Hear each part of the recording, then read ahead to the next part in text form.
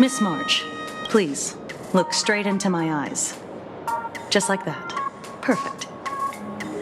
Now, I'll need you to repeat these next few lines after me, and do so in the same tone of voice.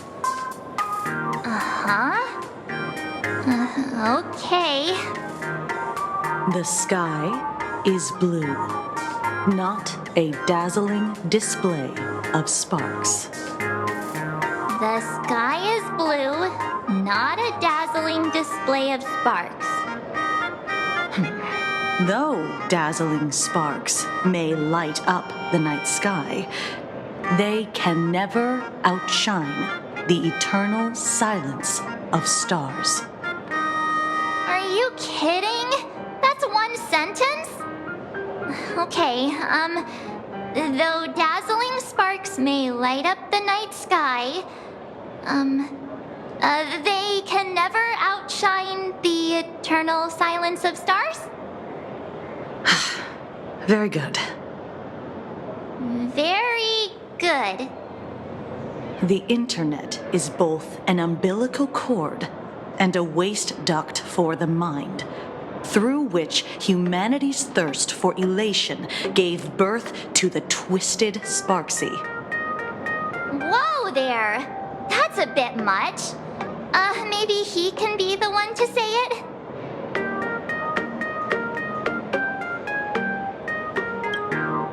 These are the test sentences I improvised according to the guidelines from the Human and Intellitron Emotional Baseline Test. I carefully observe the subject's micro-expressions and tone changes at the moment they say the name Sparksy, to check if they are infected by a mimetic virus. So I passed the test, right? Given how fascinating your reaction was, I clearly don't need to worry about you. Should you find yourself experiencing any live stream addiction withdrawal symptoms later, feel free to contact the Department of Aberration Defense staff. We'll provide you with a series of corrective behavioral treatments. You're handling this like a real pro, Miss Kuchiba. Has this kind of thing happened before? It's impossible to predict what will happen during the Phantasmoon Games. Once, a supplicant reversed the definitions of truth and lies, which nearly caused massive civil unrest. After that incident, we incorporated mimetic treatment into the Department of Aberration Defense's emergency safety protocols. Sparksy Khan didn't cause any casualties this time. But if your partner hadn't stopped Sparksy from spreading the virus, she might have turned into a calamity-level aberration. Without proper containment measures, a calamity-level aberration can destroy dozens of cities as it spreads. That's the scale we're talking about. That's the Department of Aberration Defense's term for them. It usually refers to Imaginae infused with wish power who have lost control and begun to run amok. Over time, though, it's become a label that gets slapped onto any hazardous entity. You? An aberration? What are you talking about? Though, I gotta say, you do look pretty weird with that mask on. Don't tell me you're a Cosmicon collective player. The Department of Aberration Defense's hazard ratings are nothing like the power ratings in some card game. Right then, that's all for the required checkup. If you're interested in aberration calamity threat levels and how they're classified, you might want to take a look at this document. However, do bear in mind that causing damage of the aforementioned scale during the Phantasmoon Games will cause you to be classified as an aberration and dealt with accordingly.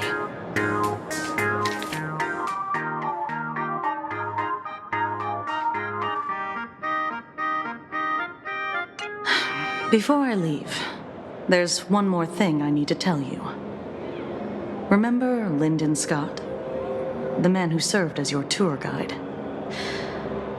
He was murdered.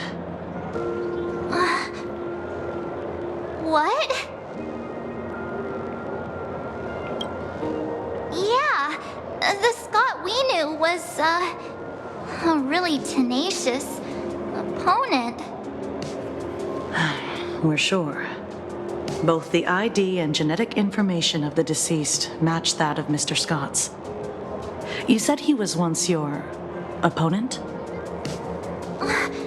You don't suspect us, do you? I wouldn't exactly call Scott a friend, but we'd never do anything like that to him. Easy there, young lady. I haven't even started asking questions yet. Of course, there's no way the renowned heroes of the Express would harm some lowly IPC employee simply because they had a problem with him. And more importantly, both of you have solid alibis. The initial results of our investigation suggest his murder might be connected to the Phantasmoon Games. I'm informing you both of this to warn you to be extremely careful. The Phantasmoon Games are far from a simple game intended for passing the time or relaxation. Anyway, I wish you success. Farewell. Scott. Could he actually... I just can't believe it. But it was Miss Kuchiba who told us, so it must be true. So, the Phantasmoon Games. Pretty frightening, huh? What's your take? Yeah. Even though Scott pops up now and then to give us a bit of trouble, I still feel bad about him dying so suddenly during the Phantasmoon Games like this. And without even knowing why. If the killer is here for the Phantasmoon Games, they might become our enemy soon. The Phantasmoon Games.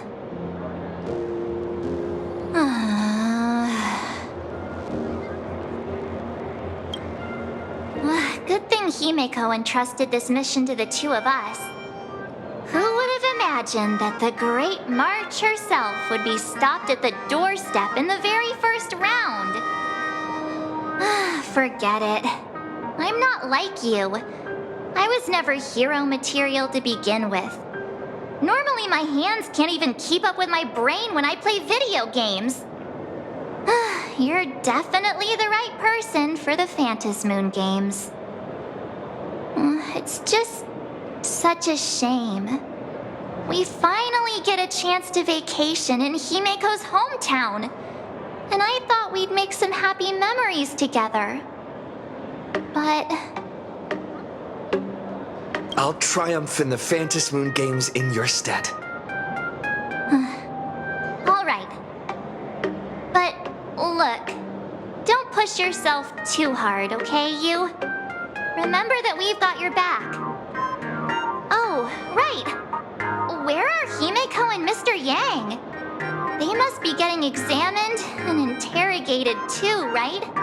Why don't you send Mr. Yang a message?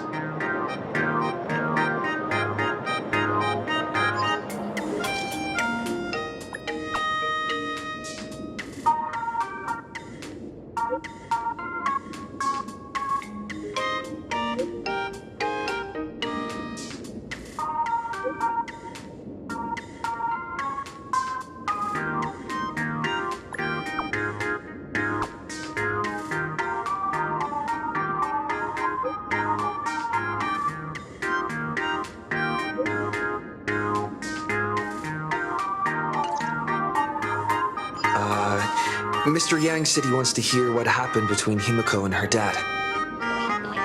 Can't blame him for being curious. I really want to know too.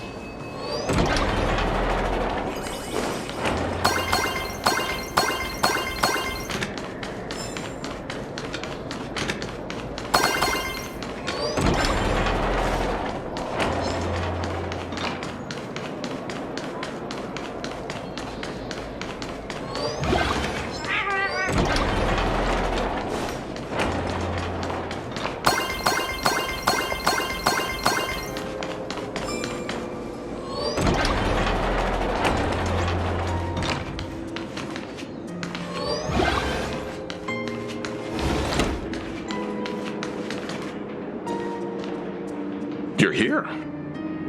Himiko hasn't mentioned her father at all in the time since I've boarded. So, what is going on between them? As you were the only one with her at the time, you're the only one I can ask. Yeah, it really threw me for a sec when you said Himiko's father. But when you think about it, it's only natural that Himiko has a father, right?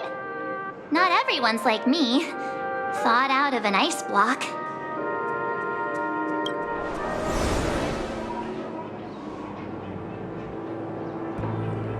"15 years ago, the Phantom Moon Games of that year came to be remembered as the Blood-Stained Games.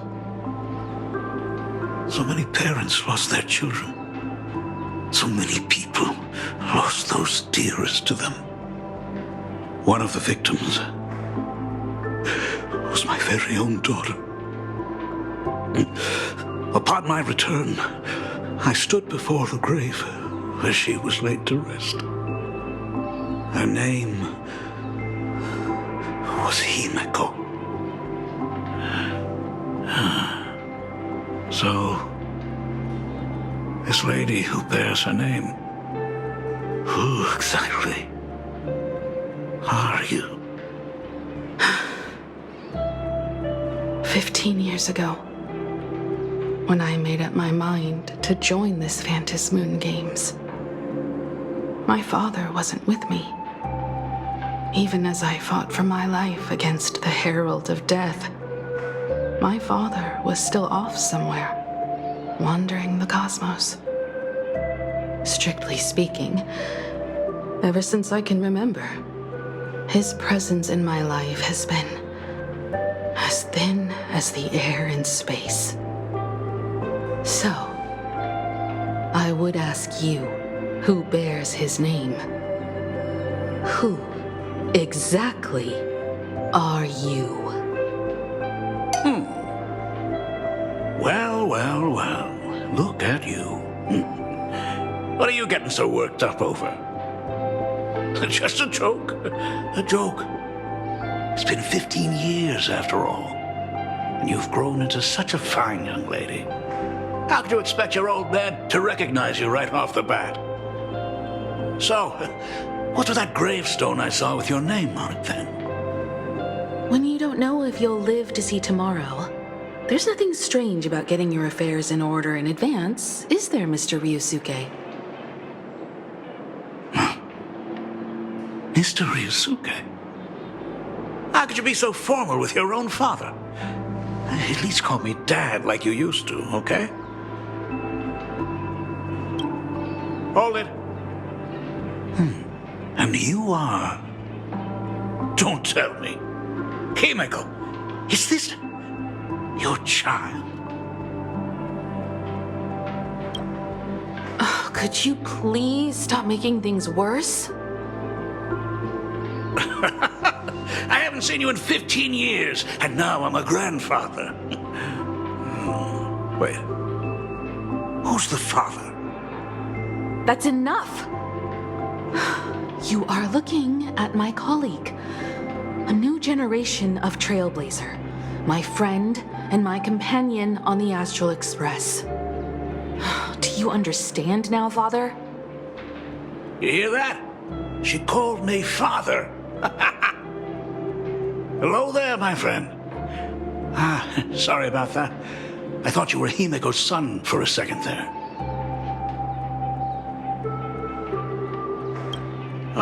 You must forgive me. I'm just an old-timer who's lost touch with the times. I'm a painter. Most of my work involves traveling to different segmenta to complete commissions for my clients. Himiko. I know I've let too many chances to spend time with you slip away. Just slip away? The first time we met was at Mother's funeral when I was already 6 years old. Let's put that aside for now. Were you also too busy with work when I was suffering from a weathering curse? You might not believe me, but I've been running around for your sake all this time. All these years, I've been trapped in this room that represents the past that I imaginated. And I've never left it. You didn't know about me becoming the Express's navigator either? 15 years. The Express never stopped here once. You didn't even leave behind so much as a single word to indicate you were still alive. And the Department of Aberration Defense completely sealed off all records of what happened during those Phantom Moon games. I did hear many rumors about the Astral Express, though. I even saw the navigator's name. At first, I thought it was just someone else with the same name. And even when curiosity drove me to look up your picture, I still didn't dare believe that the woman so full of poise and grace was my daughter. She'd grown up safe, becoming a living legend in her own right. I thought about contacting the Express, but what if their navigator was just someone who happened to share the same name? I've been clinging to an absurd notion that if I never sought the answer, there was still a 50-50 chance my daughter was still alive. But if I found the answer, and it was no, then she would truly be dead. So, Himiko, how did you... I'd rather not tarry here too long. I'll be taking my leave now, Dean. The Express has defeated the supplicant that occupied this school and prevented another tragedy like the one 15 years ago. Now it's time for you to fulfill the duties you failed in back then. Go comfort those students, and see if you can't figure out how to deal with the media bombardment while you're at it.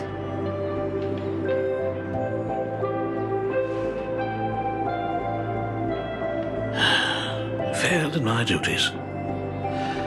So, still mad at me. Can we talk?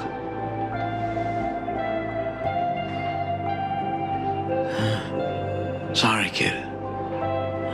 This might be a bit abrupt, but has Himiko ever mentioned her surname to you?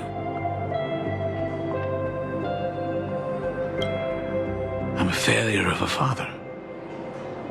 I broke her heart. But what exactly happened 15 years ago?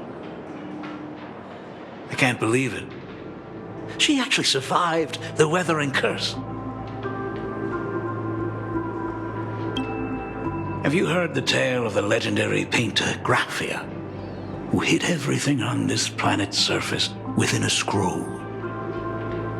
It is said that to achieve such a monumental feat, she made a forbidden exchange, sacrificing both her own life and that of her descendants, resulting in the weathering curse. Few descendants carrying the Graphia bloodline have lived past 30. Most of them wither like flowers while they're still young, skin cracking and peeling like dried paint. Himiko was no exception. She was tormented by the curse for years.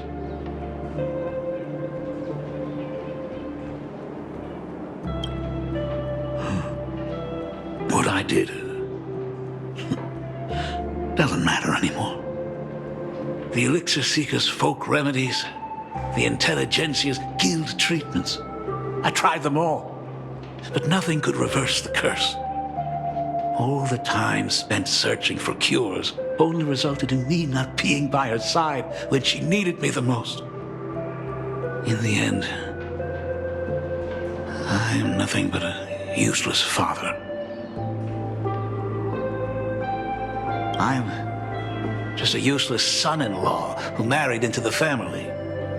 Strictly speaking, I can't really be considered a Graphia descendant.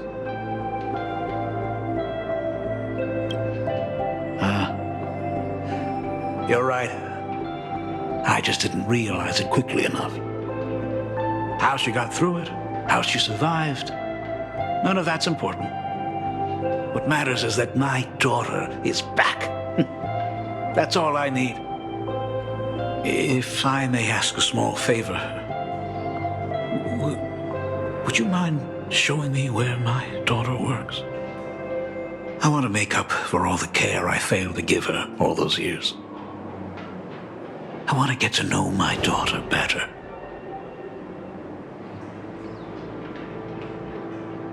Truly a memorable father-daughter reunion.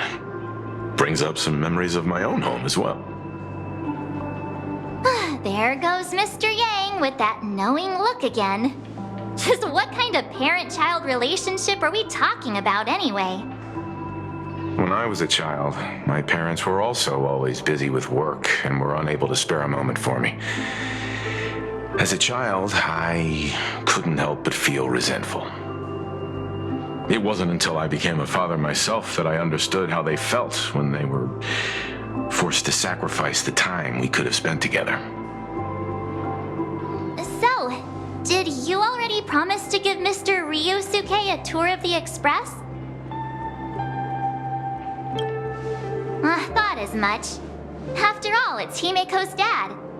So, where is he? Ah, everyone's here. Sorry to keep you all waiting. I'm truly grateful to all of you for looking after my daughter. Not at all. She's the one who's been taking care of us. Would you all be so kind as to show me around?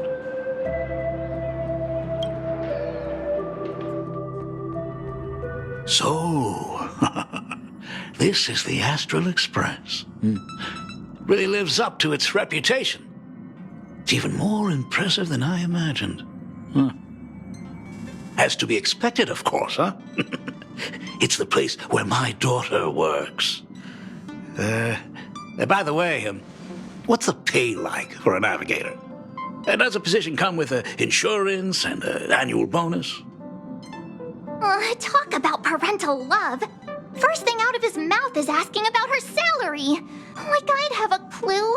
Help! A little backup here?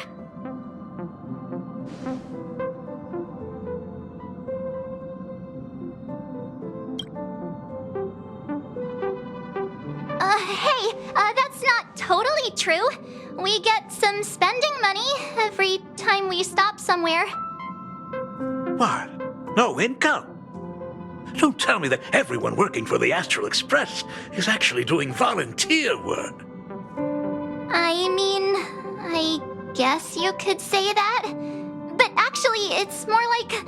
I'm butchering the explanation. Anyway, it's nothing like what you're thinking. Mr. Ryusuke, please rest assured, none of the Express crew ever lack for money. We not only receive support from members of the Genius Society, but also from prosperous commercial worlds, such as the Planet of Festivities. Ah, good, good. Hearing you say that is a huge relief, Mr. Yang. Speaking of which, what kind of work does being a navigator generally entail? Don't you underestimate Himeko either. Her daily duties include, charting navigation routes, calibrating warp jumps, and technical maintenance.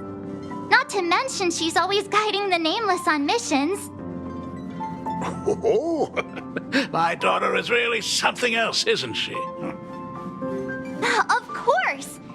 Every time we return safely from a trailblazing expedition, it's all thanks to Himeko's guidance and protection. She's the backbone of the Astral Express.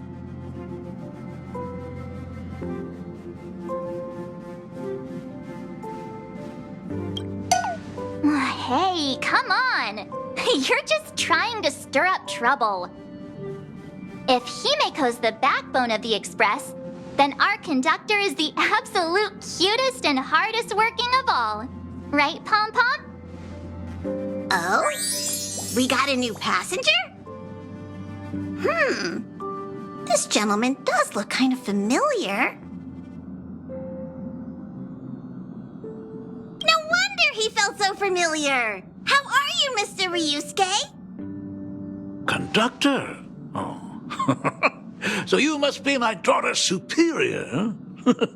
Well, thank you for taking such good care of her all this time. Superior? That's way too formal. It's Himiko who's been taking care of the Express and everyone on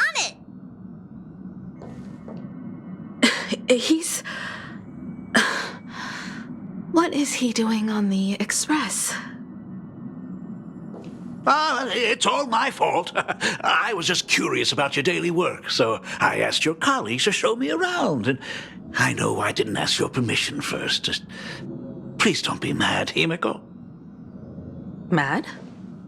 Why would I be mad? Mr. Ryusuke, welcome aboard the Astral Express. Is there anything else you'd like to see? I can show you around. Well, I know you'd rather keep your distance from your good-for-nothing father. You're on a journey, and it's rude of me to barge in like this. But it's been way too long since we last saw each other. As your father, I want to get to know you better. Make up for all the time we've lost. At least while you're staying here. Please allow me to show you some of the fatherly care and devotion I owe you. Will you? Excuse me? Why don't the two of you go to the party car? Shush, get the drinks ready. Shush. All right. I'll go make some tea. That's just our domestic robot's name. Come on, Father. People are resting here. Let's not disturb them. Oh, and, come with us. I want to talk about the Phantom Moon games, not just personal matters. They left. Whoa. That's the first time I've seen Himiko be that cold to anyone. Oh, what are you still doing here? Himiko asked you to go to the party car. I get it. Reunions are private, and you don't want to spoil it for them. That's fair. It won't hurt to give them some time.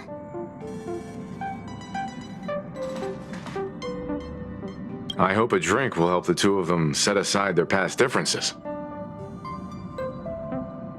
If they do argue, I'm counting on you to play peacemaker. So that's Himiko's father. No wonder he looked so familiar.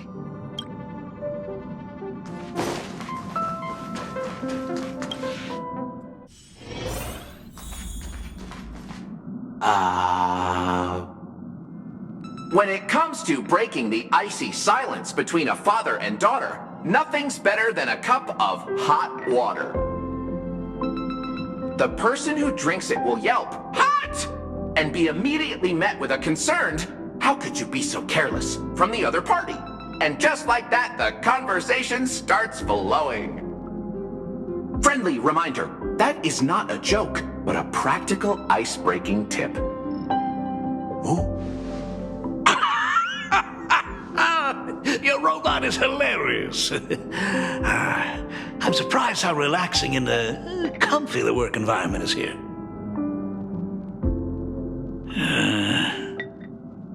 Got it. I'll make myself scarce.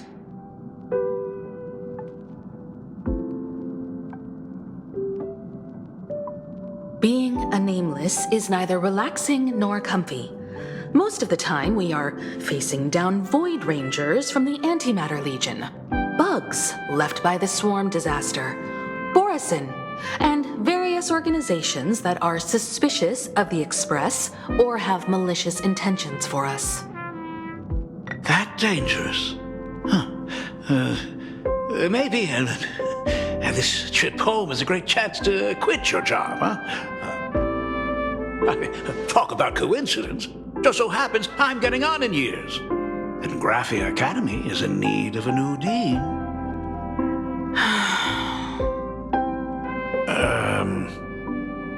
You know that's not what I meant. Once I've set my mind on something, I never look back.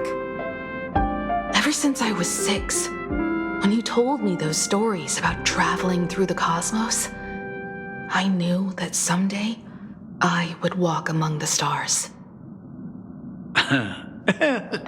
Actually, I was just kidding.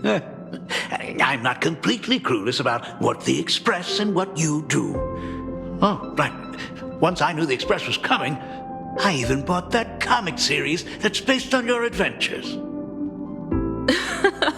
Please don't tell me it's fluffy across the blue. I never thought you'd be into comics. That's right. The protagonist is a baseball bat-wielding raccoon. The character's based on that kid, right? As an artist, you do have a good eye. Come over here. Thanks for giving us some time alone. Hey, Miko. That's the first time I've seen you smile since I've seen you this time. So, what brought you back home this time? What's the story behind our lucky meeting? Like I said before, we're here for the Phantasmoon Games. So, the Phantasmoon Games 15 years ago were the reason you were able to overcome the Weathering Curse? Indeed. I see. That makes sense. For those of us who haven't experienced the Ionic game firsthand, it's just something from the history books, or even akin to a myth. But I never imagined that the Ionic game would turn into a blood sacrifice overnight. The Herald of Death was a heartless madman. If I hadn't defeated him then, all of Duomension City would have become his slaughterhouse. During the first few years of my journey, I relived that evening every single night in my dreams. The color of that twilight, painted with blood. So much blood, blended with terror and screams. The victims were twisted like clay into grotesque shapes, like paint tubes that had been snapped, one after the other. And that man, he reveled in the colors splattered everywhere and wanted the whole world to be his canvas. Even if I could avenge his victims, in the end, it won't bring them back to life. The entire thing is like a heavy piece of baggage. Only by letting it go can I travel the road ahead more easily. You did your best, and I'm glad to see you made it back here safe and sound. I thought I'd never come back. But the times have changed. The conditions to hold the Phantasmoon Games have been met again. However, to hold 2 games in just 15 years? That in itself is far from normal. Just like 15 years ago, the IPC wants to control everything. However, a game woven by the most fickle of eons is destined to slip through everyone's grasp. I received a report from the Department of Aberration Defense. I'm sure he must also have heard. There's been a brutal incident in Dovebrook District. Someone massacred everyone at the headquarters of the Sinwish Syndicate, leaving a signature that only the Herald of Death would use. The Bloody Bloom.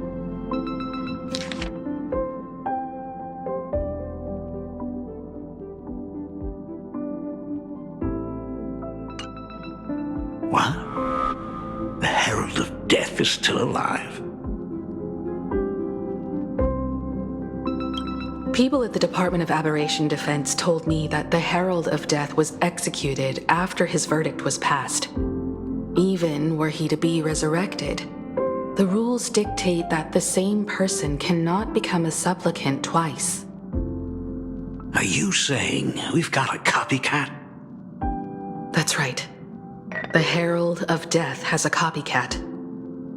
But what I find even more worrying is that this Phantasmoon Games has caught the attention of something even more terrifying than the Herald of Death. I believe that whether or not this Herald of Death copycat has a connection to the Phantasmoon Games, defeating him presents an excellent opportunity for you to demonstrate the resolve of the Nameless to the whole of Plain Arcadia. Exactly. As for you, Dad, have any clients commissioned you lately? It'd be best if you left this world for a while. May I take that as my daughter showing concern for her dad? You can take it as a safety advisory from the Astral Express. Also, as he has already become a supplicant and joined the Phantasmoon Games, he will have my full support. I'd like him to temporarily keep the mask of elation that has been passed down through our family. Too late for me to raise any objections at this point, right? Sounds good. The mask stays with the kid. Thank you. Would you like another drink? Got it. Next, it's time to show me the way out, isn't it? Oh, I've definitely overstayed my welcome. For most of my life, I couldn't be there for my daughter. And now that I finally have the chance, she wants me to leave. In that case, I'll be on my way. Himiko. The Graphia family has a number of records about the Phantasmoon Games, passed down through the generations. Come over to the school library later. I'll give them to you. I'll be there, Dad.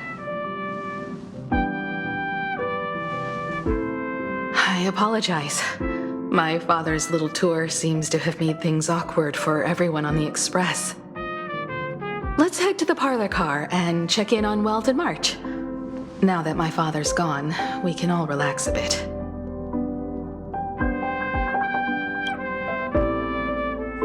Has Mr. Ryosuke left?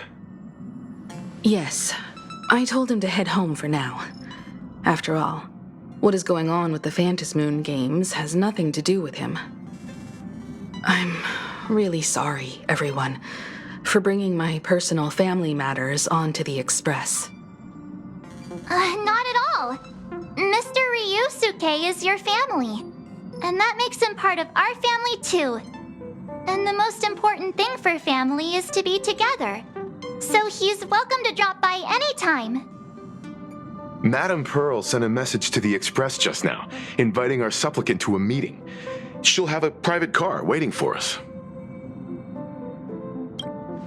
Yes, the meeting won't be held in some stuffy, formal reception room. She would like us to visit and tour the headquarters of a company under her name instead. Himiko, you know about Pearlux Corp, right?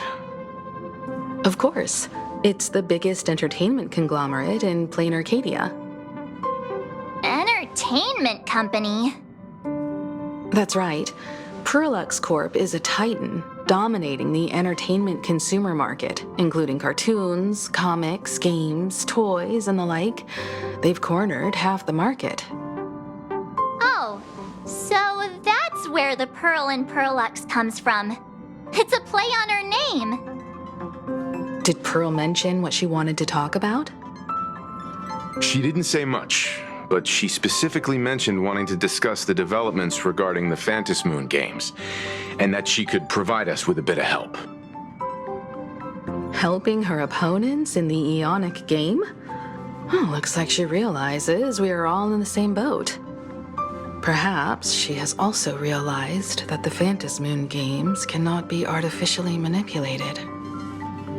We may be able to get a clearer picture of Pearl's intentions after we meet with her.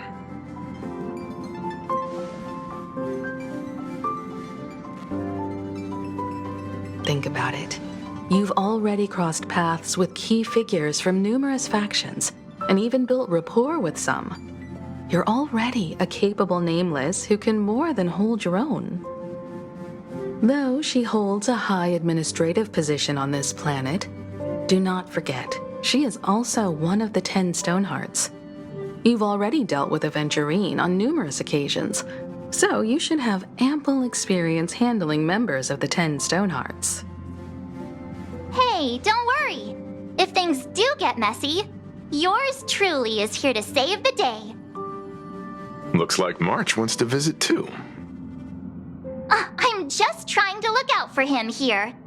Even if things do go sideways, Pearl wouldn't dare get mad at an adorable young lady like me, right? Well then, I'll leave this meeting to you two. Aren't you coming with us, Himeko? I'd like to talk with my father. Didn't he say he would hand over the records about the Phantasmoon games from our family history to me?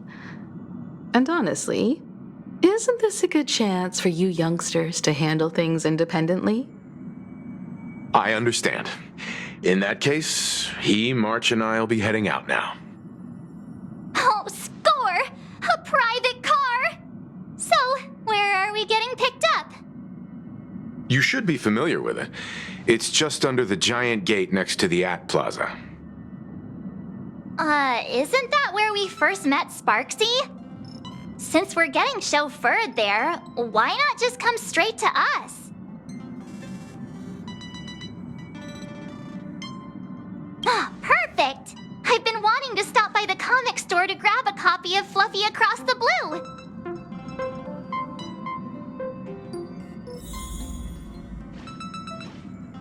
Destination Perlux headquarters. And let's grab a copy of the Fluffy while we're at it. This is just perfect. We'll head out when you're ready.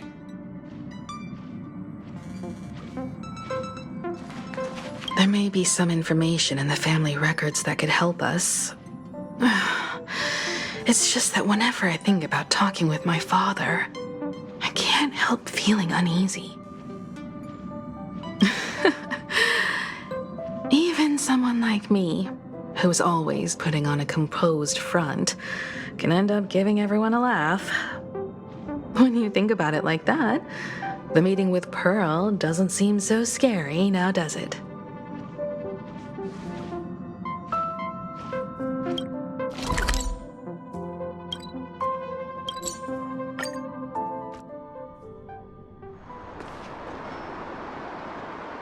Look! There's a convenience store! Mind if I grab a copy of Fluffy Across the Blue while we're waiting? Is that the comic based on the Express's adventures? The author sure knows how to tap into what's trending. The best part is that the author drew all of us as adorable little animals. Totally fits our personas, don't you think?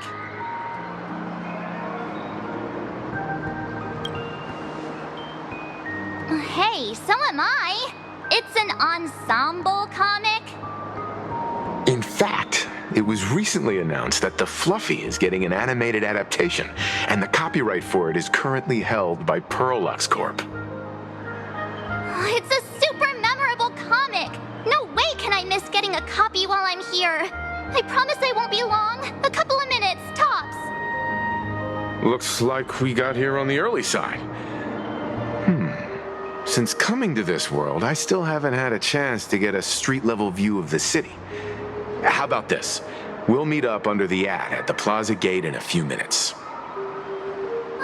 All right. Sounds like a plan. Might as well take a look around then. Absolutely insane. Did you see the post I shared? Hey, you hear the news? There was a supplicant battle at Graphia Academy. Yeah, I saw it. The online forums are already blowing up.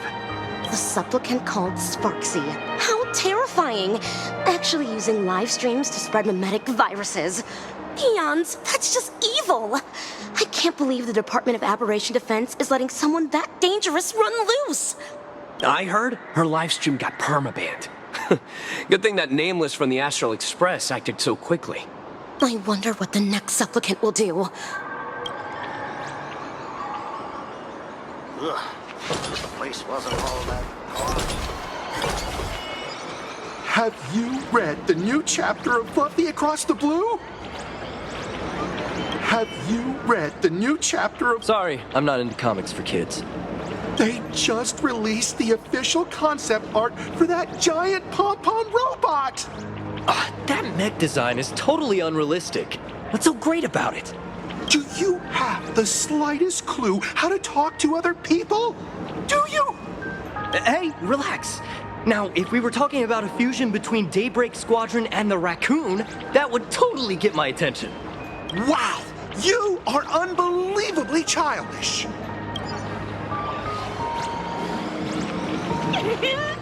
I've tried buying a copy of the Fluffy from a couple of stores, but they were always sold out. I really hope this store has it in stock. What happened to the newest issue?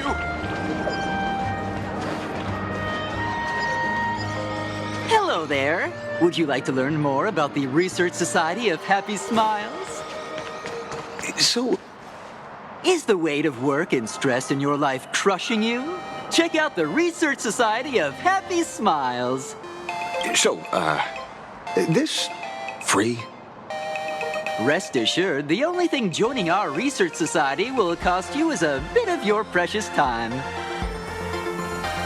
We've set up a venue near Dovebrook, where we offer free psychological counseling and living assistance to all visitors. All our services are provided free of charge. I had a friend who passed away, and he'd mentioned you before. He told me that if I ever ran into trouble, the kind people at the Research Society would help me. Your friend passed away? How terribly sad! But the words he left you have illuminated your path in life. He told me that if I joined the Research Society of Happy Smiles, I could get rid of my suffering forever and be eternally happy. Is that true? Of course it's true. Just look at the society we live in. Everyone's suspicious and dismissive of one another, and willing to take dangerous risks just for a little pleasure, for a thrill. Did you hear about how a streamer took over Graphia Academy and was trying to spread a memetic virus through the internet? And over in Dovebrook, gang violence erupted and left a pile of corpses in its wake. Oh, may the Master of Elation save us all. The Research Society was founded with the sole purpose of healing humanity's incurable inner pain. Following Aha's creed, we aim to spread laughter across the mortal coil and eliminate all suffering.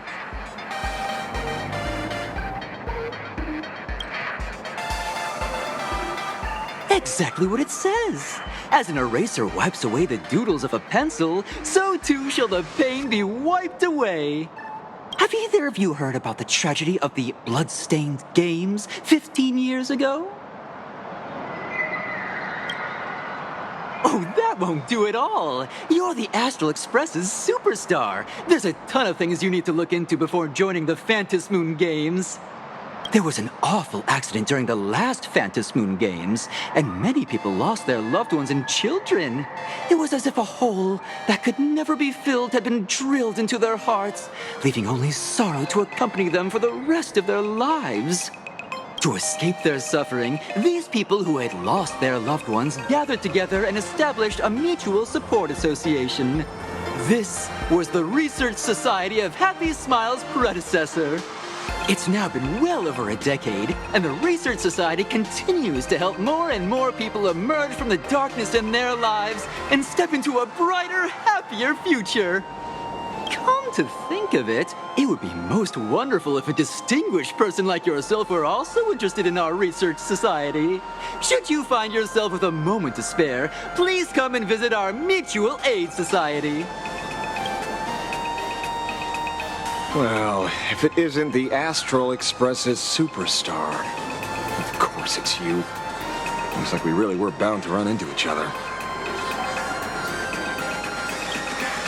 I'm here to do my job. Problem is, you've gone and messed up my investigation.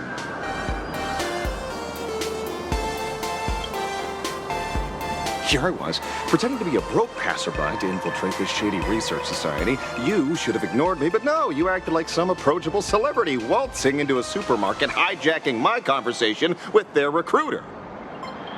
Yeah, with a star like you here, I can't even test the waters anymore. You must have heard about the Sinwish Syndicate killings in Dovebrook, right? The lead I'm following might be connected to this research society of happy smiles.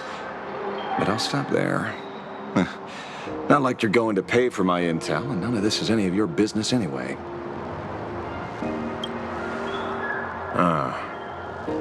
Based on your social circle, you wouldn't be talking about the poor IPC sap who was unlucky enough to be there, huh? Planning to avenge him?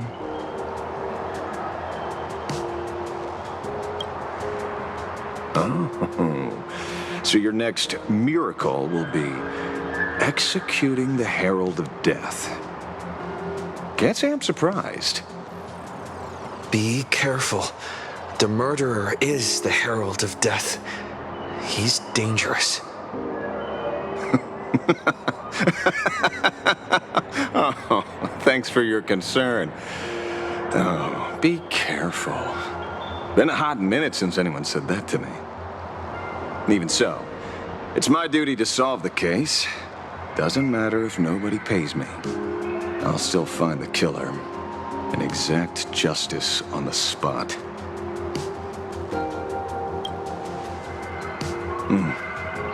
A fool I happen to be on fairly good terms with. Revenge killings or turf wars. Wouldn't be unusual for gang members to die like that, but dying at the hands of some psycho who kills for kicks? That I can't accept. No matter where you are in the cosmos, which era, regardless of how civilization evolves, some rules will just never change. Like an eye for an eye, a tooth for a tooth. Hey, guess which lucky girl just managed to snag the last copy in the whole store? Who's this?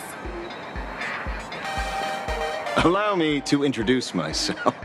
I'm Ashvale, the famous detective. You could say your friend and I are acquainted through past clashes.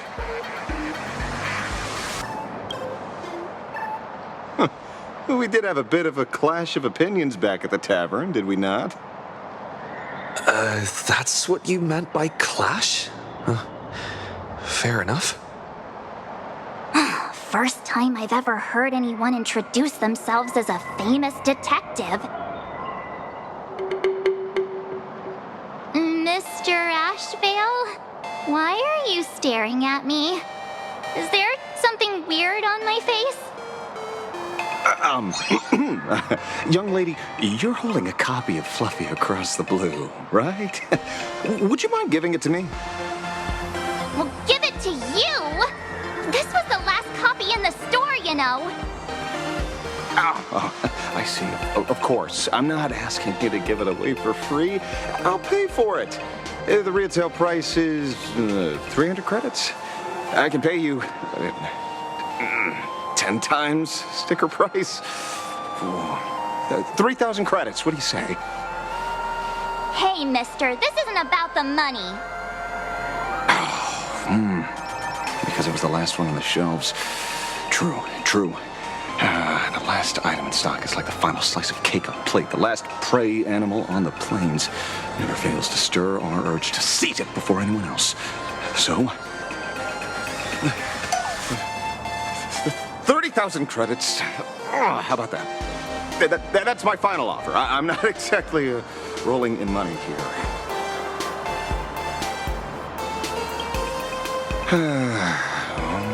Truth is, I'm actually buying it for that foolish friend of mine. The one who died. Today is his farewell ceremony. I thought I'd buy him his favorite comic to pay my respects. He'd always be rambling on about some raccoon with a baseball bat, and how the journey of the express would never end, that kind of stuff. I heard those stories so many times, it felt like my ears were gonna fall off. But after all that fuss, I completely missed the chance to buy it. Every store around here is sold out. That's enough. My poor little heart can't handle sob stories like that. Here, Mr. Ashvale, take the comic. Oh, thank you very much for the comic, young lady. Here's the 30,000 credits. Ooh, as promised. Oh, I heard you're the real-life inspirations for the characters. Since you're here, could I perhaps trouble you to sign it? Unbelievable. Aww.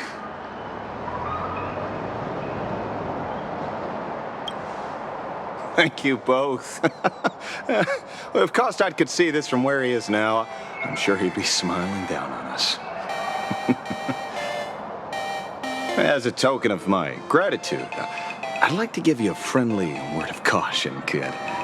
I know you plan to target the Herald of Death and cement your heroic image. However, all eyes will be on you during the Phantom Moon Games. At such a public stage, discretion would be wise. Because when the masses see your magnificent miracles and wield your extraordinary power, fear and jealousy could turn their wish power into wish you ill power at the drop of a hat. Forgive the expression, but you get what I mean. So, whatever plans you might have for this Herald of Death, why not leave the whole messy affair of revenge to someone who couldn't care less about winning or losing? Like me. Just like this comic. I'm dead set on getting him.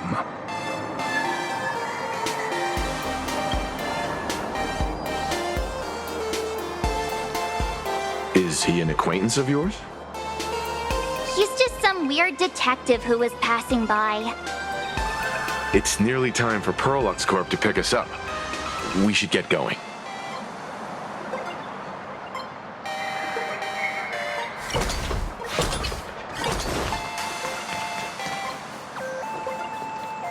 Well, we're here. So where are they? I don't see anyone in IPC uniform.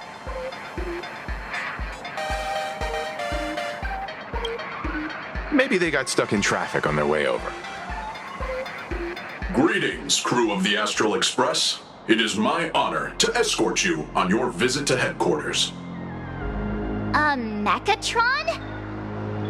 I am guard number 100086, created by Perlux Corp, a security specialist from the business division.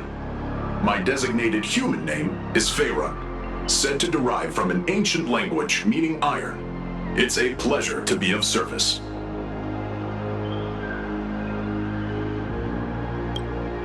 I'm truly honored to hear you say so. So, what are we waiting for? Let's go! According to the instructions given to me by Madame Pearl's secretary, there is still one more guest I need to pick up.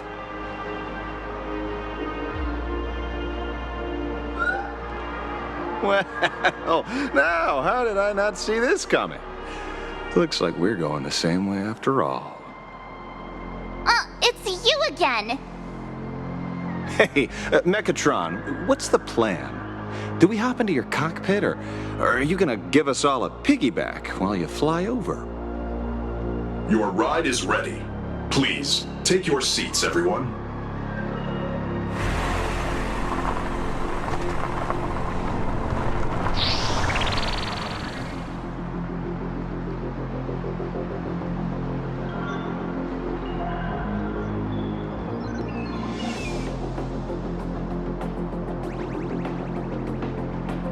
Whoa! Now that's what I call a custom paint job. Your ride isn't your run-of-the-mill business car, but a customized, made-to-order vehicle, used especially for receiving guests. Sorry, this might come across as a bit insensitive, but I have to ask, can Faerun actually fit in the driver's seat? Of course not. I'll be driving and monitoring this vehicle remotely. Please, take your seats.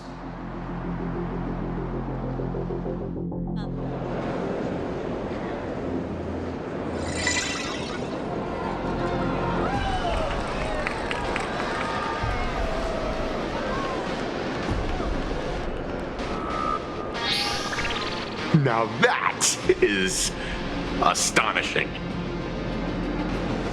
Wow, that's one massive robot!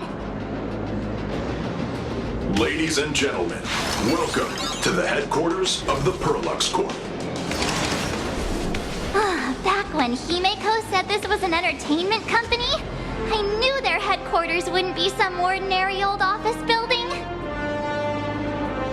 But this is way too much. That giant robot statue? This place is totally like some supersized mecha hangar. Ha ha! You're absolutely right. In accordance with the vision of our founder, our lobby was intentionally constructed as you see it now. To realize dreams that far exceed what consumers imagine has always been Perlux Corp's core design philosophy, and we have never strayed from it. If any of you are familiar with our company's works, you may recognize this as Mechatron Warrior Series, the Daybreak Squadron's base of operations.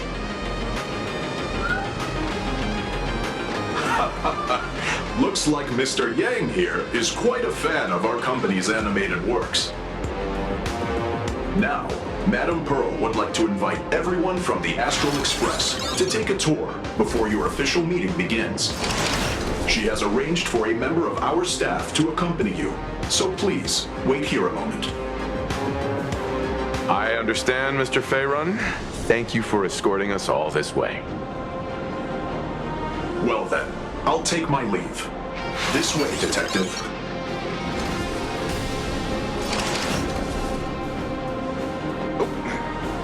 See you around, everyone.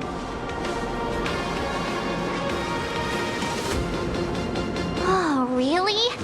Pearl wants us to look around here before the meeting? That seems kinda weird. Could it be related to her proposed collaboration? Perhaps this is her way of introducing her other identity. It's all good as long as we get a chance to look around. That works for me. Why don't we explore while we wait for our new guide?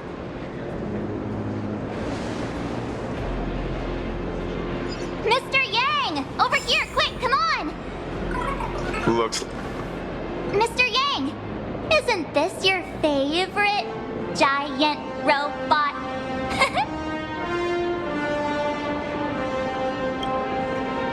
There's no way that's an engine of creation! I saw it. Please, just keep it down. We're here as their guests. We should be careful about what sort of impression we leave. Looking more closely, it appears many of this Mechatron's components were never installed. Oh, what a shame. I was hoping to see it finished, to see the completed Mechatron. Imagine how it would look in motion. What a glorious sight that would be. Really? In that case, Mr. Yang, let's hear it. Which one's stronger? This giant robot, or that Arahato you designed back when you were an animator? Seeing as we're on someone else's property, comparing robots from different works would be most disrespectful to the creators themselves.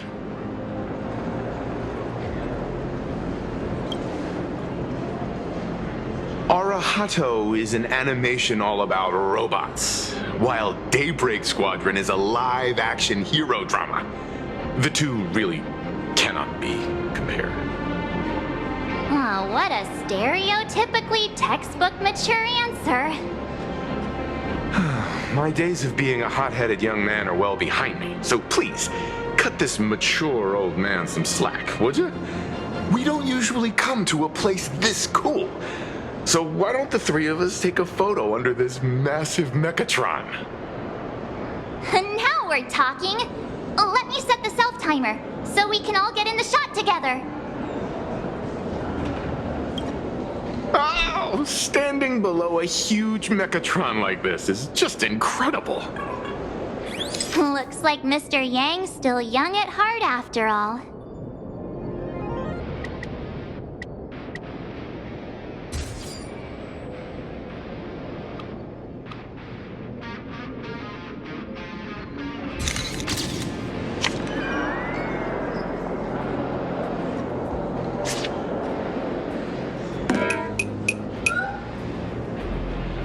Where did this extra person in the photo come from?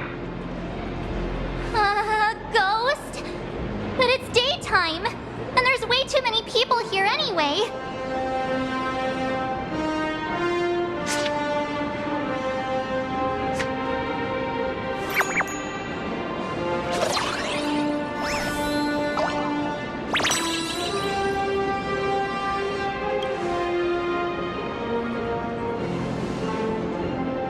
Who are you?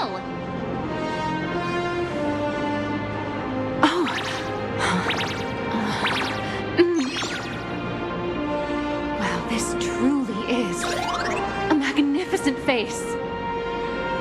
Oh, it's nothing like how it looks on the news. Being able to see it up close feels almost surreal.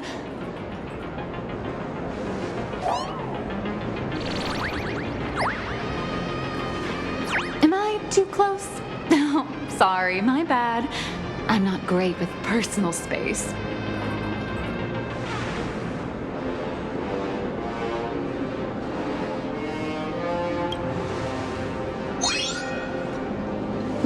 You're probably gonna be disappointed then, because I'm totally broke. Oh, right, I forgot to show you my ID. Right, here we are. I'm Nihilux, and I work at Parallax Corp's Imagenesis Technology Department. I'm a P-30 agent who works for the IPC.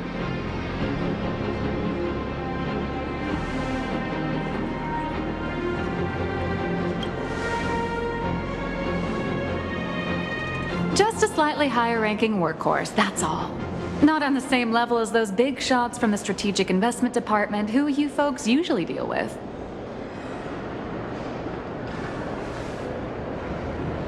So, what brings you here? Madam Pearl sent me to the lobby to pick you up. All of you are famous super cosmic level heroes whose faces have been all over the news more times than I can count. So, of course, I recognized you right away and just couldn't help rushing over here to snap a selfie with you. Hope you don't mind. I see. Well, then, hello, Miss Nihilux. Hello, everyone. Starting now, I'll be your tour guide, taking you on a comprehensive and in-depth tour to every single must-visit place in this building. From the Mechatron Imagenesis that managed to pique Mr. Yang's interest, to Miss March's favorite fluffy across the blue merchandise, I'll reveal all the secrets behind our hottest products. Oh, seriously? I can't wait! Of course I'm being serious. If there's anything you want to see, learn about, or even get your hands on along the way, anything at all, just let me know. Why don't we head to the gift shop first? I'll get you all some souvenirs.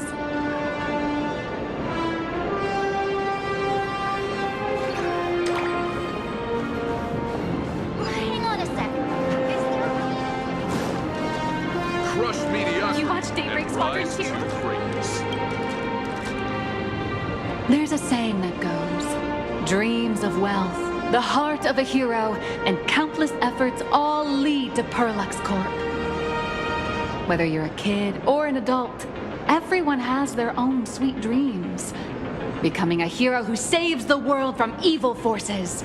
Merging with a giant Mechatron to unleash awesome ultimate moves. Yeah!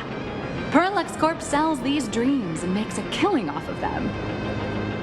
If I could have everyone's attention, you can buy models of Parallax Corp's Mechatrons in this area. Among them is the best-selling Daybreak Squadron series.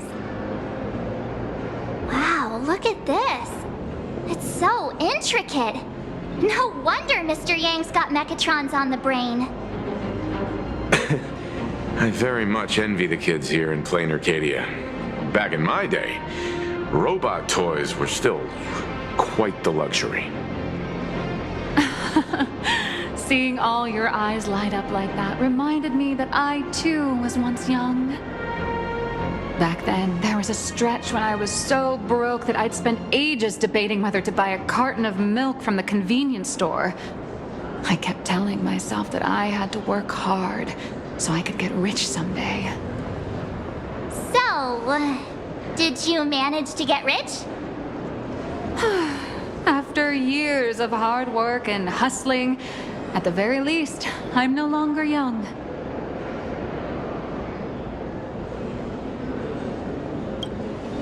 Oh, that's not true. Let me tell you a secret. I actually have other identities and side gigs. Oh? Well, don't tell me you have another business venture outside your job at Perlux Corp. It's not really a business, just a small side hustle. I wouldn't call it striking it rich, but I'm pretty close to making a sweet little profit. Oh, don't keep us in suspense, Miss Nihilux. Just spill the beans. Pretty please. You might not believe this, but I have some friends who've been trying to create a decentralized digital currency to fight against the IPC's credit system. Are these people from Punk Lord? That's right. These people are from the Nomadic Miners faction. They've discovered a way to hijack Noose's computing power for mining and are digging up a limited supply of learned coins. And I have gone all in with everything I got on this project. I feel like this is a very risky way of doing things. Life's full of ups and downs, right? The higher the risk, the bigger the reward.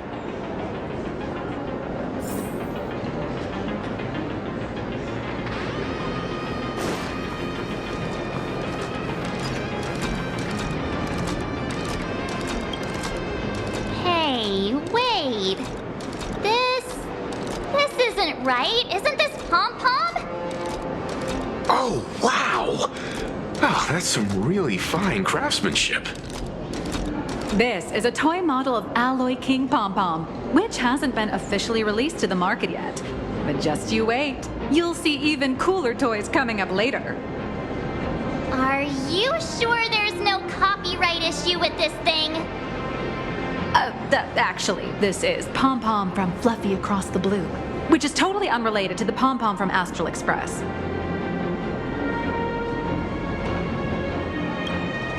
King Pom-Pom and Pom-Pom are different characters.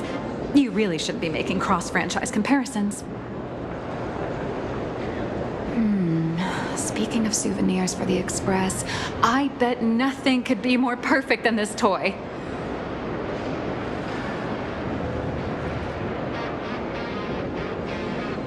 I have a small favor to ask. Would you mind taking a photo with me by that headless Mechatron statue over there? And maybe signing the photo too. I'd love to leave it as a memento for the staff at Perlux Corp. How's that sound? If you're willing, I can pull a few strings and use my access privileges to give you all the gold-plated prototype of the yet-to-be-released King Pom-Pom Alloy Armor 999, the only one in the entire universe. Just give it a thought.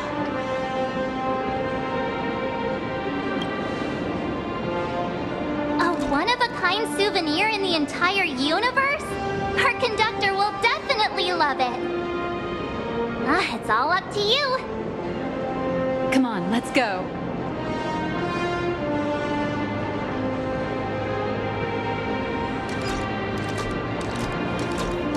Crush mediocrity.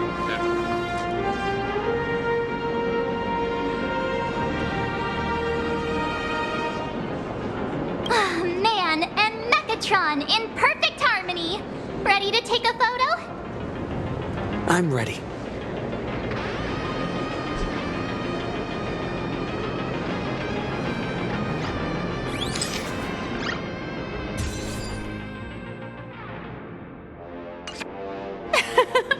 I love this one so much. I suddenly have this selfish urge to keep it all to myself. And don't forget about that exclusive gift you promised. You bet. In fact, I'll throw in a normal edition for each one of you as hush money. Come on, let's head to checkout.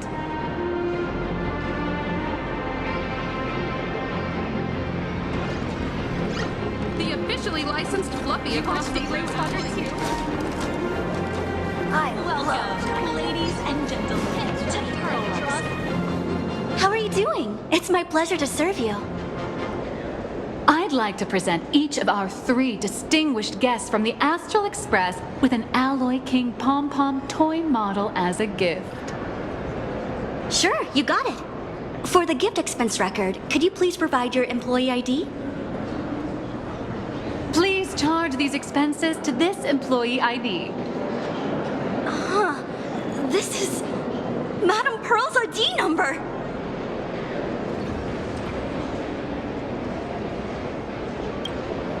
After all, you are esteemed guests invited by Madame Pearl herself. It would only be fitting for the gifts to be presented in her name. I see. Please wait a moment. Your Alloy King pom-pom is all packed up.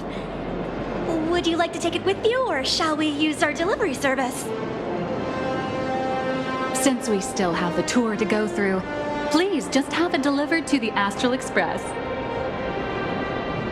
No problem. Hope you enjoy your visit here. Now that the gifts are done, I'll take you to the Mechatron Design Lab. This is the part I've been looking forward to the most. Looks good. All Mechatron units displayed in the exhibition area are available for purchase. For more information, please consult a nearby staff member. Ah! You're the... No way! You're Mr. Raccoon! No, that's not right. You're oh! From the Astral Express! Wow! And is Miss March Bunny herself here, too? Hi. I actually prefer to be called by my real name, March 7th. This is Mr. Yang. How lucky to meet 3 members of the Express crew at once! I'm a huge fan of you all, especially my senior. I haven't missed a single episode of Fluffy Across the Blue, and I've even bought all the collector's editions. How could this guy say he likes you more than me to my face? Good thing I'm not that petty. Don't worry, March. It's hard to tell if people in this world love the real Express crew or just the cute animal crew from the Fluffy. I don't just follow the Fluffy series. I've been keeping tabs on all your adventures in Bellabog, the Cienjo, Penacony, and Emphorius. Though, it's such a shame there's so little video footage of the Emphorian War online. Oh, right. I just rewatched the scene where the Trailblazer embarked on another trailblazing expedition in Holy Grail Stay Night. Oh, your speech was so inspiring. Such modesty from a legendary hero. What a stellar role model for all of us. All right.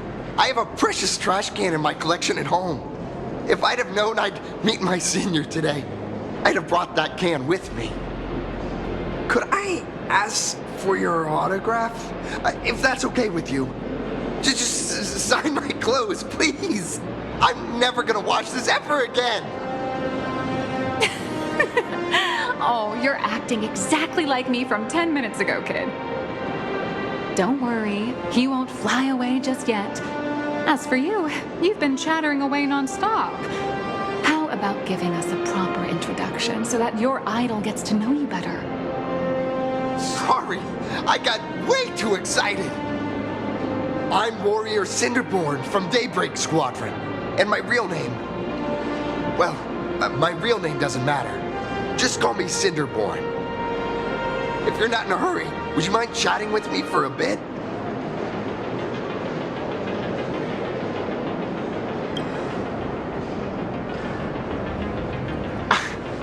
Daybreak Squadron is the most popular superhero drama in Full Wish TV's Mechatron Warrior series, following the story of young heroes fighting alongside Mechatrons against the Shadow Slither to save Plain Arcadia.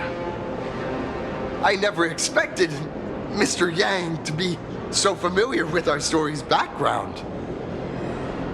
After all, I'm a loyal fan of your show. I'm truly honored. I'm just a small-time actor playing a hero on TV. And like my senior's deeds inspired me, Daybreak Squadron has also motivated people to fight against all challenges in real life. Recently, Full Wish TV got approval from the Department of Aberration Defense. So now, the magical Mechatron Daybreak Warriors from the show can operate in reality. My friends and I are just honored to fight alongside the real Bullet Worm. Sorry, I didn't quite understand that. So, are you still an actor or not? How should I put this? My teammates and I are both actors and real masked heroes. Whenever disaster strikes the city or evil threatens citizens, we show up alongside Mechatron warriors to protect everyone.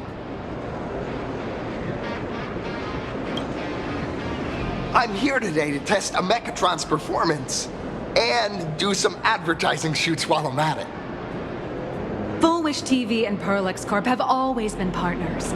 Even the squad's transformation Mechatron is imaginated by Perlex Corp. The more popular Daybreak Squadron's drama becomes, the more wish power flows into the Mechatrons, making the squad shine even brighter in reality. And the more active they are, the better Perlex Corp's model kits sell. It's a perfect, virtuous cycle. Oh, sorry for taking up your precious time with all this chit-chat. If the crew hasn't visited the combat testing area yet, I'd like to volunteer myself as my senior's opponent for the test, if that's all right with you. The hero of the Astral Express gracing us with guidance and leaving some data would surely make the staff here very happy. Oh, what perfect timing! The combat testing area is also part of today's tour. That's the way to fame for ya. Don't let down those kids who look up to you. Honestly, that's my weakness. I can't allow myself to let adorable kids down. First, have everyone take part in the assembly process for the Mechatron in the control room. Then, using this Mechatron as a template, we'll build a smaller unit for him so he can try out the combat test program. So, follow me, everyone.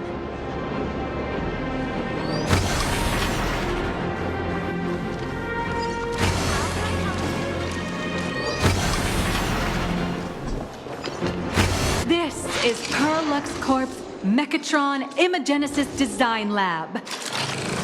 15 years ago, the first Mechatrons of Plain Arcadia were born here, and they immediately gained widespread social influence upon their debut. Today, Mechatrons have become the most common and iconic symbol throughout the streets. You could say that Mechatrons are the first and currently only Imagine that can be mass-produced on assembly lines.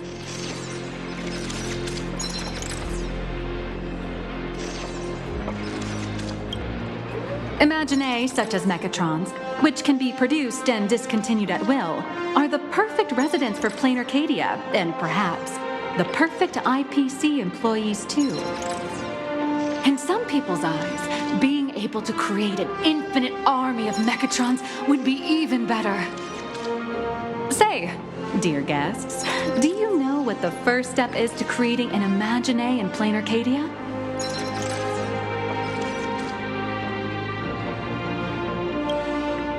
As expected of the Nameless, you're quite knowledgeable about the customs and culture of the world you've set foot in.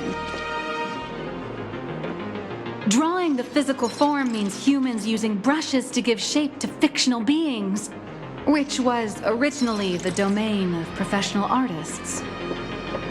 But here, collective creation and standardized Mechatron blueprints have replaced traditional artwork, improving standardized workflow efficiency and reducing wish power resource waste.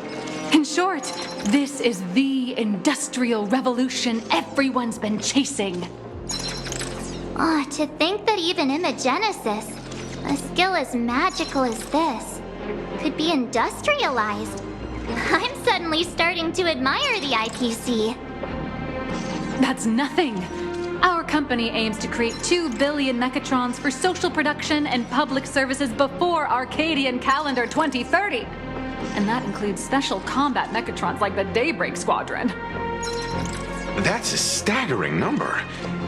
But can the wish power of the people here really sustain so many Imaginae? That's why Perlux Corp keeps churning out animations and hero shows one after another. In other places, these are just entertainment. But here, they're legit breeding grounds for spiritual energy. All of this shall serve Madame Pearl's grand goals and ideals. All right, back to square one. First step, let's go print the Mechatron structure blueprint.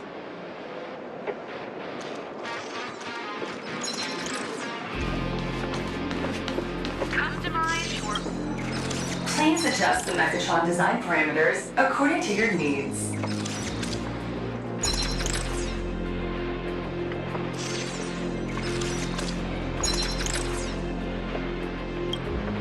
Mechatron assembly blueprint updated. Processing.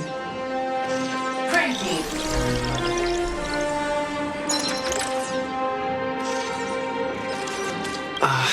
Could it be that no matter how much I adjust it, the final printout always comes out exactly the same? Your suspicion makes sense. But please answer my question first. Which do you prefer? The sense of achievement that comes from hard work, or the convenience of getting things done easily?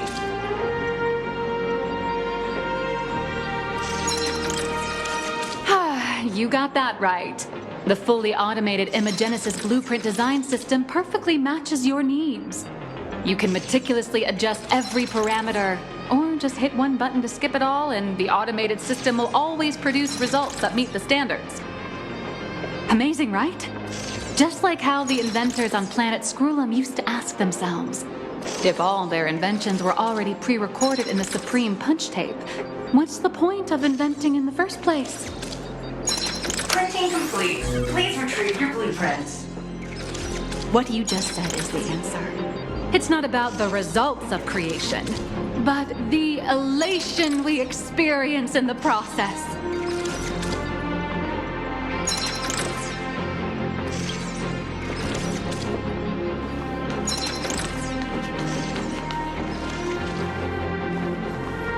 Oh, hello. But please, show me your Mechatron assembly blueprint.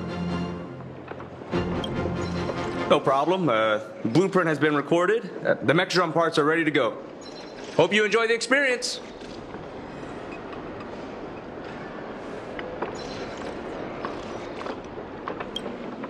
No. March and I will just watch you play from the side. Now then, please follow my guidance to complete the Mechatron assembly. This experience mainly involves assembling 3 parts: the arm, the shoulder armor, and the Daybreak blade on the back of the Mechatron. Go for it, little raccoon!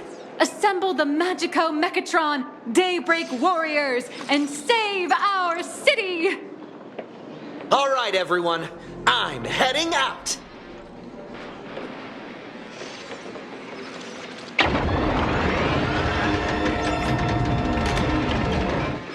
Go ahead. March and I will watch you play from the side.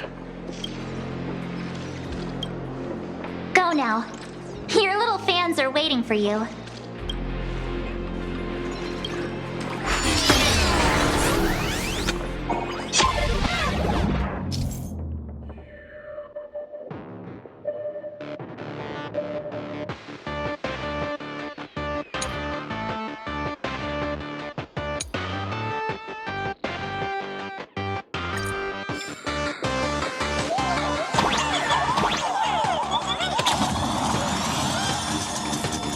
The first step of assembly is to remove each part from the frame, one by one. Nippers, hobby knife, sandpaper, sanding stick. Perlux doesn't provide any of these. But don't worry, the explosive device, it may look brutal, but it leaves no burrs. And that's the magic that we at Perlux Corp are so proud of.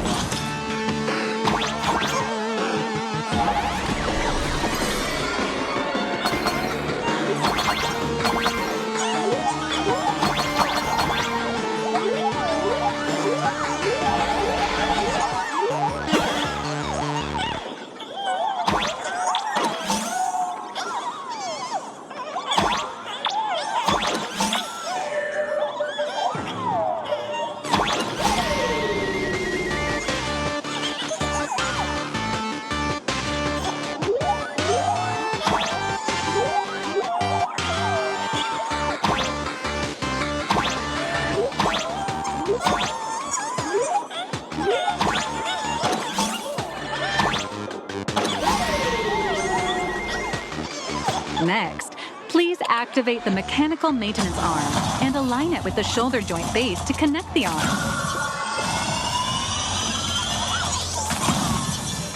Good. We're done with the arm for now. Next, activate the mobile maintenance rack and adjust the mech armor to the shoulder armor panel position.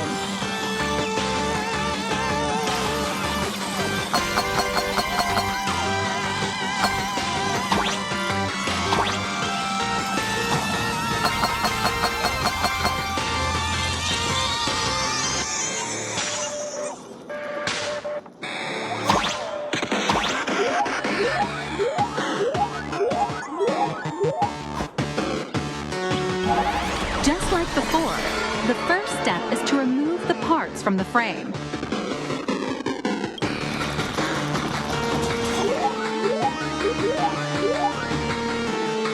Artificial gravity field adjusting. Please exercise caution.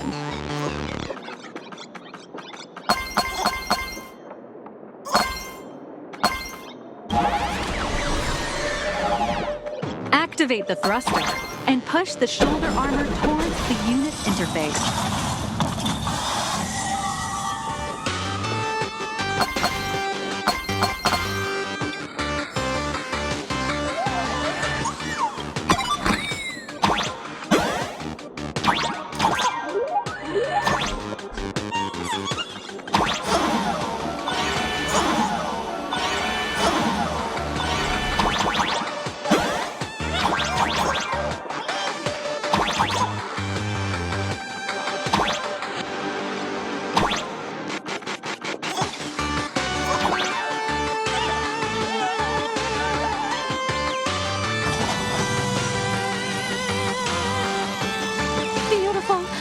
Absolutely beautiful.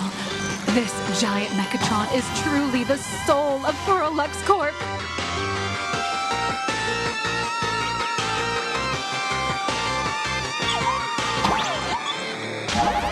Now, for the final part.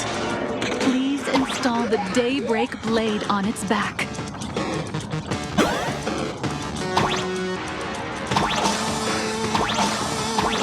Aim at the mounting point on the back. And fire! Awaken! Mission accomplished. The colossal Mechatron you built with your own hands will now stand proudly in the center of this hall. The great hero of the Astral Express has graced this place, left behind a blueprint, and even contributed their own inspiration to the completion of the Mechatron statue. What outstanding promotional material this is for the marketing department.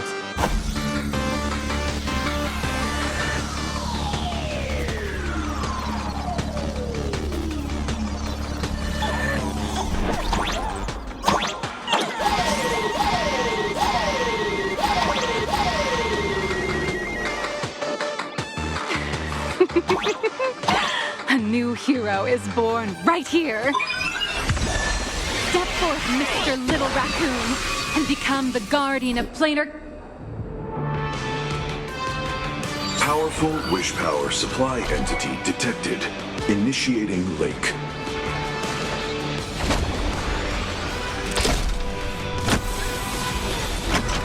Mechatron synchronization rate 15%. Assembly complete. Could the next step be? That's right. With the completion of the Mechatron assembly, it's time for some heart-pounding combat. Mechatron synchronization rate 39%. 42%. Your little fanboy, Cinderborn, is eagerly awaiting some pointers from you. While we can't power up this big guy, I've printed a small unit. Now it's time to show you how a Mechatron fights.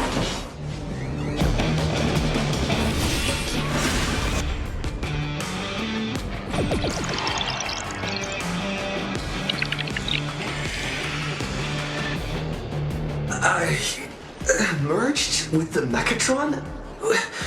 Where am I now?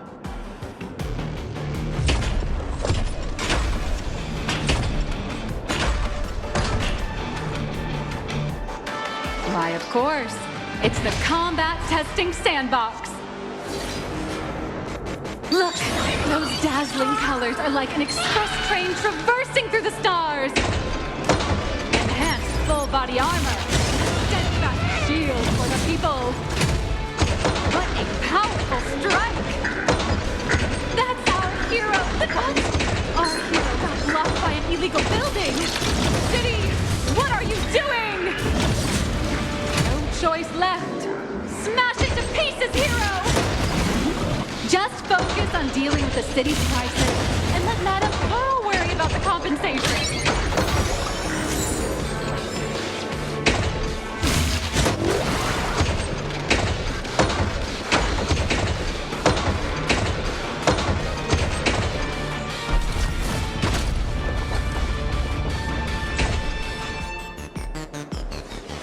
Could it be the one and only trailblazer of the Astral Express walking towards us?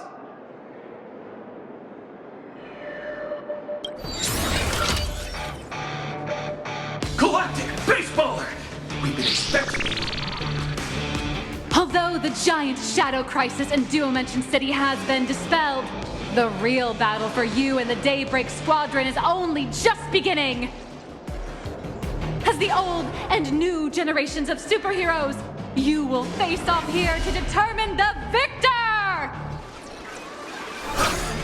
Forged by raging fire, burn away the darkness, the star that set the world ablaze! Blaze Weaver! Slice through the skies, flames of lightning! From the blue heavens descend, Azurling! Ka! Shadow the eternal night, light blazing bright, the radiant bow of hope, Dawn Lance! Cut for despair, unyielding blade of steel, edge that never fades, Cinderborn! You can do it, friend! Darkness flees, and dawn awakens! The Daybreak Squadron arises!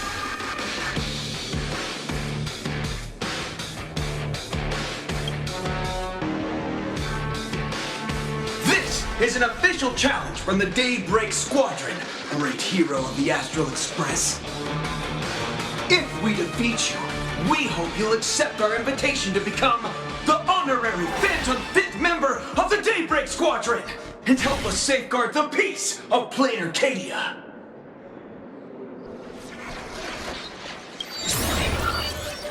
Honorary. It's an honorary position. Hey, Greg, didn't you have something to tell your hero? Now's your perfect chance!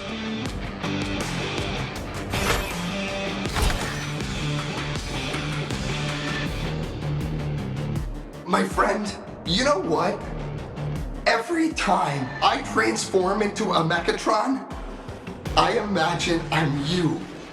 I think about what you would do when facing danger. It is your adventure stories that give me strength. So I'll give it my all from now on. Please don't hold back.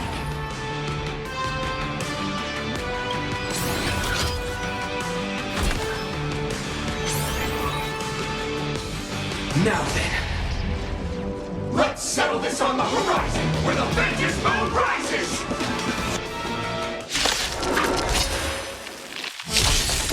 Let the two of us see what you're made of. Come on! One and only Trailblazer!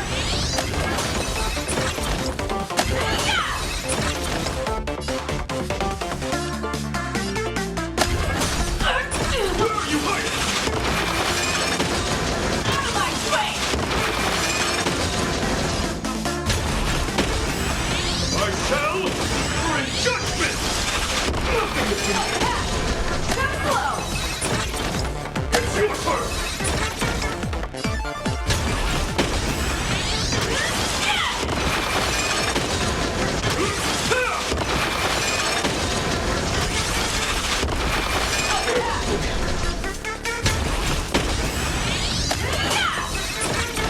Actively! Productive! Out of my way!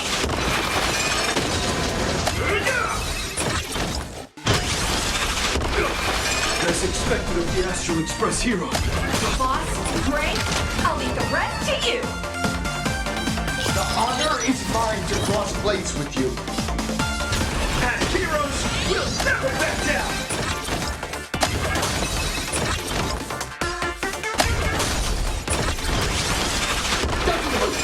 Interesting. Leave it to me!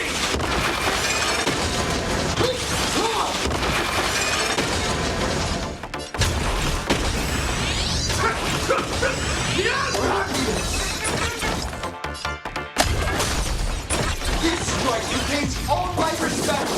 Bring it on! What? Even the invincible little raccoon is reaching his limit? Listen, those are the people's wishes. Power converging as one. That is limitless possibility! Everyone's wishes. I've received them all! Trailblaze Infinity!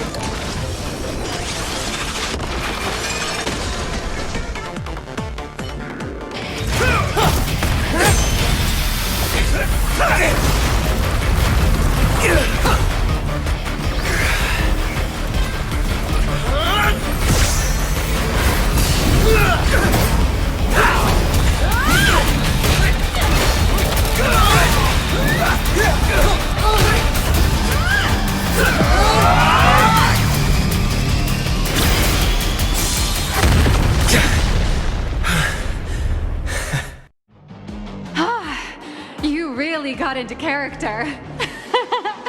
That was some great acting. Were we just fighting in a film studio? Don't tell me you actually thought you were fighting them in a real city. That ain't gonna happen. Madame Pearl's insurance fund would collapse.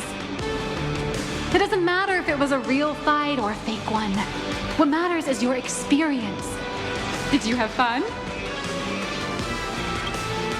The user gave us a 5-star review. Thank you for your kind feedback. Your satisfaction and approval are our greatest motivators. Looks like the Daybreak Squadron is waiting for you. You gave them quite a combat lesson, it appears. Why don't you go share a few words with those youngsters?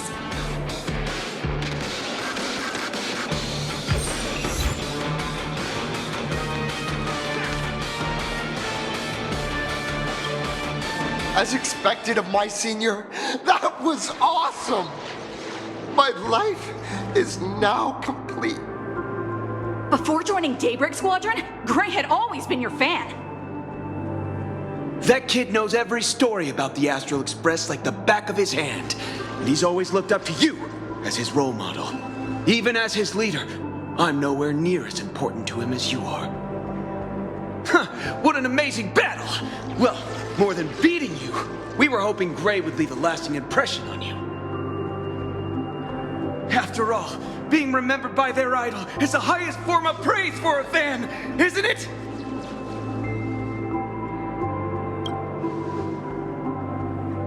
Oh, you bet. Besides my senior. My teammates in the Daybreak Squadron are the ones I trust the most. It's a shame, though.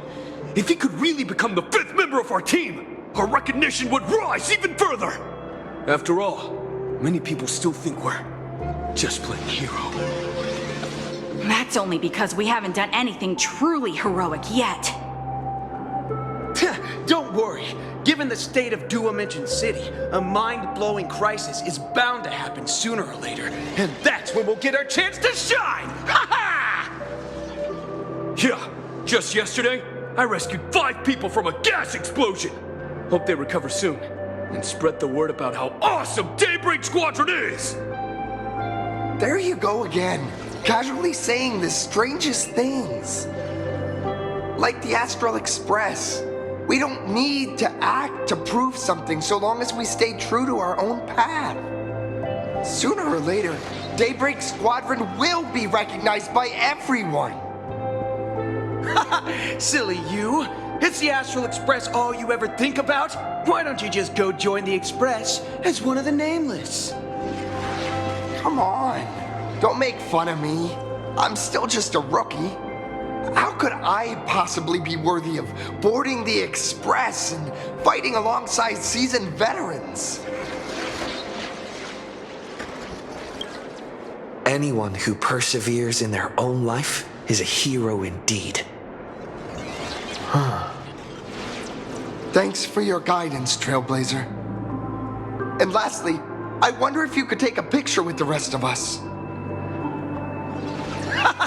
Trailblazer, please, take a photo together with us! Oh, my senior's so close to me that my heart's beating like crazy. 3, 2, 1. Darkness wanes and dawn awakens! The Daybreak Squadron arises!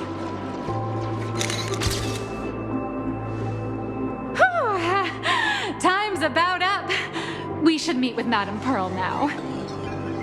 Oh, right. Want to say goodbye to your big fan before we go?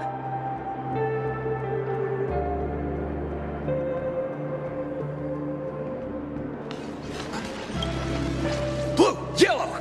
You guys were amazing back there! If we record this for promo material, we'll definitely get a ton of new followers! If only we could have beaten the Nameless! Oh, we were actually so close during that Mechatron fight! What are you talking about? There's no way we could have beaten the Trailblazer. Well, it's not entirely impossible, I'd say. Ever since I converted, I feel like both my mind and body have become so much lighter. Gray, you really should join us and do the same. Gray, being a masked hero means facing all kinds of dangers. You'd definitely feel pretty bad if you couldn't contribute your strength to the team when we needed you the most. Oh, looks like your idol's here to see you. We'll wait for you backstage. Gray. Senior?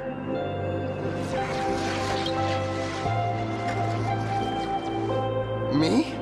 I'm fine. Totally fine. It was no surprise that you took us down without breaking a sweat. It's me.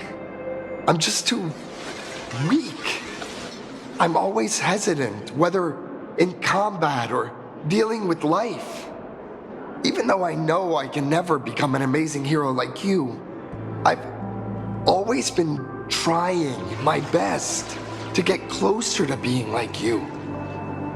It's a bit embarrassing to admit, but no one ever taught me the principles of how to live and behave growing up. I dropped out of high school pretty early and started hanging out with street gangs. Every time I threw a punch to intimidate someone, I thought I was being a hero. But when I saw how scared those people were, I had this nagging feeling that maybe I was doing something wrong. Later, when I read about the Astral Express story online and learned about your legendary deeds, I finally understood what it meant to be a true hero. Looking back at how immature and awful I was, I made up my mind to leave my old organization. Now I too have a chance to become a hero like you. Together with my brothers and sisters in the Daybreak Squadron, I can bring happy smiles to the residents of Plain Arcadia and protect them whenever danger appears. But I'm just too weak. I don't have the immense strength like the Express Nameless. I don't even have any special talents. Maybe I've chosen a path that doesn't really work for me. I don't want to give you empty platitudes about humans triumphing over fate, but I do believe that while kindness isn't something you can learn, strength is something you can acquire. Your desire to fight for those around you, and your wish to bring smiles to others, that's your greatest strength. Thank you, Trailblazer. Thanks for listening to my ramblings. Could you please sign that famous line? That one's not bad either. Yeah, it was the stars that first set the Nameless on their journey. And now I can see that same starlight in your eyes. I'll remember today for the rest of my life. Goodbye, Trailblazer. I hope by the next time we meet, I'll be a true hero just like you.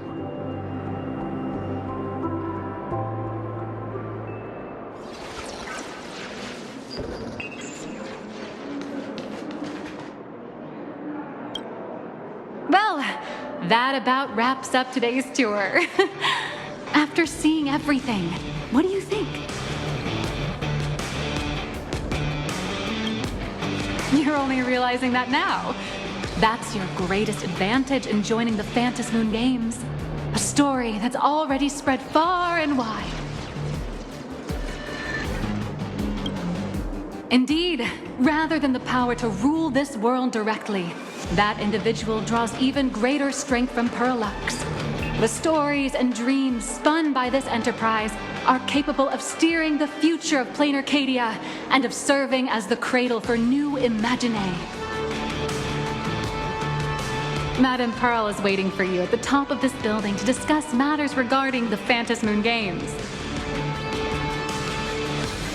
Let me give you a little reminder. The rules of Phantasmoon Games have never required any competition between supplicants. As an IPC employee, I've said far too much. Your friends are waiting for you in the hall. You should go meet up with them. Don't keep them waiting too long.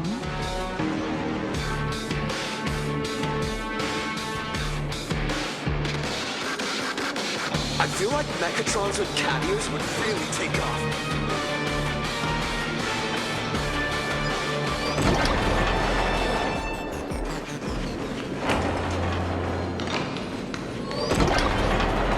Over here! You watched Daybreak Squadron too? Mr. Yang and I watched the whole thing on the screen! Not only did you assemble the Mechatron and give autographs to your fan, but you also got to live out your superhero fantasy. Did you have fun? Mr. Yang's looking at you with such loving eyes, like a parent watching a kid riding on a carousel at an amusement park. Indeed. Seeing him so happy reminds me of my younger self. Those were the days. What are you talking about? Mr. Yang, you're still as young as ever. Oh, right. We've been wandering around here for ages and seen everything there is to see. What's this Madame Pearl really up to? I understand everything she wanted to show us. There are just a few questions I'd like to confirm with Miss Nihilux. Miss Nihilux? Wait, where did she go? Ah, there you all are. We've been looking everywhere for you. The Secretary's office sent Agent Feld here to keep you company while you wait, but he said he couldn't find any of you.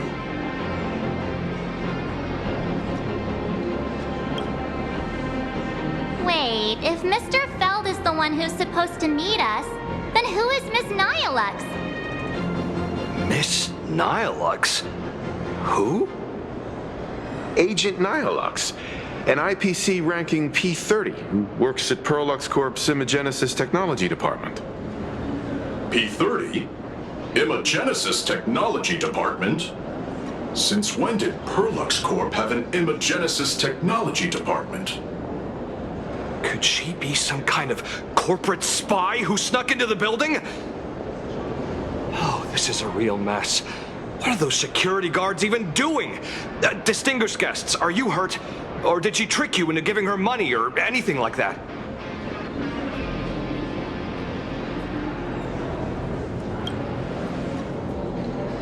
Why didn't you say so earlier? This lady seemed totally legit. She smoothly guided us around the place like a pro. I thought she was one of your people. I need to report this to security right away. She can't have gone far. Let's catch her in the act.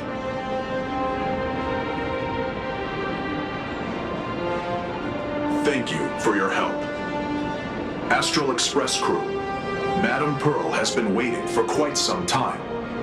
If it's convenient, shall we head out now? I'll show you the way. Please inform Madame Pearl that the 3 guests from the Express will arrive shortly. Welcome, ladies and gentlemen, to Perlux Corp. All Megatron units displayed. Pearl demonstrated the full process of creating a Mechatron army, based on what I saw.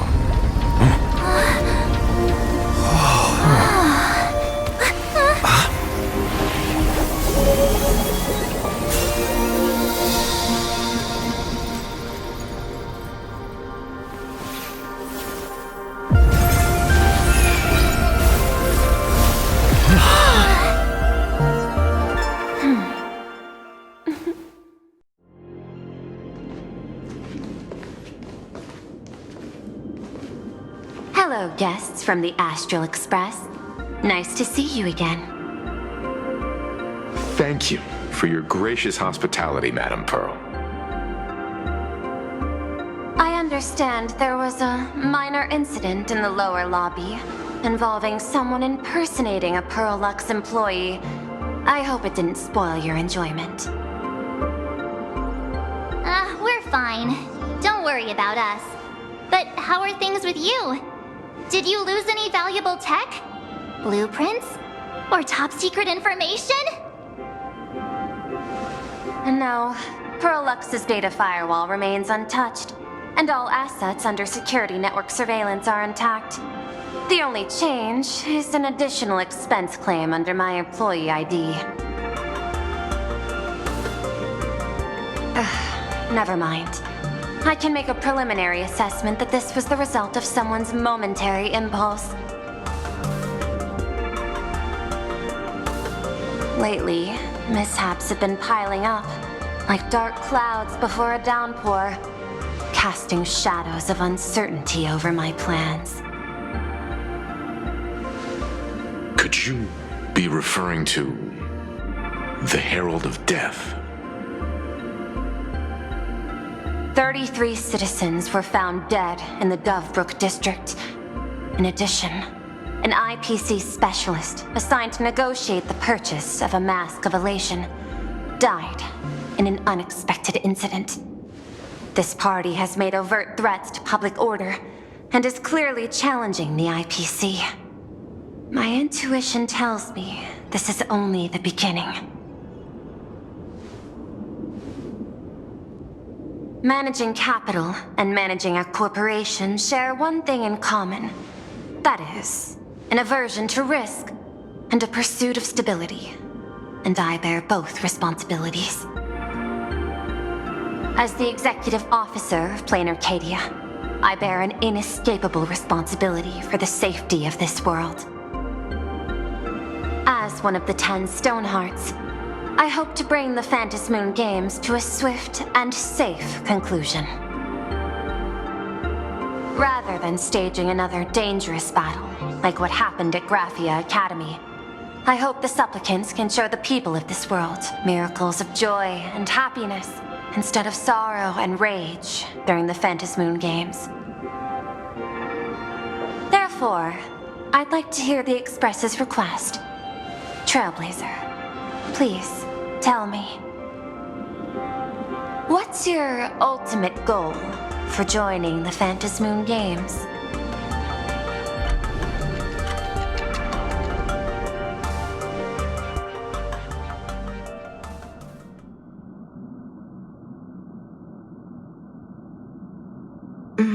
You mentioned earlier that you wanted to talk about the Phantasmoon Games with me?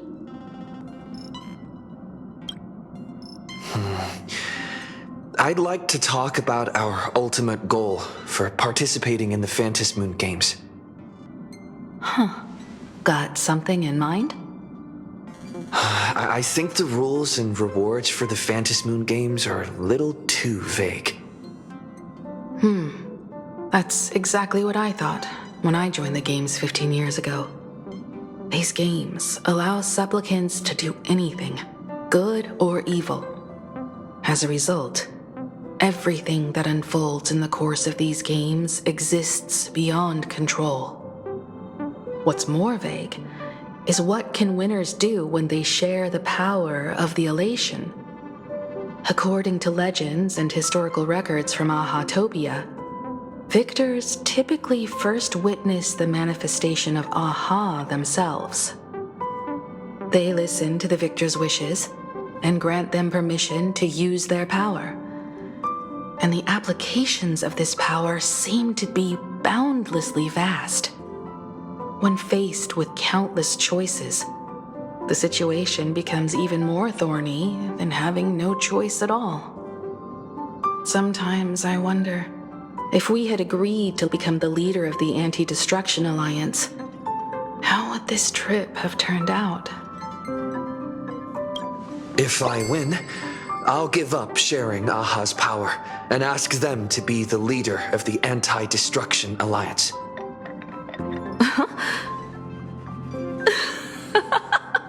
That's such a hilarious idea. I can totally picture it. I get it. That's actually a brilliant idea. To begin with, this is far more meaningful than taking up a god's authority and squandering it freely for a single minute. Secondly, placing an Eon on the righteous cause of opposing the universe's greatest threat is something neither the IPC nor the god itself could reasonably object to. Finally, this would also help us avoid the risk we currently face, cooperating with the IPC while remaining wary of being drawn into its ambitions during the operation of the Anti-Destruction Alliance. If we handle the negotiations well, perhaps Aha could stand behind the Astral Express, just like our cooperation with the Xianzhou, where we could maintain distance from one another while offering support from afar. The only question is, will Aha agree? Don't worry about that.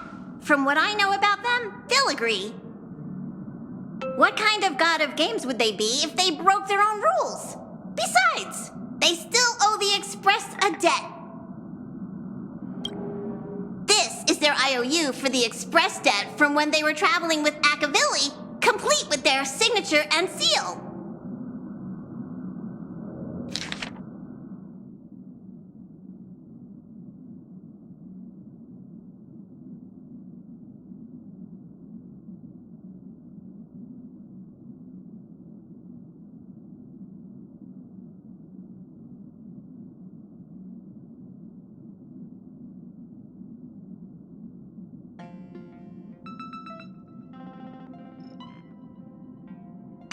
messenger, use this to blackmail them. That one will definitely give in to your demands. Probably. So, you're saying you want AHA to take on the leadership of the Anti-Destruction Alliance?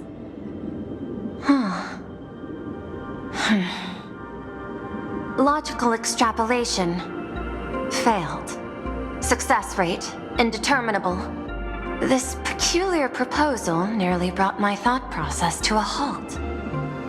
This request is far too lacking in structure, yet within an irrational context, it seems to conceal a certain kind of logic. If the universe is the master of Elation's playground, then they should do something about this playground that's about to be destroyed. As expected of the Trailblazer, your thinking is so out of the box. I've learned something today. However, I don't think you stand much of a chance in the games, because I've joined as a supplicant. This is an age-old question. Do Intellitrons possess a soul? The mask responded to me, which means the Elation has acknowledged that Intellitrons also have the potential to seek pleasure. And I am perhaps the first Intellitron supplicant in the history of the Phantasmoon games. Plain Arcadia's administrator is a supplicant? At the same time, she has at her disposal assets of staggering magnitude. What Perlux Corp among them. With money and power on her side, wouldn't her chances of success be way higher than ours? As I previously proposed to Miss Himiko, I'm willing to cooperate with the Astral Express to ensure the smooth progression of the Phantasmoon games.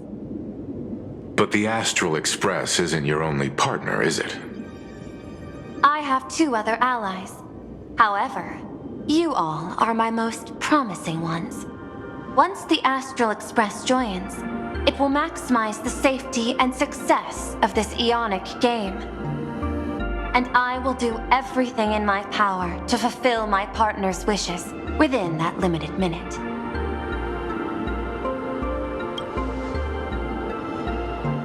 As we told you before, our strategy is to become a sail, advance and retreat together. The Astral Express is not a lone supplicant, since we have our own allies in the games. An ally like Sparksy? It's true that you defeated her and took her mask. But given her typical decision-making style, Sparksy isn't exactly what you'd call a reliable ally.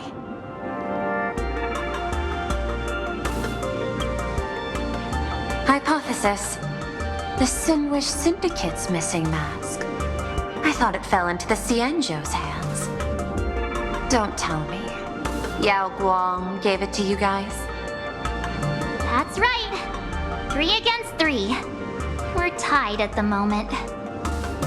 With this new variable in play, I'll have to adjust my extrapolations. But the conclusion seems unchanged. After all, as the administrator of this world, I have the natural advantage in resources. An IPC senior executive, Plain Arcadia's administrator, a member of the 10 Stonehearts, joining the games personally. It certainly has an intimidating ring to it. But when you think about it, isn't this identity precisely the greatest burden Madame Pearl has to overcome? He is right. Your identity is far too sensitive. You want to control these games and end it safely and quickly. But Plain Arcadia's citizens might not see it this way. All they see is the all-powerful IPC and an influential executive pulling all the strings. Your every action will be scrutinized twice over.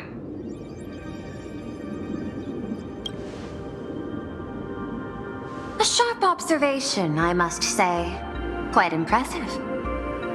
but I do not believe you yourself would overlook this. Madam Pearl, what is it that you seek to obtain from the Phantasmoon Games at any cost? What I seek is a treasure lost to this world's history. I want to recreate Graphia's divine art of imagenesis.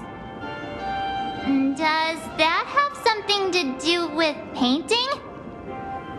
Hard to believe, no? My birth originated from the theme assigned by the celestial differentiator of planet Scrulum, art.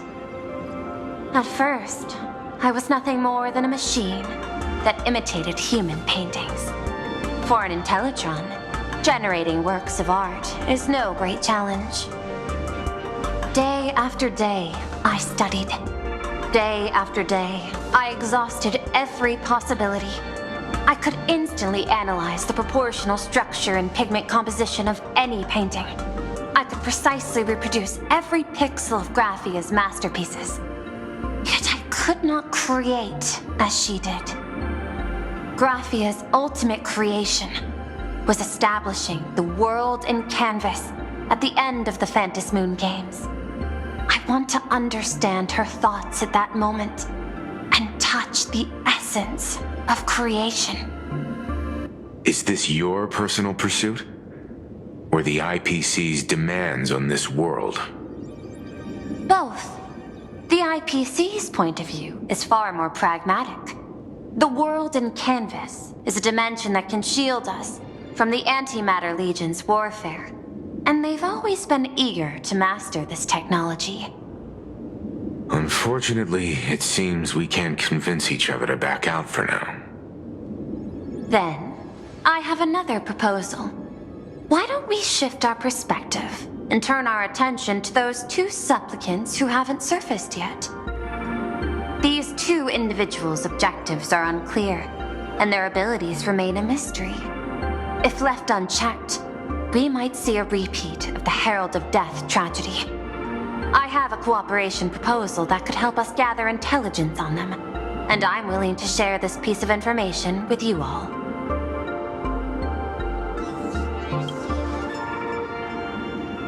That is correct. But all you need to do is sacrifice a tiny sliver of your reputation. Before we move on to the details of our cooperation, would you like to take a short break and have some tea to wet your whistles? Or shall we continue? I've prepared some refreshments for you. Please, help yourself.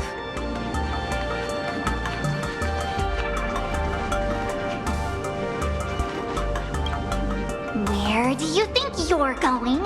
Our negotiations with Madame Pearl aren't over yet. Do you feel nervous in a situation like this? Relax. You'll get used to it soon.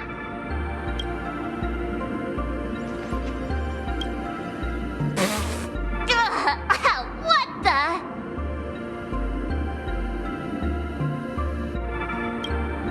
This is a specialty from the Xianzhou. A precious item called mung bean soda that General Yao Guang gifted me. As an Intellitron, I can't enjoy human beverages, so I've specially saved this for my esteemed guests. Seems we really do have a special connection with these drinks.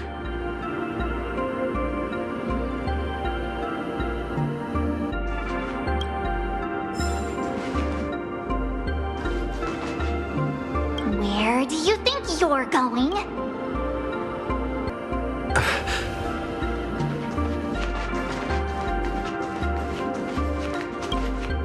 I was thinking of having Pearlux Corp host an expo for the Astral Express.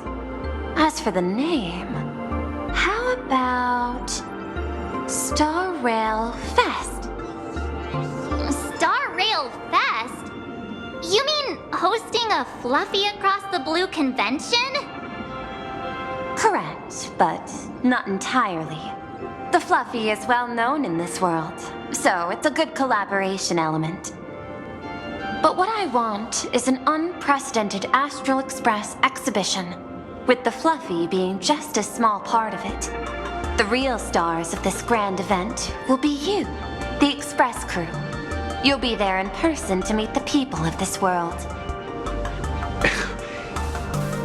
Are you trying to use this exhibition to lure those two unidentified supplicants out of hiding? Huh? What if they're up to no good? Won't that just make us walking targets?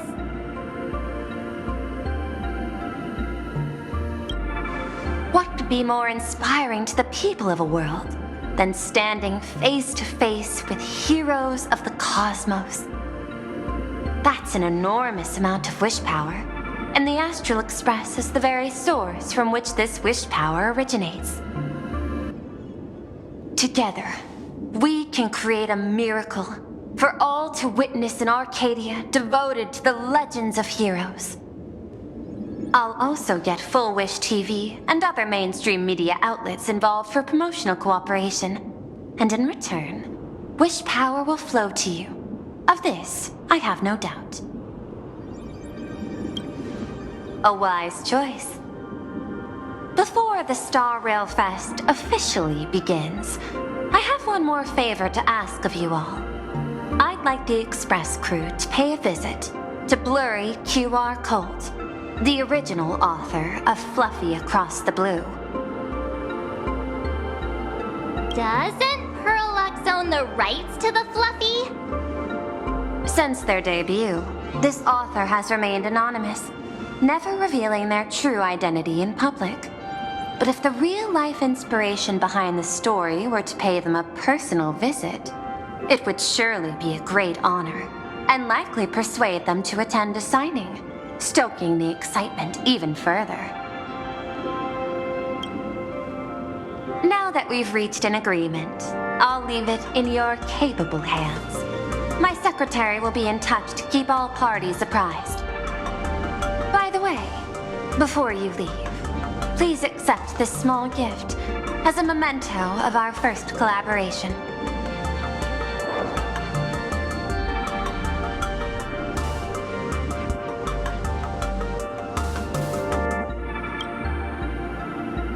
I've studied in detail the records of my colleagues' interactions with partners in Penacony, and I was particularly inspired by Aventurine's technique of giving small gifts that symbolize good fortune. So please, keep this chip with you as a symbol of good fortune for our future cooperation. Take care, everyone. Well, we'll be on our way then.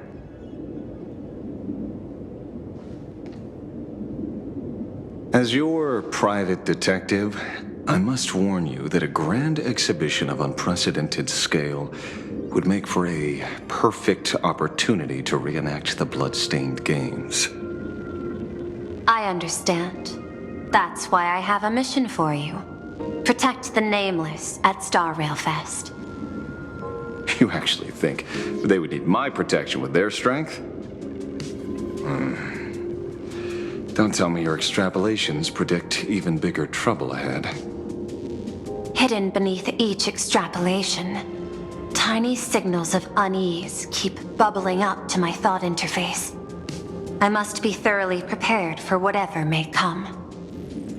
Now that you've taken up the mask, let's talk about payment. What do you want? The same as always? Money? Before we talk about payment, let's discuss the Herald of Death. Although the Department of Aberration Defense sealed and destroyed all records of the blood-stained games, I still managed to uncover some unusual leads. After the Herald of Death incident, the victims' families collectively received compensation so massive it could fill any gaping wound. So, I figured, maybe we could find some leads by looking into official Plain Arcadia expenditures. But here's the interesting part. This item was nowhere to be found in that year's public financial report. Care to guess whose books this money went through? It was you, the omnipresent IPC. To be precise, it was the IPC's technology department that paid this astronomical compensation.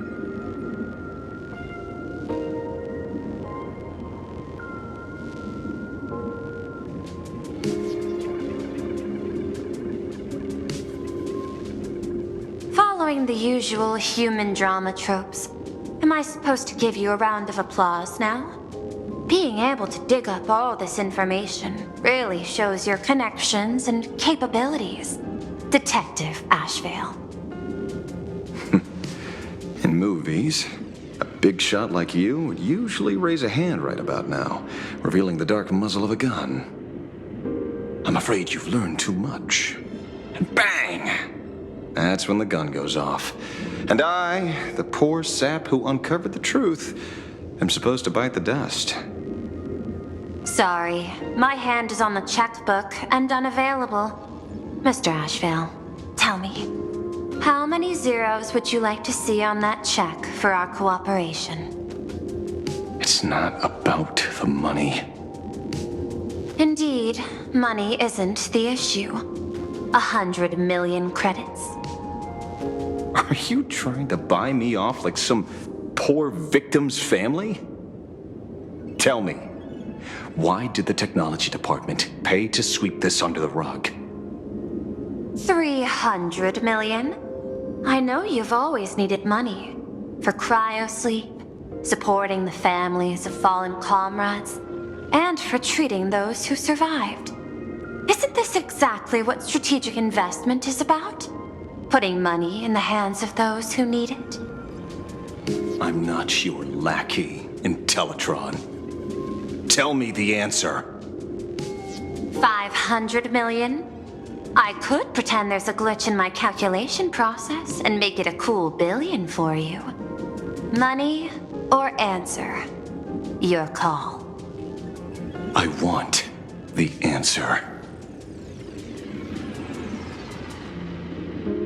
Oh, an unexpected choice.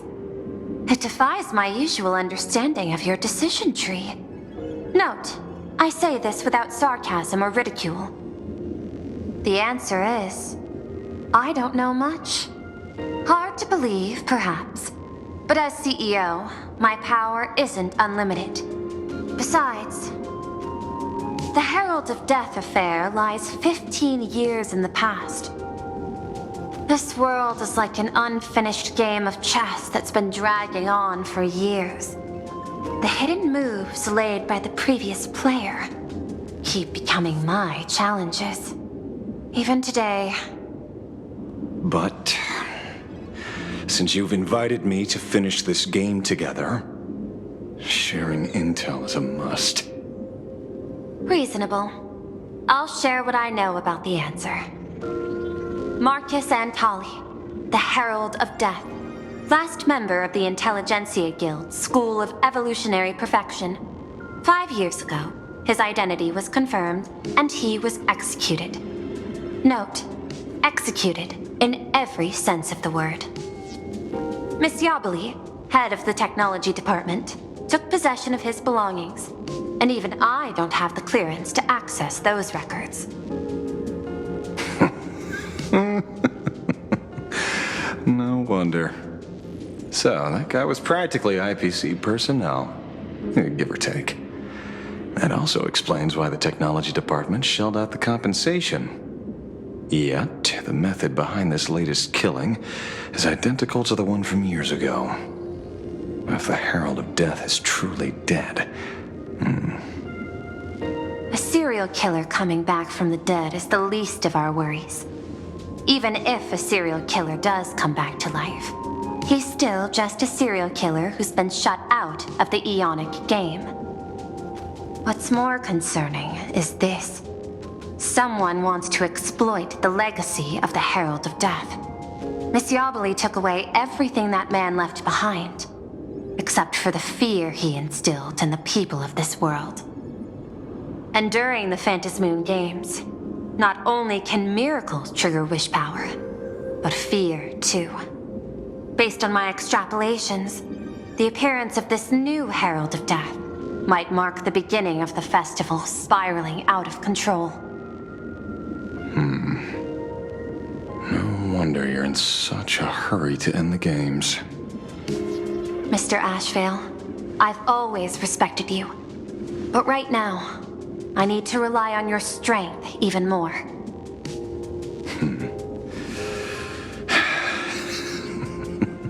Respect. When I was younger, what I really wanted was to make the IPC fear me. The passage at times not exactly kind, is it? Deal, Madam Pearl. But I will require one more form of compensation. Whoever this new Herald of Death is, I must deliver justice with my own hands. This time, there won't be any lengthy interrogation. By the authority vested in me as CEO of Plain Arcadia, I pardon all crimes committed in the course of your revenge. Go ahead and do what you must, Mr. Ashvale.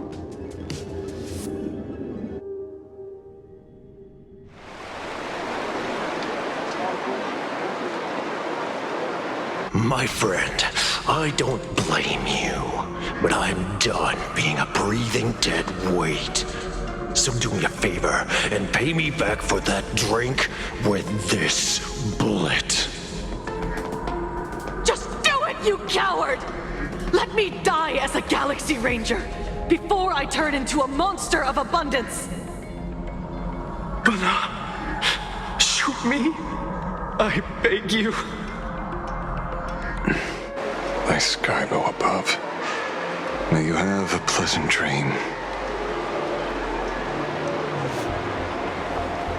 Not knowing who you are, not knowing why you exist here, that isn't life. In ancient times, humanity's daily goal was to obtain 2,000 calories of food. Humans back then knew they were just one member of the animal kingdom. They understood why they migrated, hunted, gathered.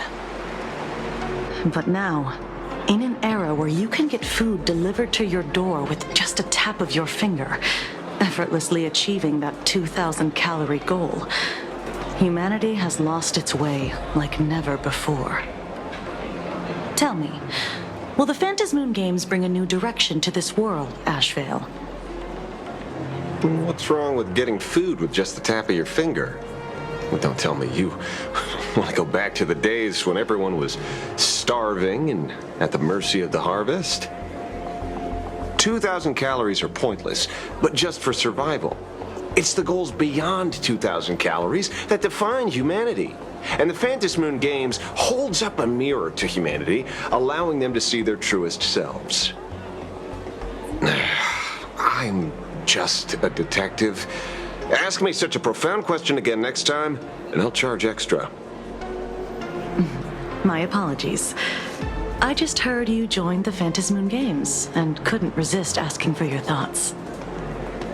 You've met Madame Pearl, huh? She dumped this hot potato of the Herald of Death on me. On us.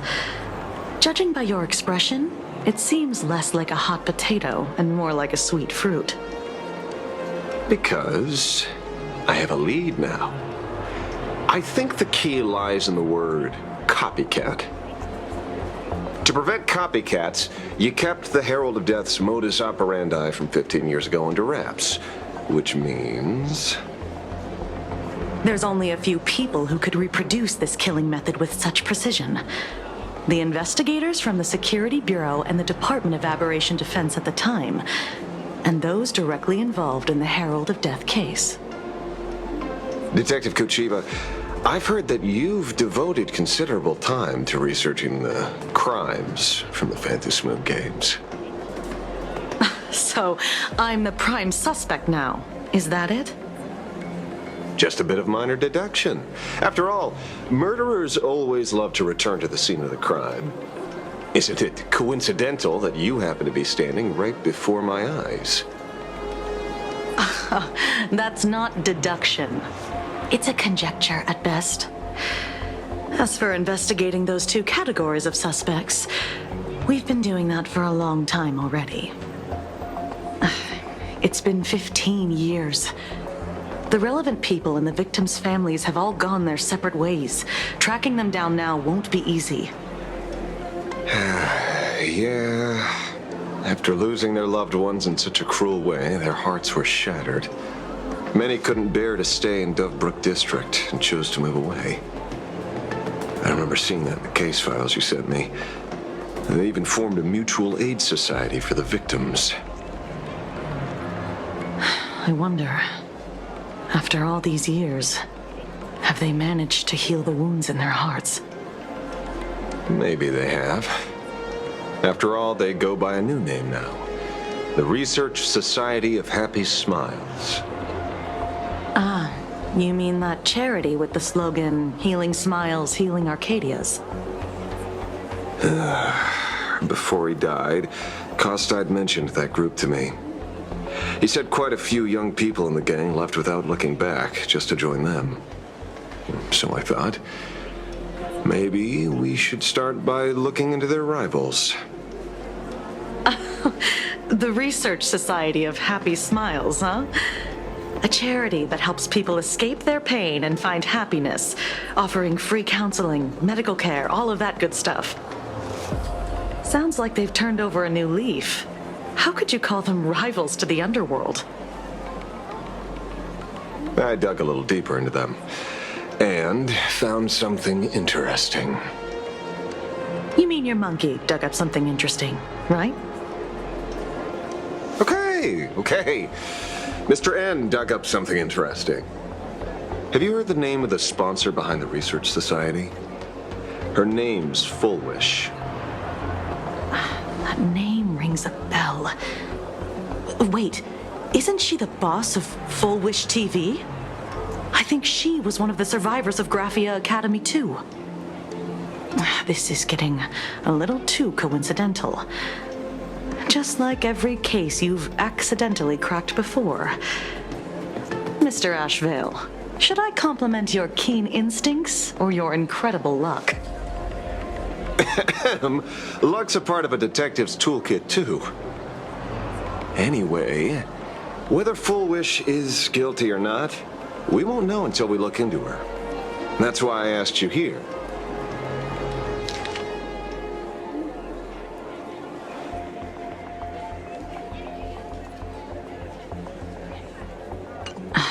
Dovebrook District New Life Project, Public Recruitment and Mental Healing Seminar at the Research Society of Happy Smiles. And she's the speaker? Holding a seminar at a place meant to bury past trauma, the very site of 2 bloody incidents. Miss Fullwish's audacity is certainly impossible to ignore. So what are we waiting for? It's time to drag Dovebrook District's old skeletons out into the light. Are you talking? Yeah, I'm almost there.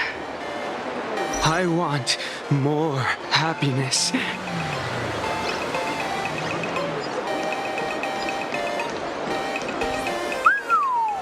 This place is buzzing. Are they all here waiting for Fullwish to grant their wishes? A rich person like Fullwish can make most people's wildest dreams come true with the snap of her fingers. I'm less curious about who she'll help than what she wants for herself. If money could really accomplish everything, the IPC wouldn't be eyeing this world. My bet, I'm sure that Fullwish wishes the tragedy 15 years ago never happened. Erasing history. Can the laughter really pull it off? In past victory records, there have been countless and often bizarre instances where the victor used the elation's authority to change reality. You have to understand, the Phantasmoon Games isn't just some wish-granting lamp. What makes it irresistible is that it turns the one who wishes into the genie. That's quite alluring. Have you heard about the noblest worm Aha made godlike? It became the happiest creature in existence. Happy enough to burst apart, leaving no intact body behind. Your knowledge of these unofficial records is enough to rival ours. Since you see things so clearly, Mr. Ashvale, why sign up for the games? Miss Kuchiba, is that a rhetorical question? Or are you fishing for a confession? Fishing. Don't be afraid. Now that you're a supplicant, public officials like me no longer have any authority over you. I'm guessing what you want goes beyond a straightforward act of revenge, beyond a vigilante execution carried out in public. If you were only out to avenge friends, with or without the Phantasmoon Games, someone like you would toss laws and decorum aside and do what needs to be done. So tell me, Mr. Ashvale, what do you actually hope to get from the games? Consider it a mystery. If I make it to the end, you'll know the answer before Aha does. Well then, I'd be honored. Just don't let your wish ruin our lives here. Daily life here fits like a tailored prison uniform. Wear it too long and you forget what your bones should feel like. Ugh. It's time to break free. Look at these prisoners of routine before us. Full Wish hasn't shown up yet. Let's talk with the members of the Research Society. Maybe we can coax something useful out of them.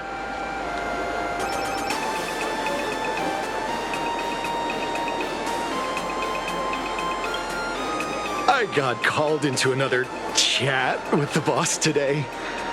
Never thought he'd care about me this much. Everyone is smiling at me. The office feels downright cheerful. These days, I go home, change my baby boy's diaper, help my daughter with her homework, prepare tomorrow's lunch, and clean up the house. It's hard to describe how satisfying that feels. When Emma left me, she must have left the kids to me for my own happiness. When I look back, I realize I was someone who had it good, and I never understood how lucky I was. Right. All thanks to Miss Foolish. Yesterday, during my tumor removal, the anesthesia wore off halfway through. I squinted and watched the doctors pull all kinds of things out of my stomach. There was this lump still twitching when they cut it out. I used to be too weak to even get out of bed. But after the society's treatment, I am almost ready to walk out of the hospital. Isn't that amazing? Oh, I kind of want to see someone slice me open too. It should be fun. Hey, did you two hear about the Sinwish Syndicate? You've come to the right person. My neighbor got a visit from their debt collectors. You should have heard the racket. I saw the news too. Those parasites who ruined the peace, who kept people from being happy. Gone! Wiped clean! Oh, praise Aha! Wait, they extorted you too? Something like that. Still owed their underboss tens of thousands of credits. So your debt's wiped clean. Oh, must feel pretty great, huh?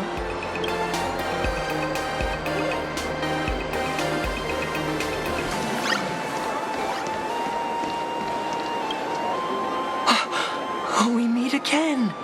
Hey, Lady Megatron. How have you been?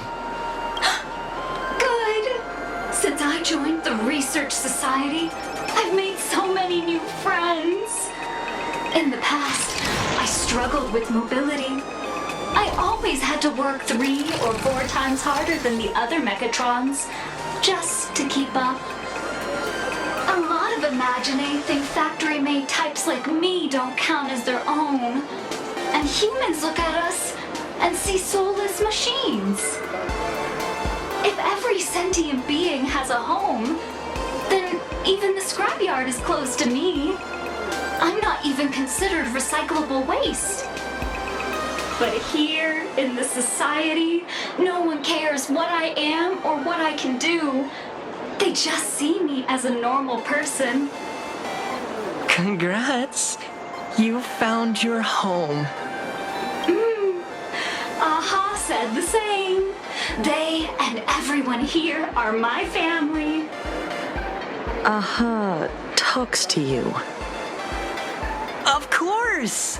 You mean you can't hear them? Guess you're not happy enough yet. Don't worry. Once you join the society, you will. No pain, no tears, just pure joy. The society makes everyone happy.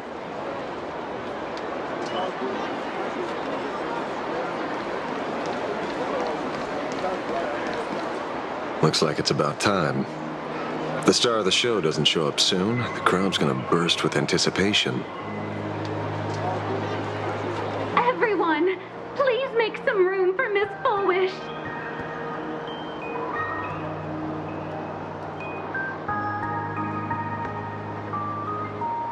By the Master of Elation, may they bless all souls and grant them smiles. Are you all happy today? Very happy! Thank you for your smiles. They're like lamps in the dark. So precious. But before we celebrate the elation, let me share a memory drenched in tears. It once dragged me into the abyss. Yet, it also taught me what the elation really means. As you all know, 15 years ago, during the Phantasmoon Games, the shadow cast by the Herald of Death swallowed this place whole. That day, I lost my parents, my classmates, and the others. The morning greetings, the little daily chatter, all went silent under that crimson dusk. After that, for a very, very long time, all that remained of my world, a door shut tight, a room steeped in silence, and a wound in my heart that would never heal. Just hearing the words, Herald of Death, made me shake uncontrollably. I even once thought the only escape was to follow the dead and leave with them. Back then, I was just an empty shell, breathing, beating, but lifeless inside. And just as my soul was about to fade away, an old lady from the Mutual Aid Society knocked on my door. She didn't offer empty words of comfort. She just looked me in the eyes and asked, "Child, would you try stepping outside this door? Out there are many people broken by pain, just like you. But together, we can start picking up the pieces, one by one." She smiled at me, a warm, gentle smile. And in that smile, I felt the Master of Elation grant me a reason to live. At the Mutual Aid Society, I saw countless souls scarred by fate. Some bore wounds beyond healing, and some had lost their loved ones. Each of us bore a different wound, but every wound cut deep. And yet, what truly moved me wasn't the pain. It was how, beneath those scars, they still reached out to one another, offering a smile to a child who'd stopped crying, lending a guiding hand to someone lost. They taught me something precious. Pain can destroy a person, but the wish to to bring elation to others can spark the fire of rebirth. That was when Aha's voice echoed again in the silence of my heart. The smiles passed from one another through mutual aid is Aha's most precious blessing. It does not belong only in the small room of a support group. It yearns to illuminate hearts lost in darkness. Each time we share a true smile, it's as if we hear Aha's voice. And when that voice rings out, all suffering fades, all pain is healed, and everyone knows what true happiness feels like. That's why the Research Society of Happy Smiles was founded. I will share this divine smile with all of you. No more sorrow!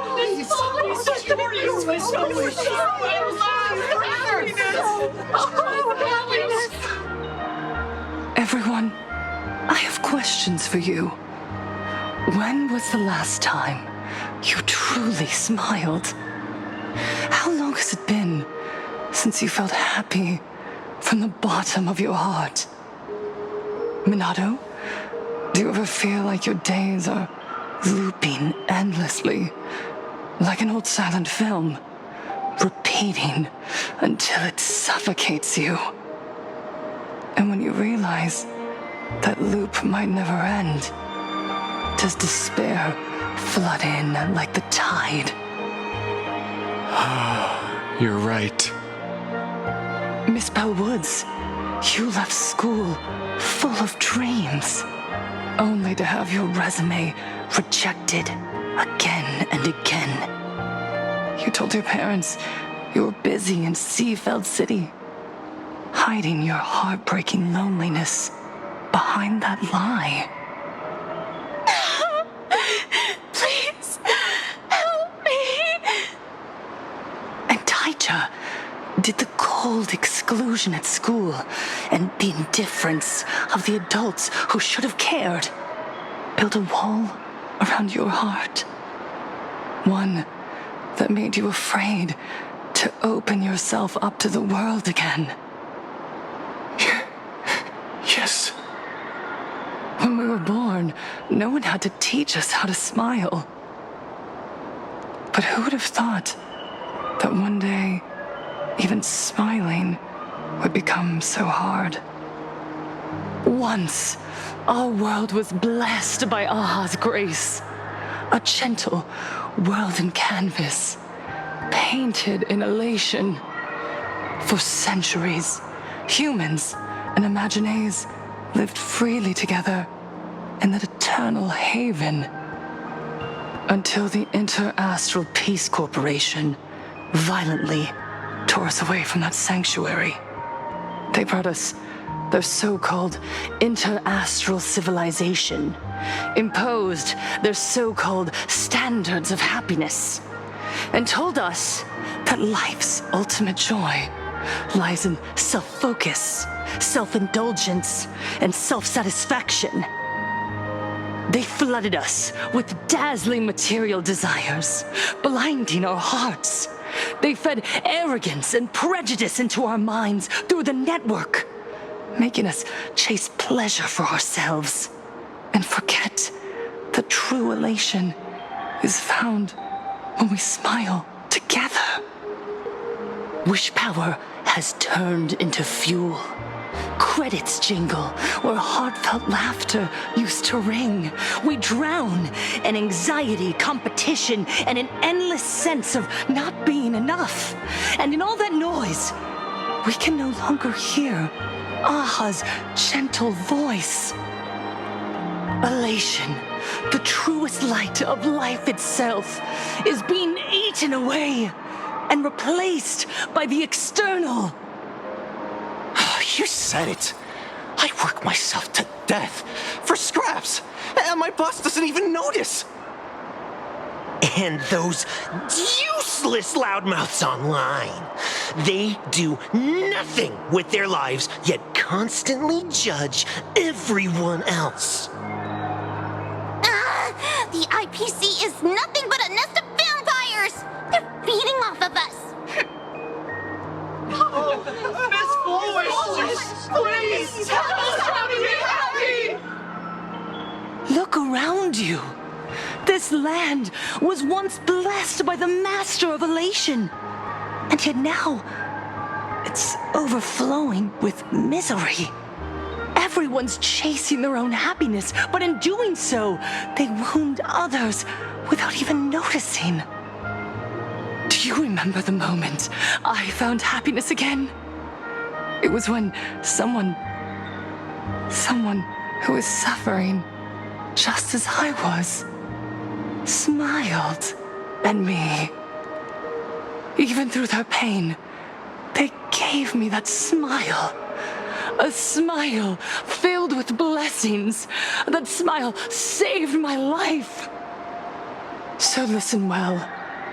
Only by opening your heart and sharing your smile with another can you truly grasp what happiness means. It isn't just giving a smile. It's embracing the power that AHA bestowed upon us to smile. Join the Research Society of Happy Smiles. I'll help you rediscover the smile buried within yourself, and AHA will grant your life a transformation. Our mission doesn't end with finding our own smiles. We must bring them to the world and spread true happiness across all existence. While others pray to the eons for their own desires, we, the true followers of AHA, carry a higher calling to fulfill their wish. To fulfill AHA's wish? Yes. Still every cry of sorrow, to wipe away every bitter tear. We will rebuild, a world where smiles never fade and elation never dies. Eternal happiness! Eternal laughter!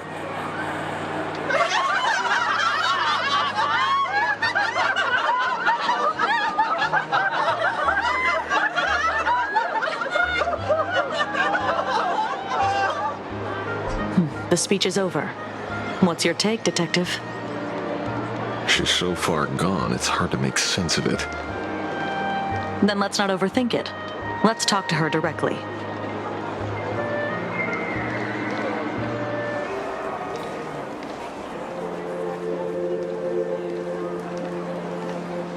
Miss Fullwish, I'm Kuchiba from the Department of Aberration Defense. I'd like to have a chat with you. Ah, I see. You're here about the Sinwish Syndicate case, aren't you? So, you were expecting us. Oh, I heard the news. The entire Sinwish Syndicate massacred in Dovebrook District. Ah, such a cursed place. They may not have been saints, but I still pray for them. May their souls rest in peace. Oh, how merciful of you. Though, rumor has it the Research Society of Happy Smiles had a few run-ins with them regarding recruitment, donations, turf. Sounds like plenty of reasons for conflict, don't you think? Are you suggesting we had the Sinwish Syndicate killed? For conflicted interests? Wait, that's not what I said. You know nothing about our finances. Every expense is covered by a charitable foundation established with the compensation from 15 years ago. We don't need a single cent from our members. When I heard about this tragedy, I personally allocated relief money for the victims' families to keep order and peace in Dovebrook.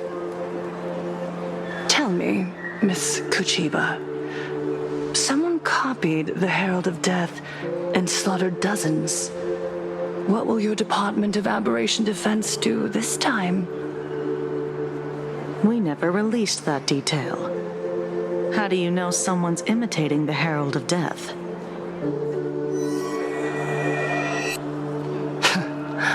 Isn't that what you've been waiting for? For the killer to slip up so you can swoop in and tie everything up nicely?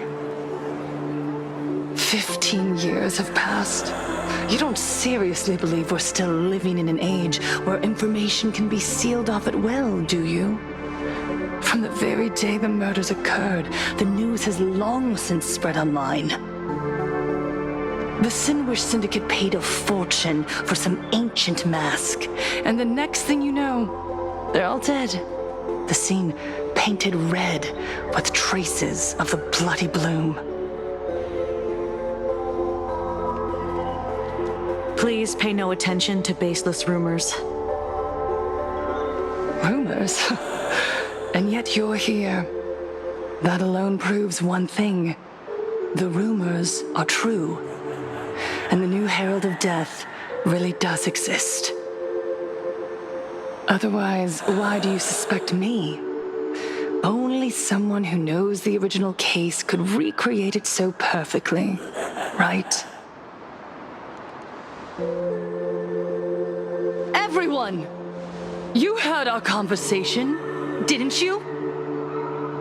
The Herald of Death has returned. He's here, in Dovebrook. He's slain the entire Sinwish Syndicate. He's back to relive the carnage of the Phantom Moon Games. Oh, the Herald of Death? Didn't the officials declare him executed? How has he appeared again? He's immortal? A demon? He's back for revenge! He'll take revenge on everyone. We're doomed! Aren't gang members the very people who steal smiles from others? And isn't the best way to make bad people happy to erase them from the world? Wouldn't that be doing something good? Yeah, Sister Mechatron is right. Those thugs deserved it. Back from the dead? Lies! The IPC kept him alive to wield him as their weapon. You useless officials! 15 years ago, you failed and let him get away! And that's why he's back again now!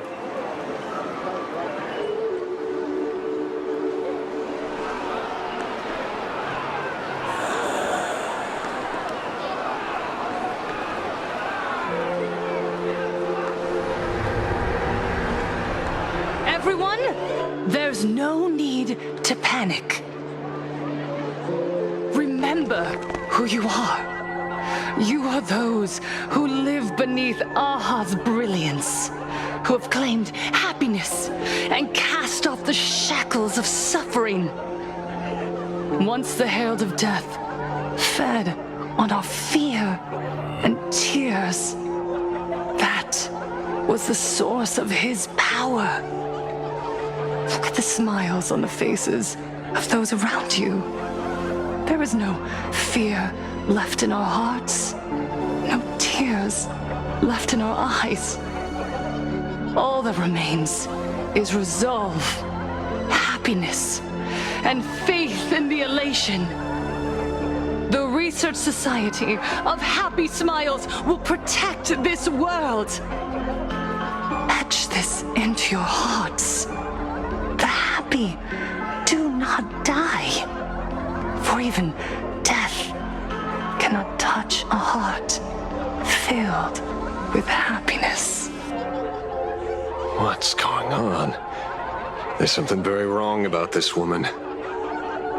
Yes, as long as we're happy enough, there's nothing to fear. We won't die.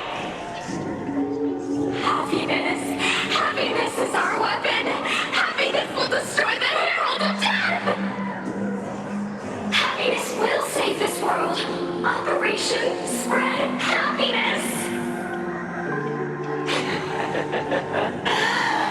Let happiness infect everyone and spread to every corner of the sky. Make the Phantasmoon smile. Make Lord Aha laugh until they cry for us. Infect the Phantasmoon with happiness. Happiness.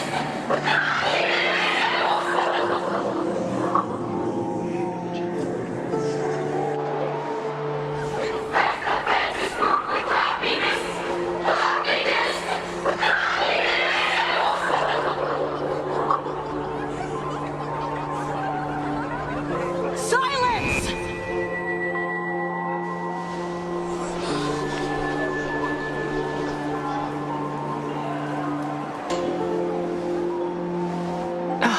My apologies, officers.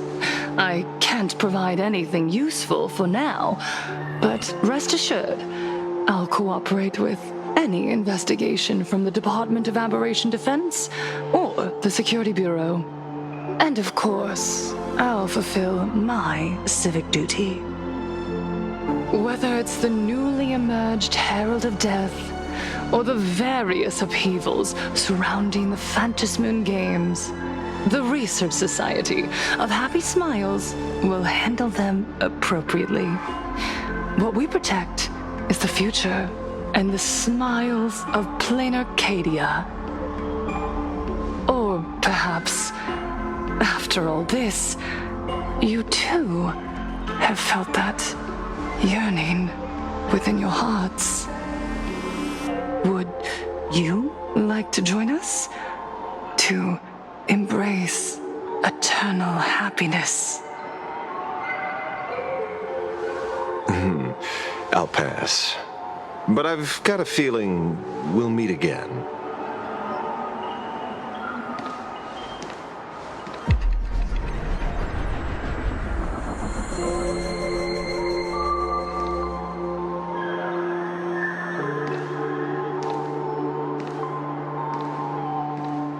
Miss Fullwish, thank you for your cooperation. Hopefully, next time we meet, it won't be like this. May the Master of Elation watch over all and bless you with the everlasting smile.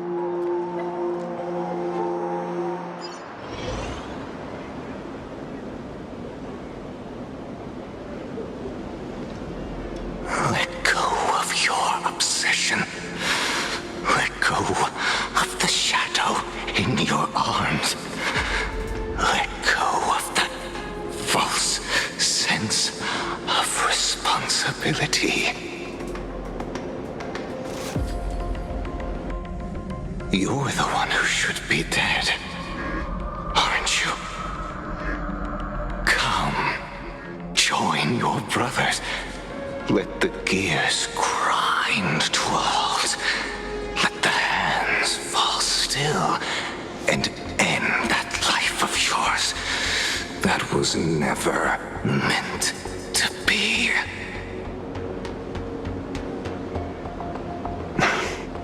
Sorry. That day will come. But for now, there are more important things I must do. What did you say? Nothing. Never mind. Looks like Fullwish is a much slyer fish than expected. The bait was there. But she ignored it. And instead, she stirred up a whirlpool. Quite the opposite, actually. Not only did she take our bait, but she also flat out told us she couldn't care less about the hook.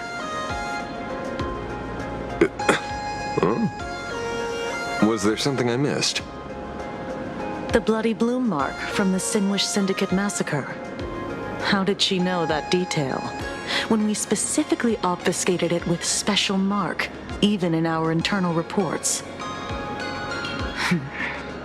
She broadcasted this information word for word, and even used it to stir up public sentiment, scattering it across the place like tossing blood-soaked feed into a fish pond. Now stopping the rumors from spreading will be even harder. Well, maybe she has her connections, or maybe she made a lucky guess as one of the victims. Regardless, she's right about one thing. Trying to stop something from spreading today sure is a lot more difficult than 15 years ago. So, Mr. Ashvale, did your lucky radar start blaring when it came to Full Wish? There is something very wrong about that woman. You saw the way she played the crowd, huh? I guarantee you that it had nothing to do with her public speaking skills. She could very well be a supplicant in disguise. Still, this whole run has been smooth to an unbelievable degree. We got our bearings in no time at all. So, let's keep our prized fish in the pond for now. Full Wish is not going anywhere. You're right. It's too risky to make a direct move against a well-respected philanthropist and media tycoon. Maybe we should start with the people around her. There were people from all walks of life at the gathering just now. Workers, suits, students, the elderly, and even Mechatrons. Judging by their crazed enthusiasm, I highly doubt they'd be willing to testify against Full Wish. But I have my ways.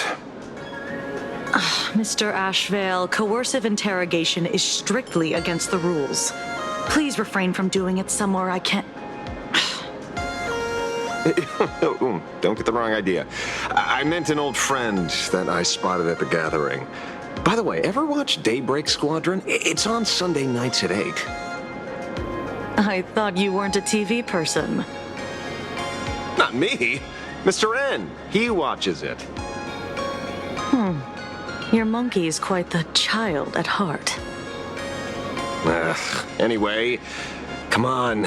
Let's go get an autograph from our heroic film star.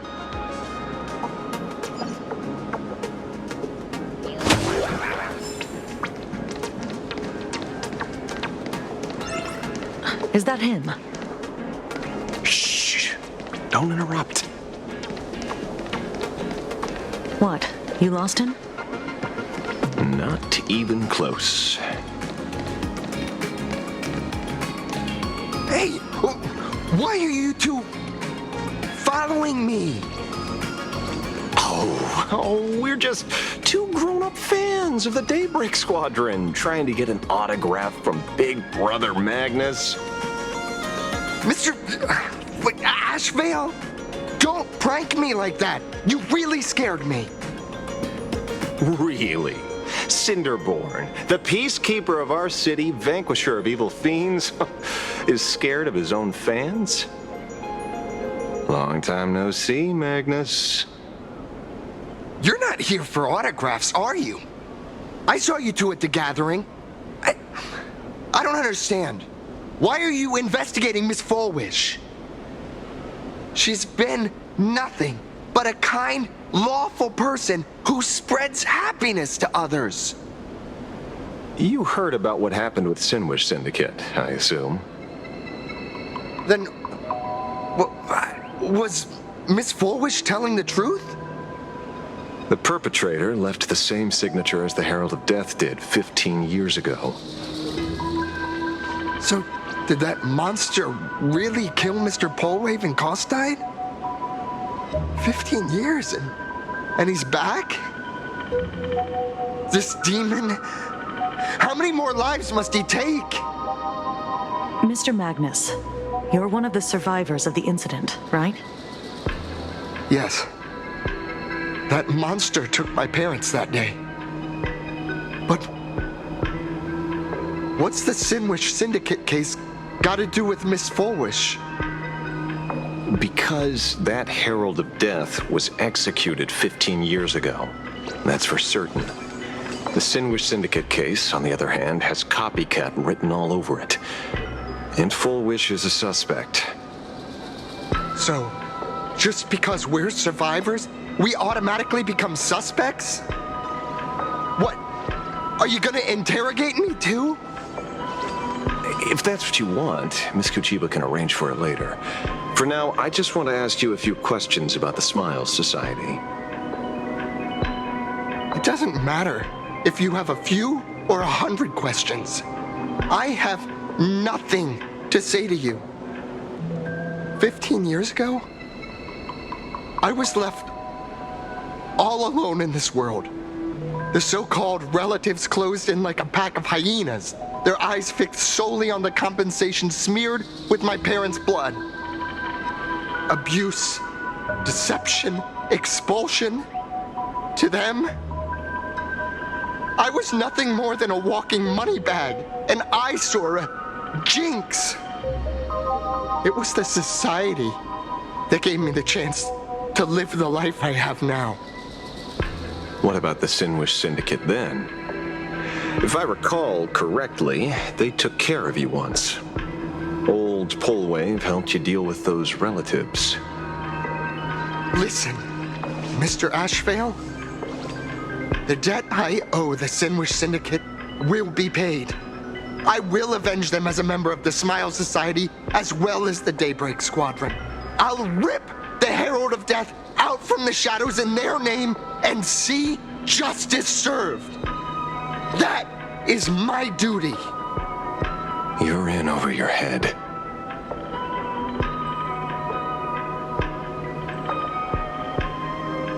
The new Herald of Death is very dangerous. I doubt a handful of actors like you can achieve anything substantial. You think we're just a couple of kids playing superheroes with masks, right? Well, you're wrong. My squad mates and I aren't the easy pushovers we used to be, Mr. Ashvale. I haven't had my transformation surgery yet, but I can already power a Mechatron warrior in battle. We are real heroes here. Boys, let's stay on topic, shall we? I just wanted to have a few words about the society. I have nothing to say to you either, Miss Kuchiba. Neither of you are getting a word out of me on this. Well done, Magnus. Your loyalty to the Smile Society warms our hearts. You're following me?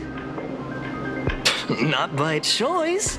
These IPC dogs made it clear that they intend to frame Miss Foolish. Oh, we're not going to just let this slide. Would you look at that? The hunters become the hunted. What does it matter? If someone's looking for a beating, we'll gladly give it to them. You have 5 minutes for questioning. So make it count, Mr. Ashvale. They're all yours.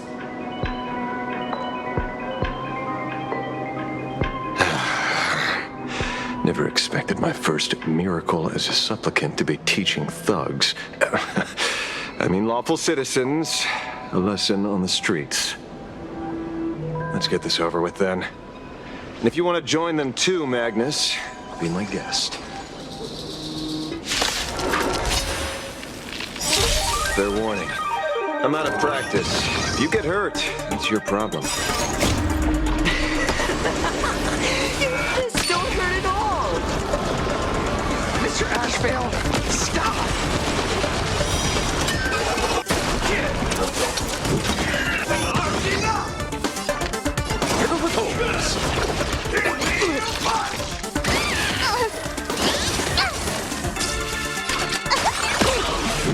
Let's make it click. Arthur and I.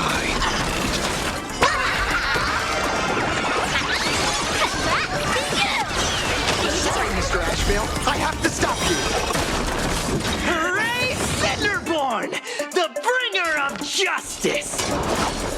Oh, shut up!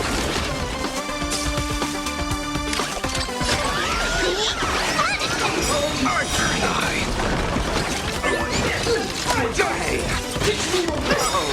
I offer my... Beasts slaughter each other. Fight to the death.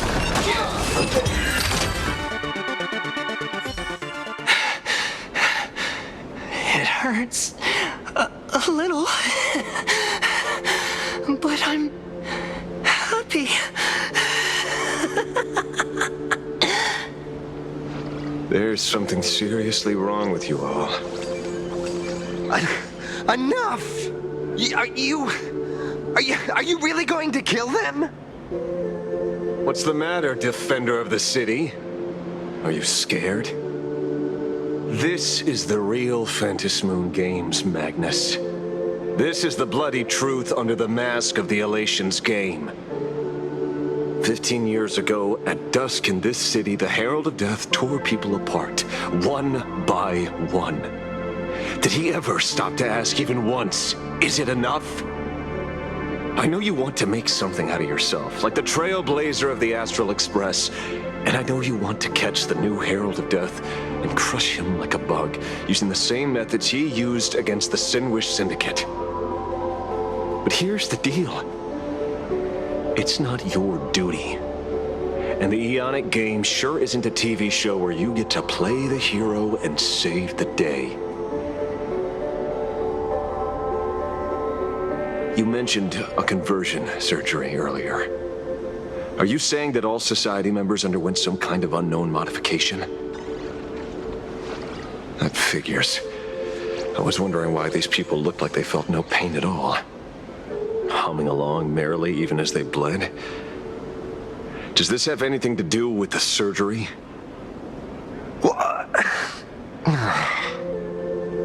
Nothing to say? Fine by me. 3 minutes left. That's long enough for me to question them. Time to hurry and get some answers from these people while they're still on the ground. Hey, lackey! Wake up! Pain should not exist.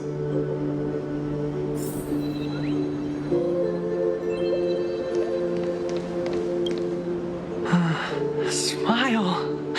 Please smile. The laughter. Don't let it stop.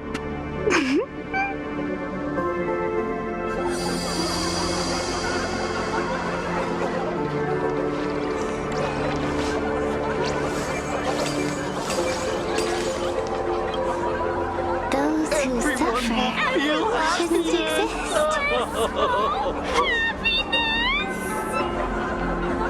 What the heck happened to these people? This is...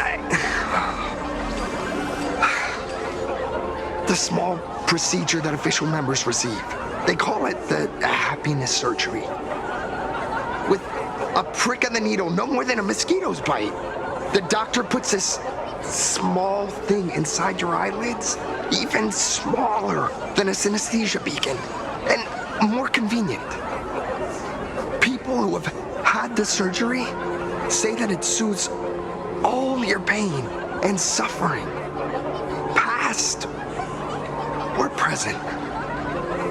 Even your body becomes stronger, and your mind clearer and more focused.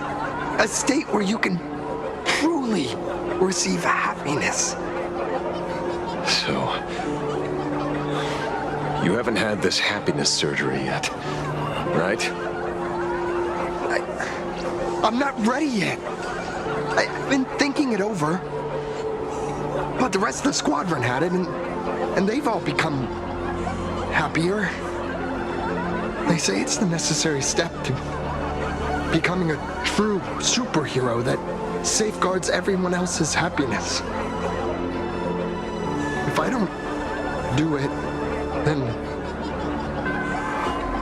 do I still deserve the name Cinderborn? Mr. Ashvale? What should I do? The surgery won't make you stronger, nor will it help you get your revenge. These guys on the floor are proof enough. Remember the hesitation and fear you feel in this moment, Magnus. If people simply erase their perception of fear and pain instead of overcoming them, then those people will never find true strength. Go now. I have some cleaning up to do.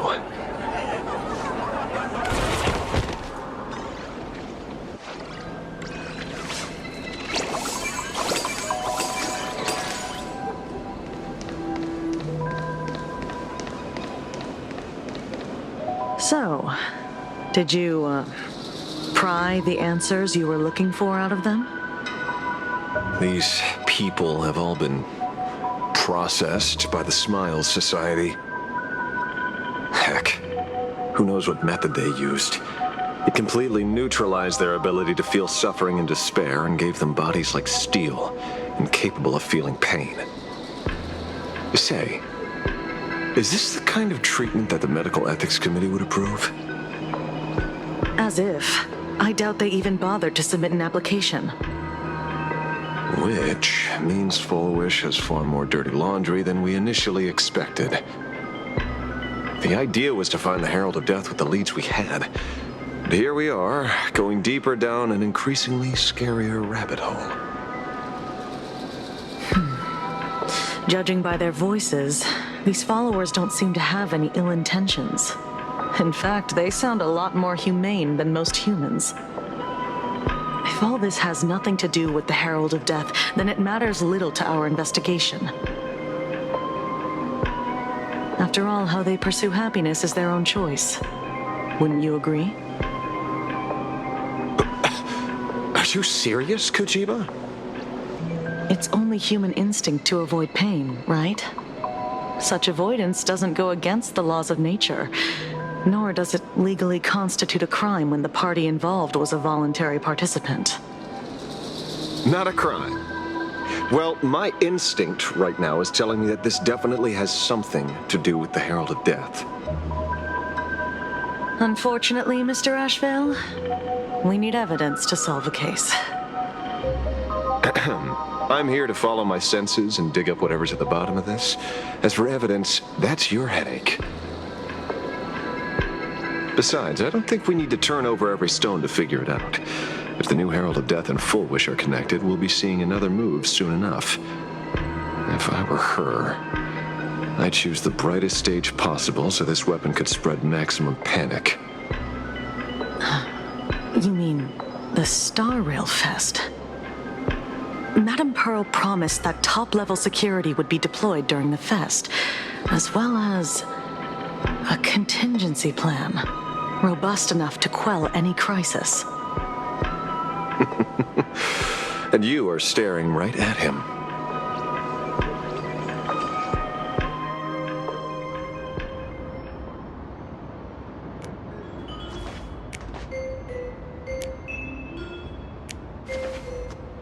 According to Sunday, the crow should lead me to Blade's whereabouts. Since it stopped here, that means...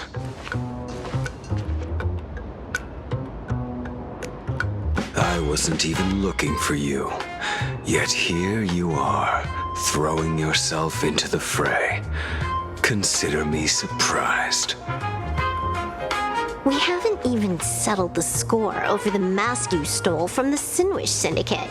And now you're skulking around and following us? What's your deal? What do you, or should I say, all of you want? General Yao Guang of Yu Chui has come to this world and is looking for you. Dragons clash in the wilderness, their ichor dark and yellow. In her divination, you will become a slave to your own violence, bringing a catastrophic end to all. I am in that future as well.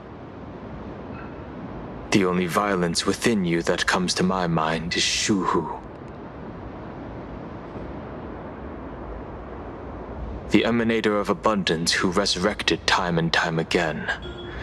The monster who turned planets into living beings and merged billions of people into flesh spheres. The Xianzhou fears that he is using your body to resurrect himself. So, what's your plan? Kill me again. Oh my, things are getting a little heated. Should I get you both slushies? Thank you. I'll pass.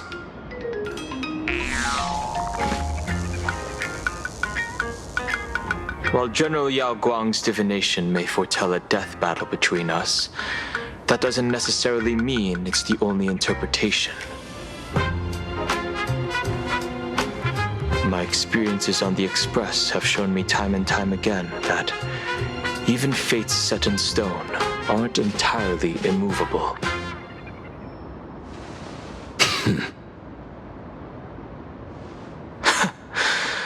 I have no intention of getting into a quarrel with you, but I need to make sure that the presence of the Stellaron hunters won't endanger my companions or the future of this planet. Thus, I must know your purpose here, Blade. What has Destiny's Slave written in your script? He stated this trip would be connected to death. Should I congratulate you? Much obliged. In my experience, it's best not to get your hopes up too soon. Prophecies rarely unfold the way you expect. However, the General's divination isn't entirely baseless. Ever since my arrival here, I have been feeling restless. There's another power here beckoning me. Is there another form of abundance in the world besides you? Perhaps there is more than one. Are you referring to the disciples of Sanctus Medicus? Or the Elixir Seekers? Something far more dangerous. Do they have support from other factions? Unclear. As such, I'll keep an eye on you until everything settles. Just like you did in the past. That's as far as I'll go.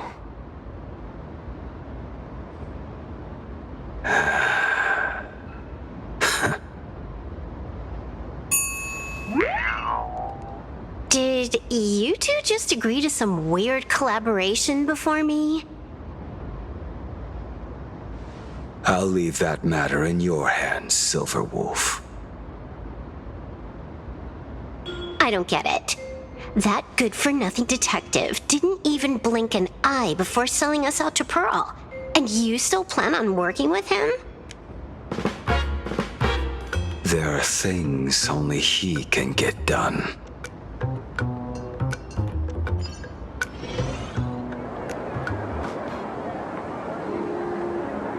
Hey, you two!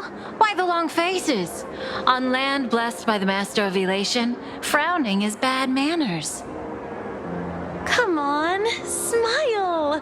Whether you're hungry or full, poor or rich, the laughter is with you. Would you be interested in learning about our Research Society of Happy Smiles? Thank you, but I'll pass. Another one? How many people have been talking to us about happiness today? Well, 6, exactly. Locals say ever since the Sinwish Syndicate case, this Research Society of Happy Smiles has exploded in size. That gang's fall left a power vacuum, and the Research Society of Happy Smiles filled it like a fast-growing fungus. Even those who were once resistant or indifferent got swept up in it. I think I'm starting to get a better picture now. Is this, by any chance, tied to what you're preparing to do in the Phantasmoon games? Not only me. It might also be tied to the ominous fate General Yao Guang warned about. The one looming over this world. A few days ago, when I used the tuning power to help her intervene at SparksyCon, I caught a strange sound echoing in people's minds. A strange sound? Yes. Cheerful, happy laughter echoing in their heads. Oh, without those gangsters, this street's much cleaner now.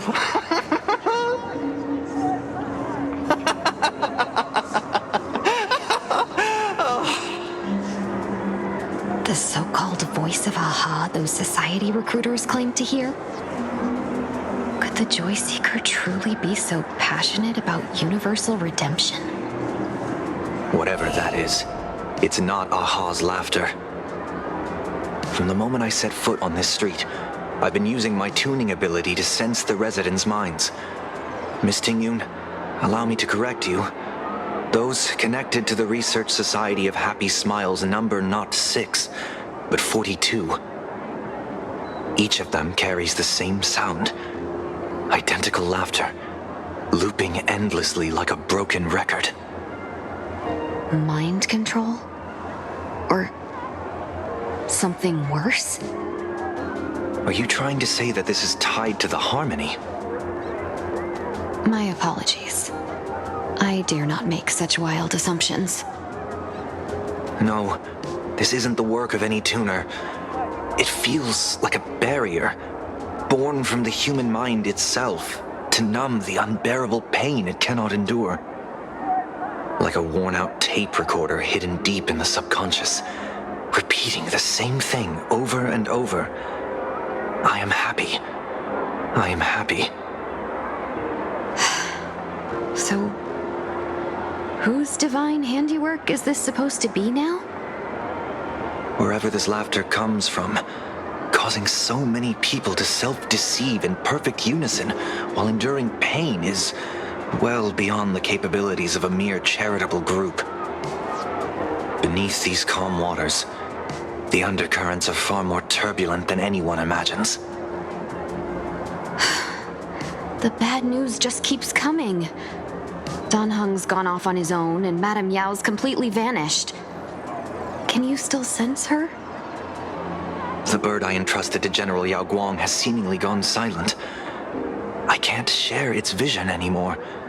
I can't even feel her thoughts through it. But I know it hasn't faded. That means she's still in this world somewhere. Let's pray she returns soon, with some news to pierce through all this fog. Otherwise, this Arcadia built on happiness will crumble fast and fall into the abyss.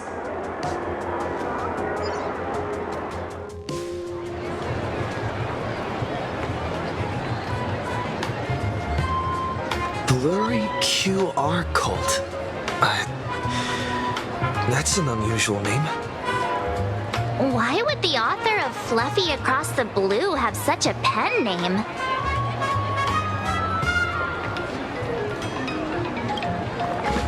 You're taking it a bit too literally. But it's not impossible. Someone who can draw something that cute must have a warm, gentle heart. I heard the Fluffy's been running for half a year in a magazine. At first, it wasn't very popular in Plain Arcadia.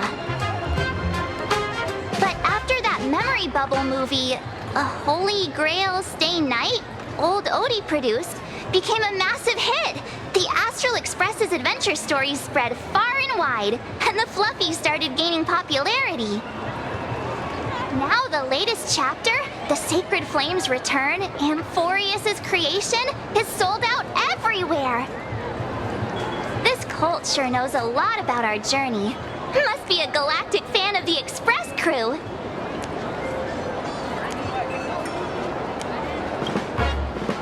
Royalties? You're being way too practical. It's a comic where we're the protagonists. Someone's giving us free publicity. Can't you cut them a little slack? According to the address the Perlux employee gave us, it looks like we've arrived at a familiar place.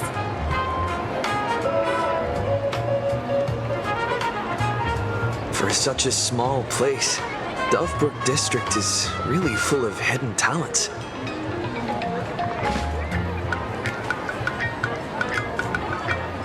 Turn left at the first intersection, then turn right, go straight for 200 meters. Wait, this is the Furbobo Weekly newspaper? Oh, don't tell me the author of the Fluffy is actually actually a furbo. No wonder he rarely shows his face. Come on, let's go upstairs. Research Society of Happy Smiles.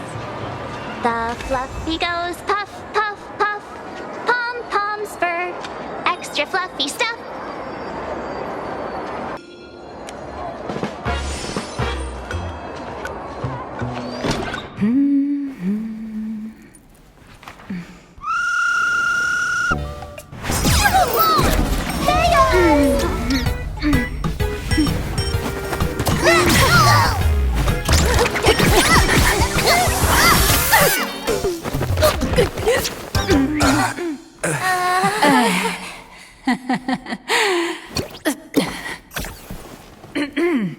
Please come in.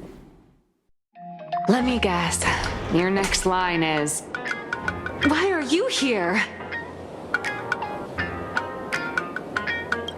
Miss Nihilux, what are you doing here? What's the problem?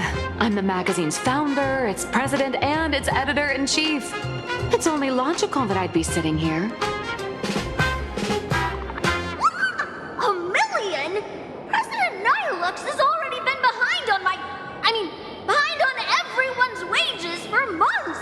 If it weren't for the money, who'd risk their neck being a tabloid journalist, sneaking photos of the bigwigs on the Astral Express?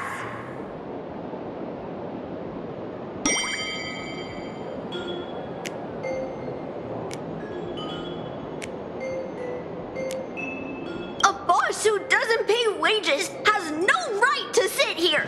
They belong in the underworld. Idiots. Without me, you'd all have been locked up in some Department of Aberration Defense painting prison long ago. And you still have the gall to demand wages from your savior. Have you ever heard of the sensational serial thief case, Phantom Furbomorph? It happened in the year 1996 of the Arcadian calendar. I'm sorry. I was wrong. I shouldn't have talked back. I'm sorry for being born a Virgo. Beep boop. Even if you've got dirt on us, making us work for free is way too ridiculous. We've had enough. We've overthrown the boss. We've got a new president now. Please stand up for us. Welcome, traveler. Furbo Hot Pot requires a reservation. Rumors are 10,000 credits apiece, and if you're looking to hire a hitman, just head right down the hall to the storeroom. Oh, or maybe you came to meet the brilliant, charming, and universally adored blurry QR cult. Well then, truth be told, that person is actually...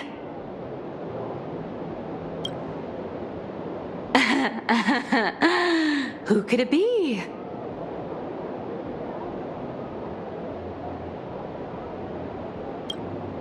Once you rule out all the wrong answers, only one truth remains. The only one here who can actually draw is you, Nihilux, your blurry QR cult.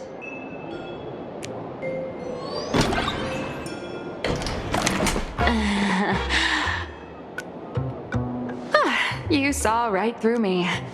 As a reward for seeing through my disguise, how about an autograph or a photo? Allow me to reintroduce myself. I'm Nihilux. You can also call me by my pen name, Blurry QR Cult.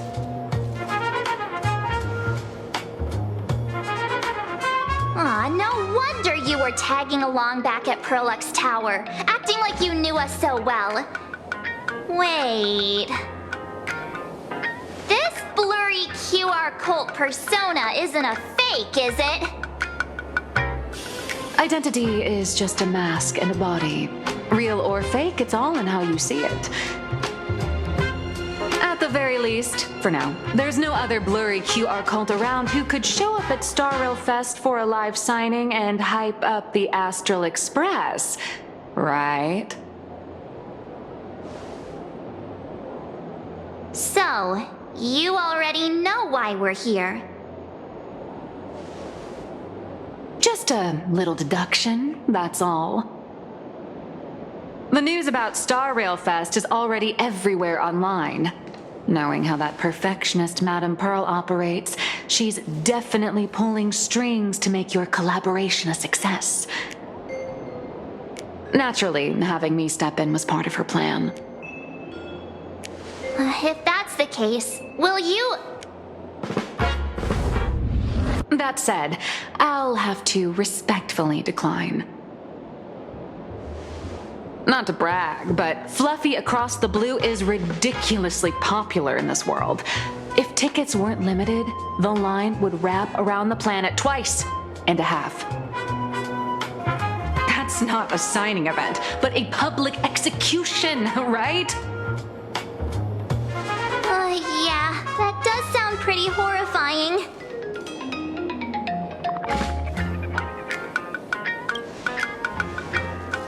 How should I know? It depends on what trouble you get yourselves into, and, I mean, on where you go, and on which villain you heroically defeat. So tell me, Miss Nihilux, do you really have the right to refuse us? You've used the crew's likenesses and adventure experiences without permission. Surely you owe us some form of compensation. Why are we talking about this all of a sudden?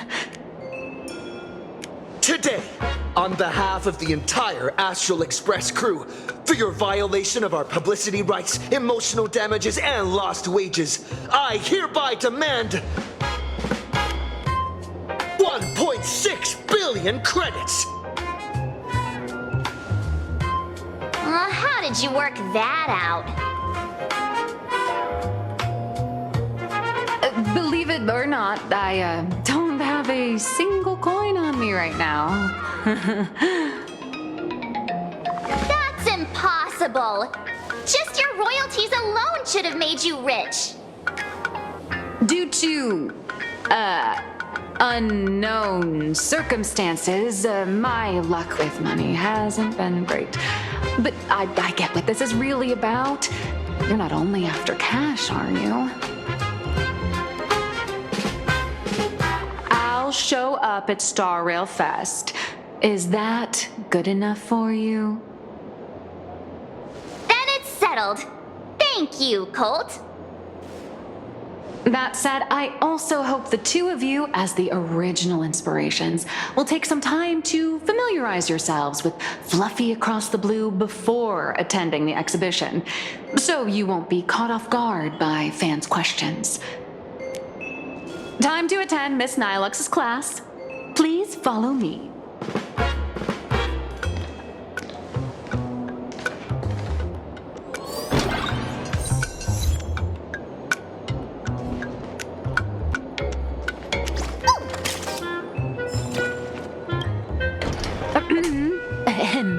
Miss Nihilux's mini class is officially in session.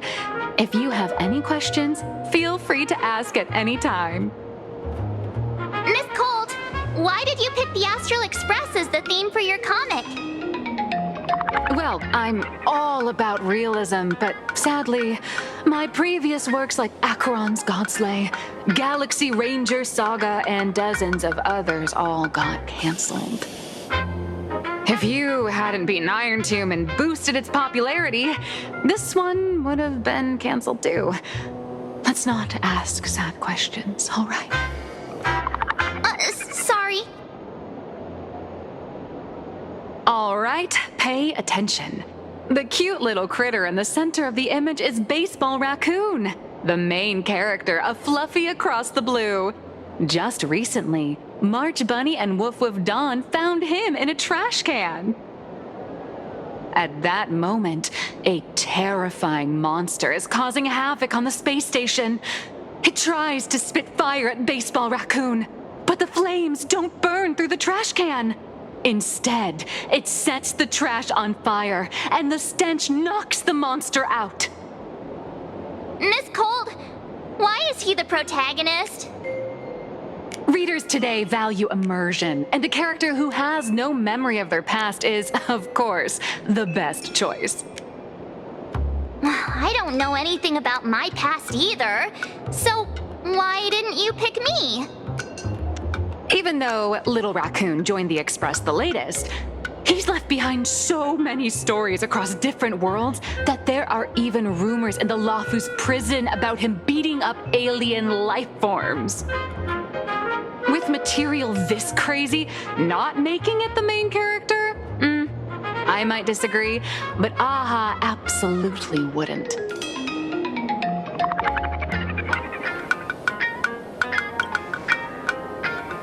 So every time you land somewhere, you just run around to get more screen time, huh? March, the Fluffy is just a comic. Outside of this, the author and the readers, every character in this world, aren't we all the protagonists of our own lives? That sounds so passionate, Miss Cold. I totally get it now. And so, the unruly baseball raccoon, the quiet woof woof Dawn, and the lively March Bunny formed a trio everyone loves. Actually, I have a question too. Ever since I got punched in the face by sales numbers, I've grasped a universal truth. In today's world, fluffy, cute animals are always a crowd pleaser. Seriously? Even I feel like I can't compete with Pom Pom's cuteness. Designing the adult versions took some work.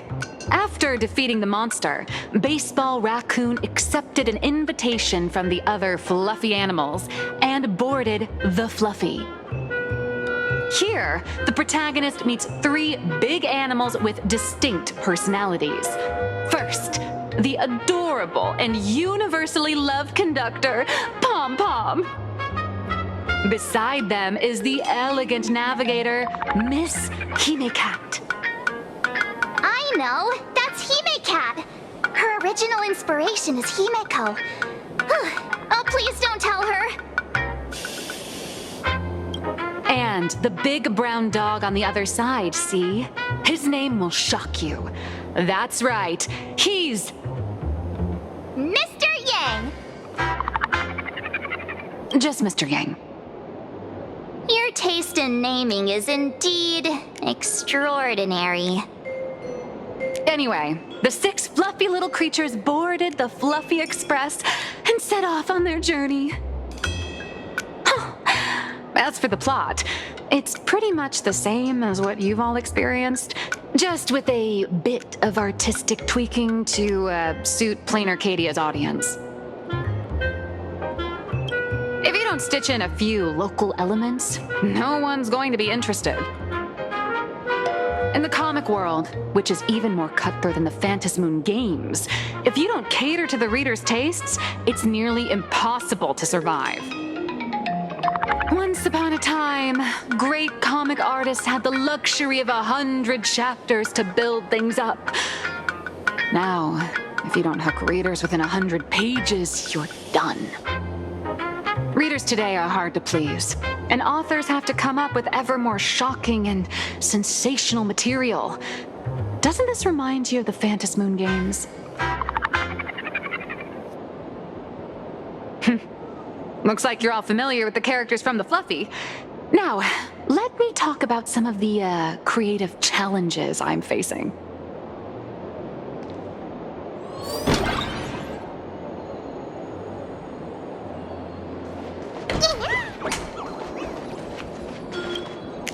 So, what do you see on the Fluffy stands? It's him turned into a cute little animal?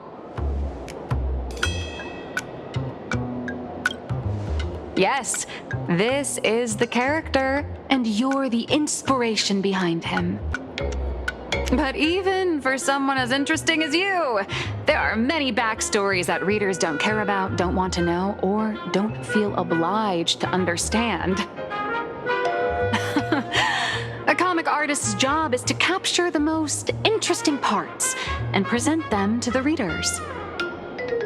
The cute and clever one is March Bunny. The unruly but reliable one is Baseball Raccoon. This is what we call a concrete archetype paired with an abstract character.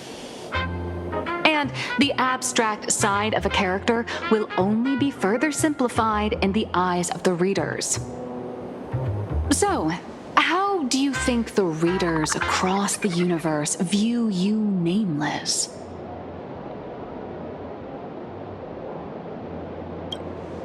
Well said. Your heroic deeds and accomplishments drew my attention, and your demeanor gave me inspiration for the character in the Fluffy. But while the hero identity boosts the character's popularity, it also becomes a limitation. That's why the little animals in the Fluffy have to defeat even more powerful villains and keep upping the ante to get more applause from the audience. In turn, the reader's perceptions and expectations constrain the character's growth. If he acts out of line, the popularity will crash. If he can't come up with new ideas or grow stronger, the audience will soon lose interest in the comic. Unfortunately, the creation of Fluffy Across the Blue is now stuck at this very awkward bottleneck. Honestly, after drawing comics for so long, I've pretty much run out of ideas. Hundreds of Amber eras ago, people would laugh out loud just from seeing a cat do a backflip. Now, to get the same kind of enthusiastic reaction, you'd probably need to have that cat fight a Mechatron in a one-on-one showdown in Perlux Tower. Although the Fluffy specials are selling like crazy, doing side stories without progressing the main plot isn't a long-term solution. Ever since all the gossip memo keepers I hired got wiped out in Amphorius, my source of intel's been drying up fast. But if someone from the Astral Express could quietly feed me a few juicy insider secrets from the Phantasmoon games, imagine the reader's reaction when the next chapter drops. Whoa! Does Blurry QR Code have a time machine or what? Oh, that'd totally save the Fluffy's future sales. After all, my little Furbo crew already works for you. Just have them slip me a copy of the Phantasmoon Games press release. Let's call it buying your exclusive adaptation rights. We'll do a 50-50 split.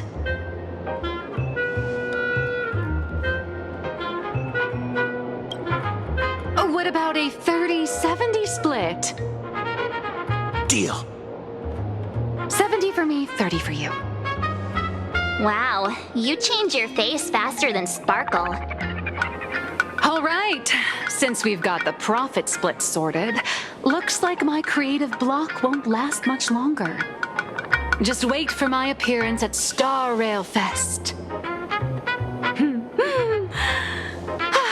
Star Rail Fest, a grand event that gathers millions of eyes and an inordinate amount of wish power. And under all that attention, the dark forces coveting the Master of Elation's blessing are bound to surface. Heroes and devils dancing together in plain Arcadia. Tell me, is there a better source of inspiration than that? My hero, don't let us down.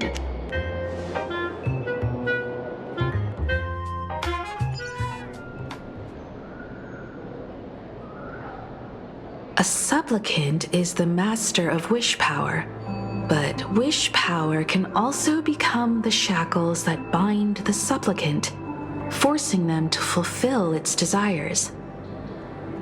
Love and hatred are alike. Dependence resembles fear. What commands wish power isn't only love, but also hatred. Thank you. These notes will really be a big help to him. Good. I'm So glad to be of help. For generations, many members of our family have attempted to enter the Phantasmoon Games, hoping to rely on the Aeon's immense power to lift the curse afflicting the Graphia bloodline. Some came close to the mask, but could only watch as history passed them by. Others wore it, only to fail in the end. That was until 400 years ago, when your great-great-grandfather Hero won the Phantasmoon Games and successfully gained an audience with Aha. But the family's curse was not broken. In his notes, he wrote, "Just as the god of destruction cannot cradle a bouquet, so too is the god of elation powerless against a curse. Such is the cycle of cause and effect." Father, are you wondering what it was that healed me? I know you're keeping something from me. But I don't care what cured you 15 years ago. As long as you're alive, I can wait until the day you're ready to tell me. Still, as a father, there are things I must say, even if you don't want to hear them. As an artist, I'm fascinated by fleeting lives. How they struggle, they suffer, and in doing so, reveal a brilliance worthy of time's memory. But, as a father, I can't stand by and watch my daughter walk into tragedy. I bless you to be a hero, to welcome the same end as Akivili. Those are words I could never speak. The road ahead is shrouded by uncertainty, and that's why someone must take the first step to trailblaze a path others can follow.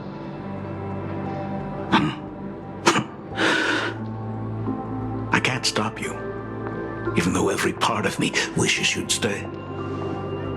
But this is your choice, my daughter's choice. All I can do is stand by you quietly and pray you'll come back safely. Do you still remember the bedtime story I used to tell? They say there was once a princess in the sky. Day and night she painted in her celestial garden, untouched by the joys and sorrows of the mortal world. One night, a thunderous sound echoed from her painting. Curious, she stepped inside. Through seas of flowers, across mountains, until she reached the world's edge. There stood an ancient tower, so tall it pierced the heavens, so vast it seemed to hold the universe itself. Climbing the endless staircase, the princess reached the summit, and from there she saw the world beyond her garden. In the distance, she heard cries, the voices of people burning in raging fire. From that tower of infinity descended the world painter to walk the mortal realm. With a single stroke of her brush, she brought forth 1,000 imaginae, turning the tide against destruction. To go where there are cries, to go where there are flames. That is the meaning of Murata. But beyond the family name, my interpretation of our ancestors' name, Graphia, is also the hope I place in you. Himiko, whatever choice you make, if this is truly what you want, then go. Use those steps blazed upon trails to paint the world as you see it. Thank you, Dad.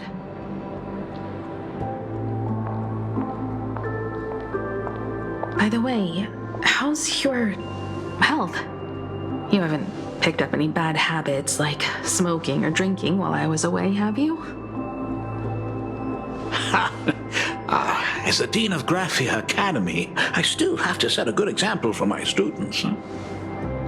It's just, my tendinitis keeps acting up. My herniated disc is getting worse.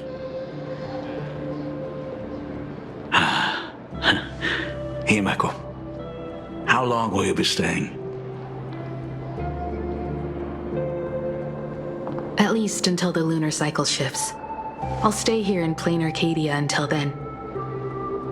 I see. If only the Phantom Moon could stay full forever. Himeko, safe travels on the trails ahead.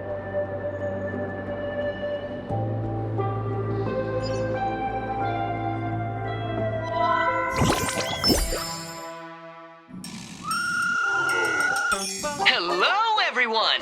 Welcome to Foolish TV's special news segment, Arcadian Morning Report. I'm your host, Poofy. Hi, everyone! I'm your host, Snowy! The Star Rail Fest exhibition venue funded by Perlux Corp and constructed by Turbogen Heavy Industries has officially been completed! Thanks to modern imagenesis technology, it took only a day for the Skyline's lookout cloud to take on a completely new look. Starting today, the Lookout Cloud line is officially opening up its stuff for the Star Rail Fest exhibition areas. The exhibition areas opening on day 1 include the Bellabog area, Sienjolafu area, and Penacony area, showcasing the legendary adventures of the Astral Express. The Inquarius area, which is currently under construction, will open in due course.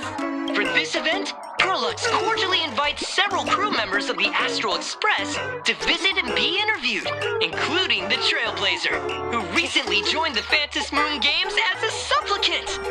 That is certainly something to look forward to. I heard Perlux has also invited Blurry QR Cult, the author of Fluffy Across the Blue, for a signing session. It'll be the first time the author reveals their true face in public. An exhibition to gather wish power. Now that's an interesting scheme. Leave it to Pearl to come up with such a bizarre idea.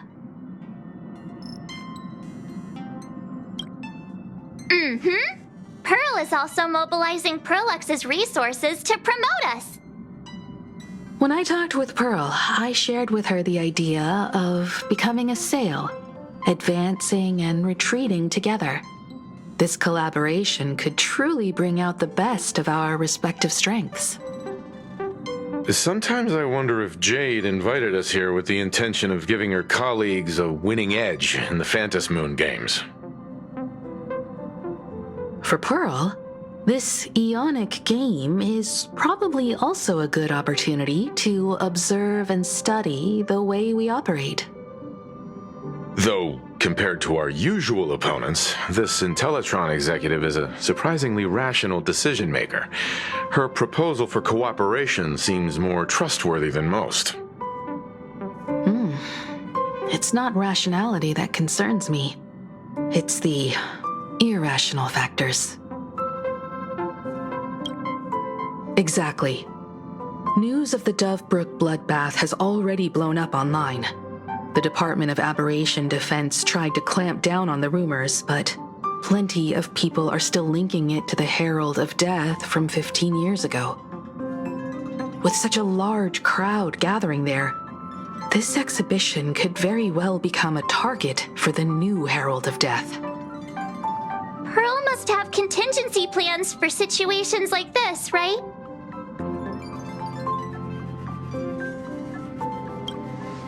That old guy? No way! Whatever Pearl has planned, we must consider the possibility that the Herald of Death might attack the venue. We won't just be there to showcase the Astral Express to the people of this world. We'll also need to stay on high alert for any suspicious activity. It's about time. You should get going. Someone's got to stay behind on the Express to keep the conductor company and be ready for any emergencies that pop up. You guys have fun out there, but stay safe. Contact me right away if anything comes up.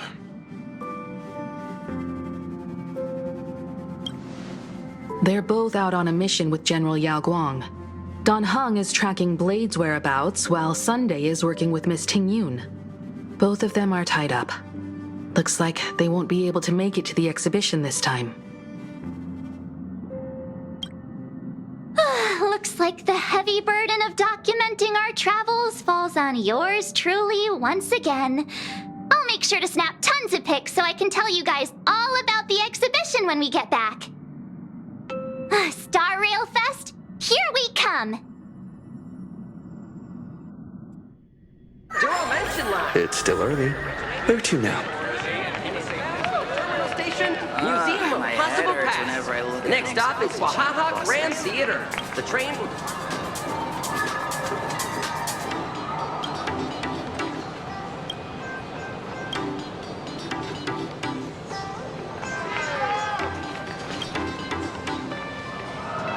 Passengers heading to Star Rail Fest, please prepare to board. Oh, if it isn't the heroes of the Astral Express!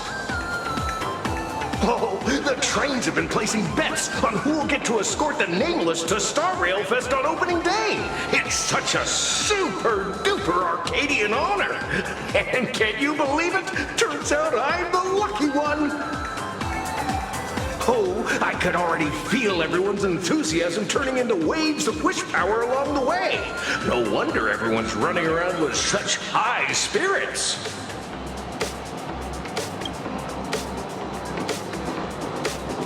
Ding, ding, dong, dong. The express is about to depart. Heroes, please stay seated and hold on tight. This special train is bound for the Star Rail Fest exhibition. By the laughter above, may the smile of plain Arcadia grace our faces.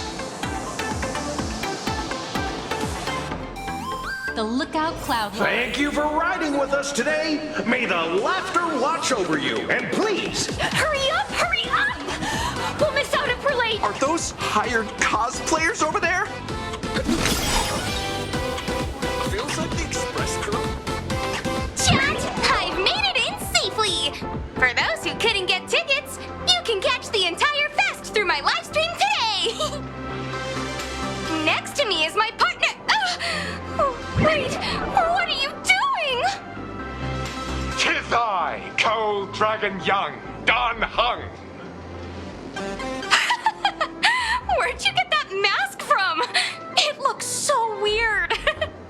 Such trifles matter not. What doth matter most is securing the autograph of Master Blurry QR Cult upon this book of mine. The signing event hasn't even started yet. Besides, Xianzhou people don't talk like that. What's our motto? Through stars we soar! The Express is our home! One crew, one heart! We'll never roam! Wow! That's some next level phantom energy! Astral Express! We love you! We love the Trailblazer! Mark 7 and Rohan! Astral Express! We love you! We love the conductor! Himiko and Wells! Shh, this isn't Amphorius, you know. Watch what you say. The family's got ears everywhere. It's best if we keep quiet about Mr. Sunday while we're out in public. Want to take a photo together, Himiko? No, thanks. I'd take tense negotiations with Pearl over getting mobbed by my own fans any day. Who'd have thought there'd be social situations that even Himiko's afraid of? If Don Hung and Mr. Yang were here, I can't even imagine the looks on their faces. What a sight. Truly.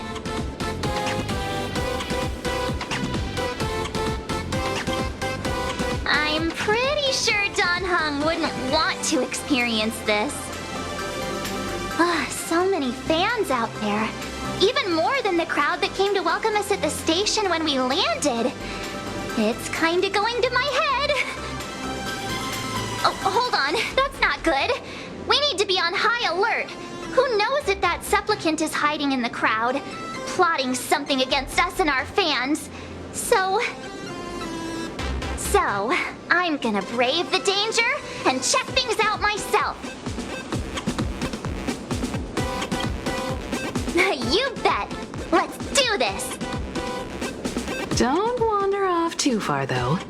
We still have official business later, speeches and other activities that we need to show up for. Got it. We'll just hang around here.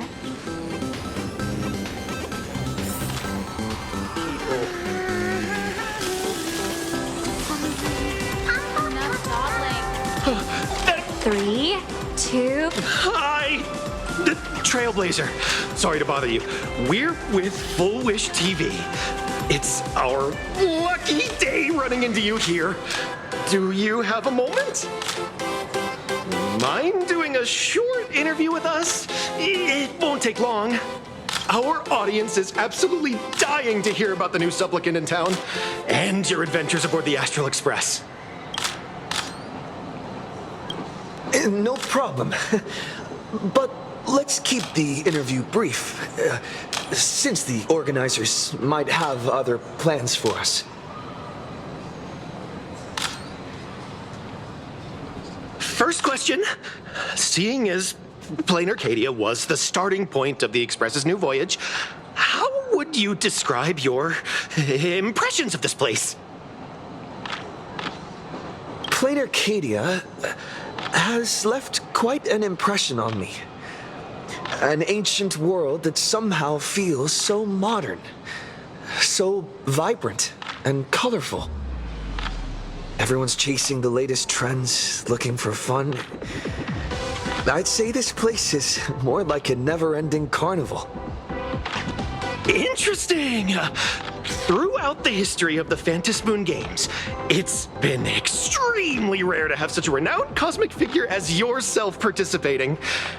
As the Astral Express's supplicant, what kind of changes do you hope to bring to this world in these games? I'm just a passerby. Who am I to change this world? But if I can, I hope to show everyone the spiritual strength of what the Trailblaze represents. That's an impressive answer. Speaking of which, after joining the games, you immediately went to defeat Miss Sparksy, who represented the Masked Fools. What are your thoughts on potentially facing native supplicants in the future? Sparksy gets her kicks through chaos and madness. That kind of out-of-control elation is way too dangerous. As for the other native supplicants, as long as they don't make the games dangerous, I'd rather cooperate with them than defeat them through violence. Speaking of local supplicants, we've noticed that Star Rail Fest is Perlux Corp's way of rolling out the red carpet for the Express. There are rumors that the IPC is also sponsoring the Express. So, I have to ask, are you representing the Express or the IPC in these games? The IPC's interest? Nah. Even though Star Rail Fest has exceeded my expectations, and Madame Pearl and Perlux extended such a warm invitation, which I'm truly grateful for. At the end of the day, this is a festival for everyone, and I'm just one of the guests. I'm not the master of this place.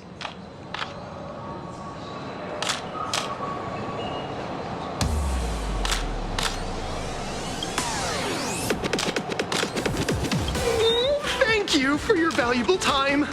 We won't keep you from your plans at the exhibition any longer. No worries. This material will do just fine.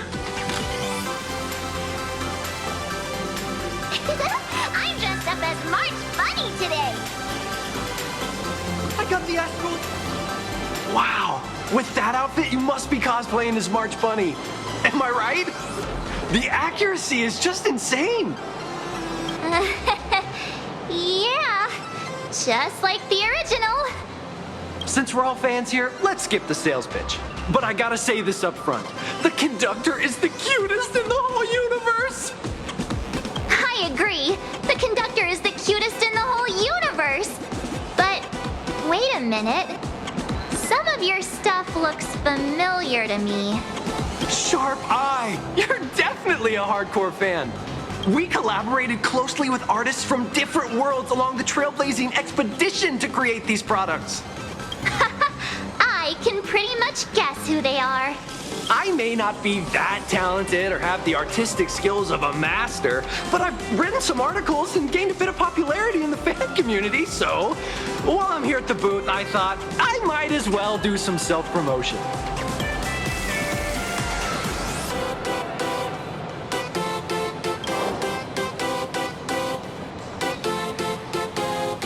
If any of you happen to be super hackers, space warriors, spirit whisperers, or those cursed by eons, come find me. I've said my piece. Looking for a sense of truth in fictional stories is just human nature.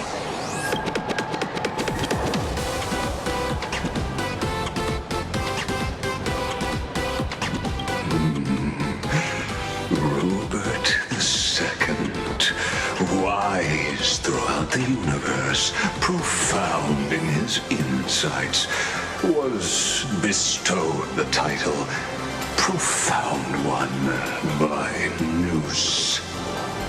If it pleases you, my king, we shall storm the throne and snatch that bloody seat from Rupert I. Among the countless stars are whispered the secret chronicles of Rupert.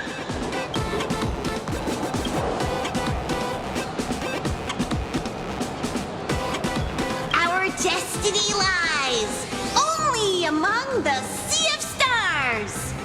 On June 1st, year 40,000 of the Trailblaze Empire era, at 2:55 a.m., Wat Yang's life came to an end at the age of 33. 3 minutes later, he sat up again.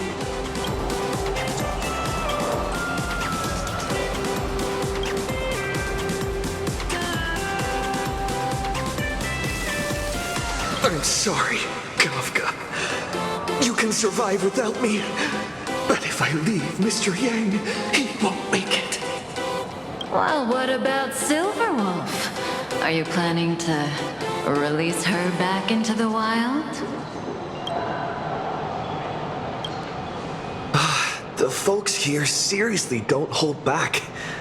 Nothing's off limits to them. Buy one item, get a free novel! It's a venue exclusive deal! First come, first served. Better act fast or you might regret it forever!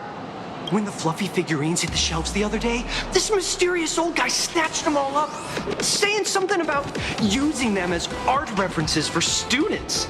He loaded up a whole cart like he was stocking inventory. Even the scalpers were no match for him, I'd say. Not long after he left, a girl with bunny ears came to buy figurines too. She was clearly a collector, buying complete sets of everything.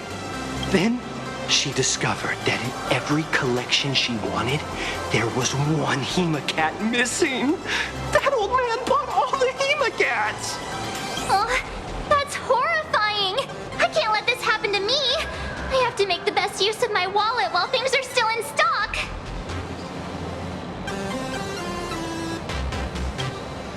You know that feeling when you see some weird little gadgets and you just can't help but buy them? And before you know it, your whole room is full of stuff, so you have to secretly hide them under your best friend's big bed. Aw, this is not good. My wallet is trembling. My pocket money is crying out in pain. I need to battle against my own instincts for a bit. Go look around without me for a while. I'll come find you once I'm done with this battle. Just don't wander too far, okay? Aw, this is not... Go look around...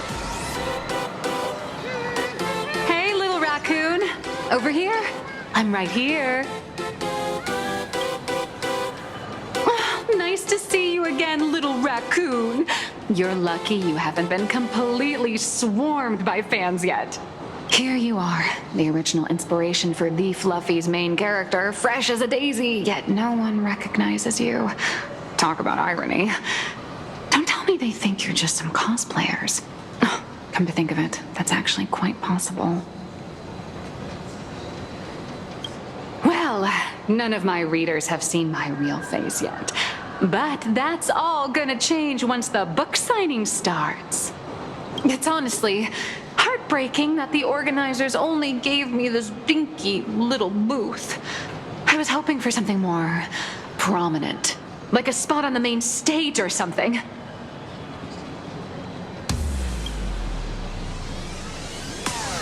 I know. Hey, want to have the number 000000001 collector's edition comic that blurry QR cult signed today?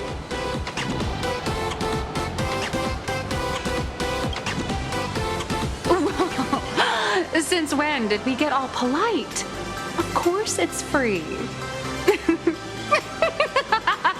But you know what they say, nothing's more expensive than free stuff.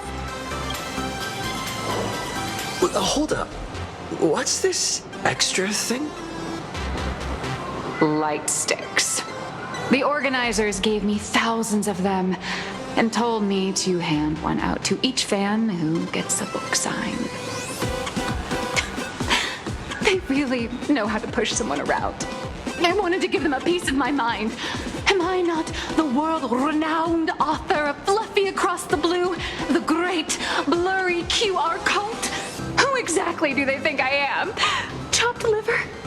But you're right. This is Star Rail Fest. Today, I'm just a side character.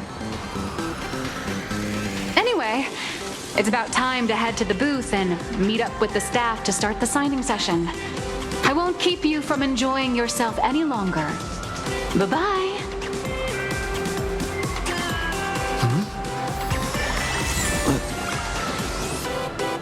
Venetia. What is she doing here? I'm dressed up as Pop. Target confirmed. Mine's ready. Toast on face.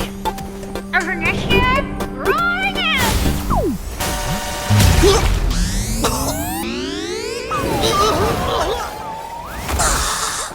Did that guy just pass out?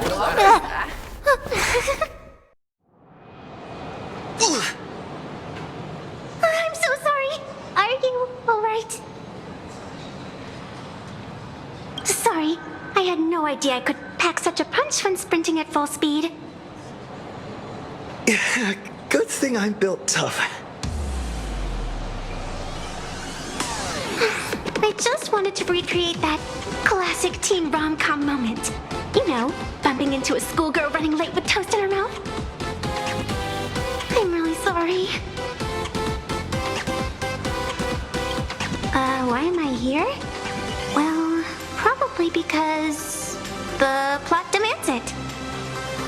Well, that's got to be the lamest excuse I've ever heard.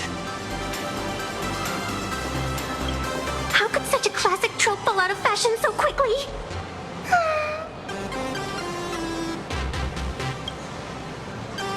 Hey, I helped you out during the Phantom Moon Games, didn't I? Is it really fair to glare at me like I'm some kind of villain?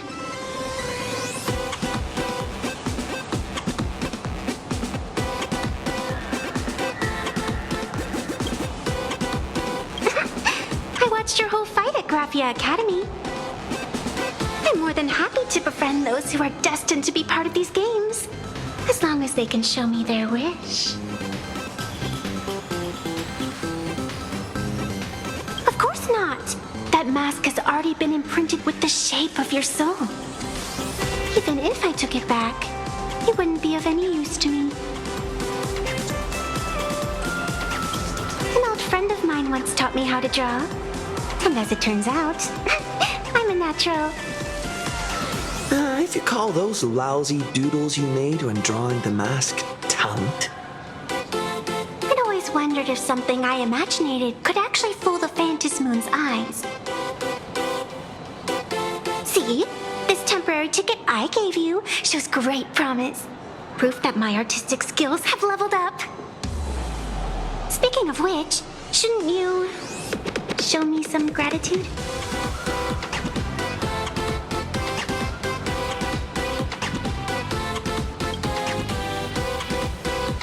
The scalpers are completely out of control. I couldn't snag a single ticket to the exhibition. Could you sneak me in?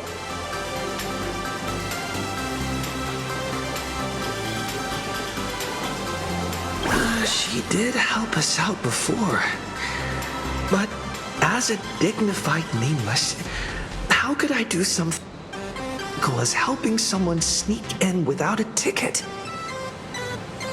After all she's done for us, you're gonna be stingy about a tiny favor? Besides, since when were we such paragons of virtue? I sure don't remember any of that.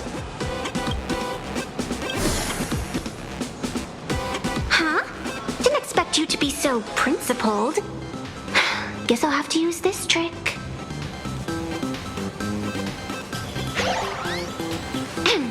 Little raccoon, I've actually been a huge fan of yours all along. From the very first page of The Fluffy, Volume 1, Chapter 1, I was already captivated by you.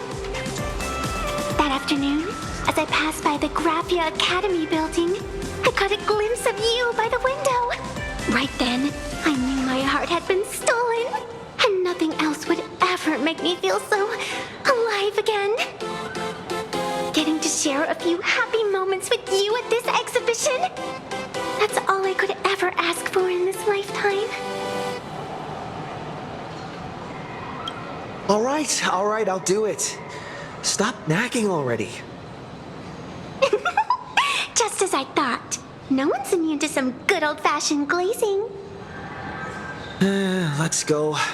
We've wasted enough time. I need to meet up with my friends first. What should I get next? A baseball raccoon, March Bunny, or a Woof Woof Dawn plushie? Or maybe I should get an autograph from Blurry.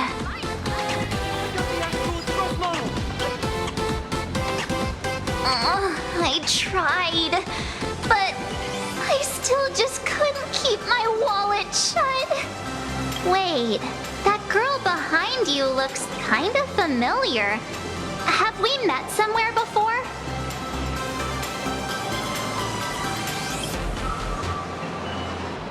I feel like you're throwing shade at me. Anyway, I've definitely seen her. I think it was at Graphia Academy? Whatever. It's not important. Wait a sec. Isn't this March Bunny from the Fluffy? Oh, the attention to detail is insane. Especially those ears. I'm a fox. A fox. Let me introduce myself. I'm Evanessia. Just a normal fan of the Fluffy. You must be the inspiration for March Bunny. You're way prettier in person than in the news. March Bunny, I've actually been a huge fan of yours all along. From the very first page of Volume 1, Chapter 1, I was already captivated by you. Getting to share a few happy moments with you at this exhibition, that's all I could ever ask for in this lifetime. But I can't even get a single ticket. So I can only stand here, gazing up at that world from afar.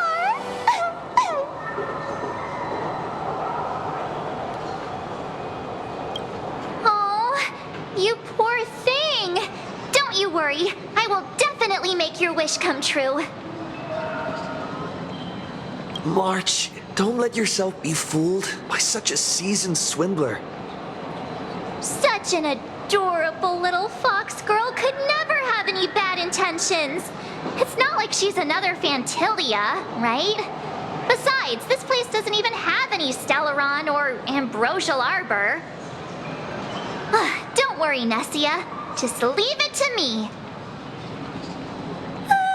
That's great. Thank you so much, Miss March.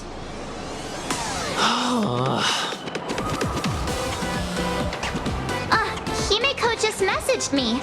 It's about time to head in now.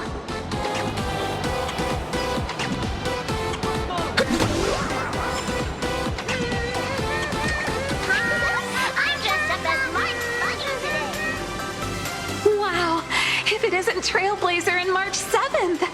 Such incredible cosplay accuracy. Out of all the people trying to sneak in disguised as the Nameless, you two are definitely the most convincing. Have you considered the possibility that they might be the real deal? And how inappropriate it is to ask our distinguished guests for tickets? Hello there! We meet again.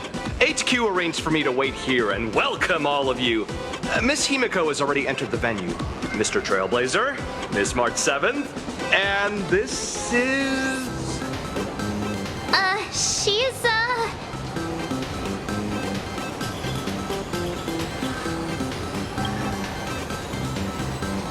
Hi, I'm Evanesia, his good friend. Since you're friends with our guests here, I guess it's all good. Come on in.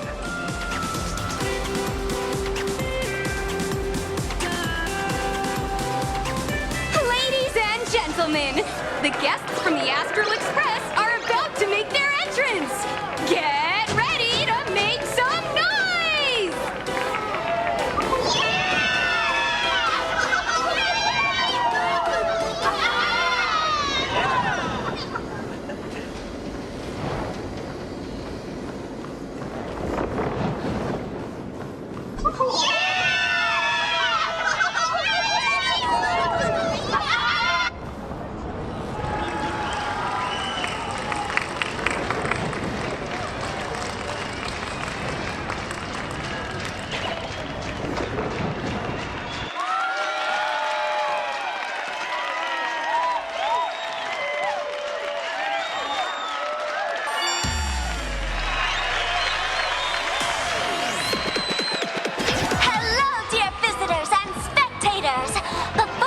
Officially kick off the Star Rail Fest exhibition, I'd like to thank our host, Pearlux Entertainment, as well as extend our gratitude to Blue Industries, Turbogen Heavy Industries, and Full Wish TV for their collaborative support. The exhibition area is now open will transport you straight into the Astral Express's incredible journey across the Sea of Stars. And right now, ladies and gentlemen, you're standing in none other than Bellowbog! Now, let me hear you call out the name of our hero from the ice and snow!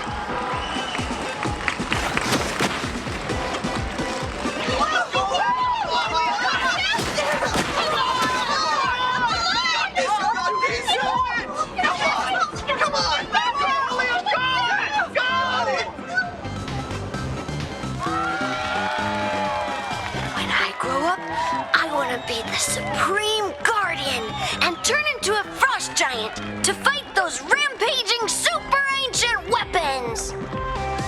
In my next life, I want to be the Supreme Guardian and turn into a magical girl to protect Plain Arcadia.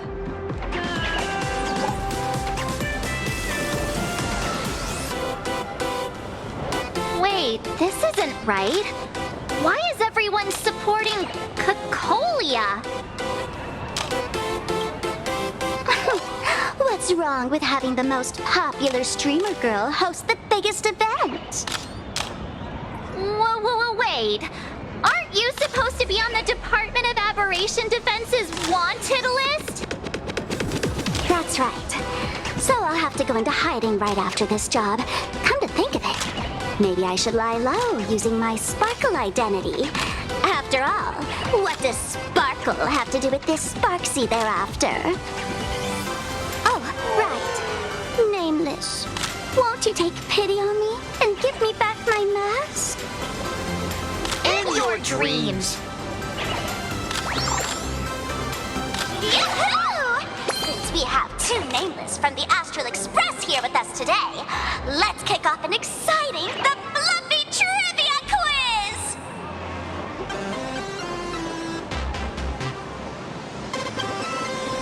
answer your question.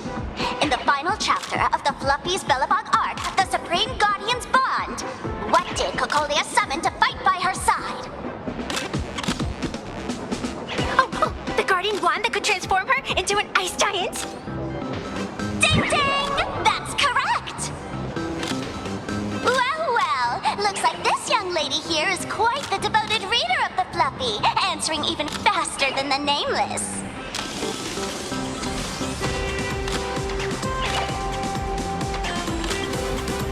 Those two huge chunks of ice were definitely quite impressive. What's the deal with this ice giant? Sure, Cocolia can transform, but she shouldn't be anywhere near the size of the engine of creation. What? Lady Cocolia fought the engine of creation in her human form? That just makes it even more awesome! Ugh, but they didn't show that part in the comic. Next question. Before Cocolia was frozen in ice, what did she give to Baseball Raccoon? Oops, wrong answer. The flaming lance! In the end, the little raccoon used that lance to channel everyone's light to Cocolia, restoring her power so she could descend in her wildfire form! Ding ding! That's correct! Every time I turn to that page, I can't help but burst into tears! Actually, I inherited this flaming lance from the previous Supreme Guardians when I got stabbed right through the heart. What are you talking about? In Bellabog's final battle, wasn't it like this? Despite her grievous wounds, the Supreme Guardian transformed herself into a frost giant for the sake of the people of the Winterlands, joining forces with the Nameless to counter the destruction engine that was about to flatten Bellabog. So the Fluffy storyline follows the official Bellabogian narrative? Wait, is that not how things went? Could you at least spill a little? Just a little? I see. If the truth about this were to be revealed to the people of Bellabog, the hard-earned peace would crumble, wouldn't it? Nessia, please keep this a secret. Of course, my lips are sealed. But I have to say, I'm surprised that even the heroes of the Astral Express can tell lies.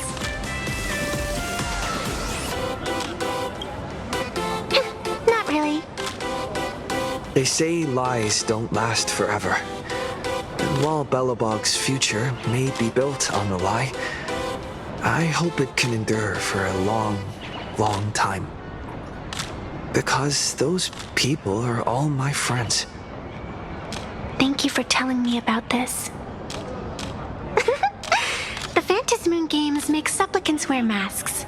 But if you ask me, that's when people really drop the act and face their true selves. Big hero, the event's not over yet. Come join me on the stage and deliver your decisive strike in the epic battle between Madame Cocolia and the Destruction Engine. Me?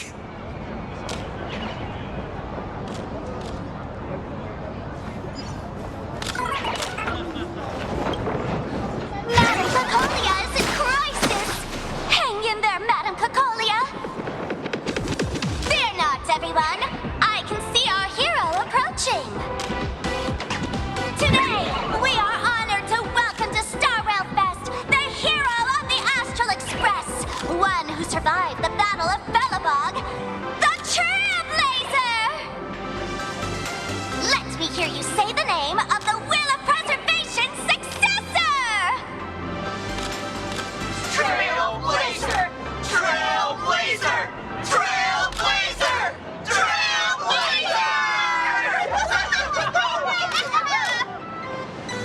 Come on, warrior from beyond the sky! Show us that legendary scene again!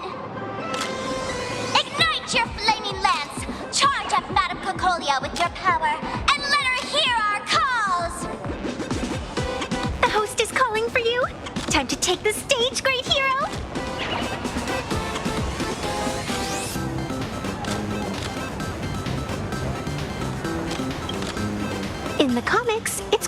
construction engine. Reenacting a legendary scene right here. Oh, good thing I'm not the one up there. Big hero. You're gonna shout that line when you ignite it, right? Of course, it's Flaming Lance forward. You've got to shout it really loud. Flaming Lance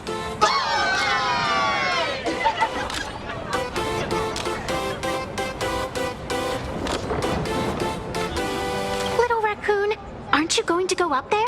The audience is getting anxious. Nameless! Where's our Nameless? Let's all give the Trailblazer another huge round of applause and welcome them to the stage!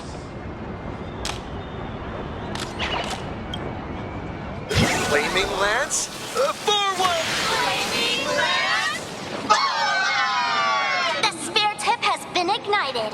Kids and grown-ups alike, raise your glow sticks high and let's show our support for Kukalia, shall we? You got this,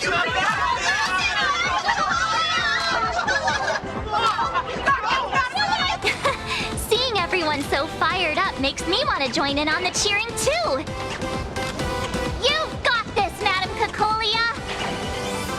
Don't give up, Madam Kukalia!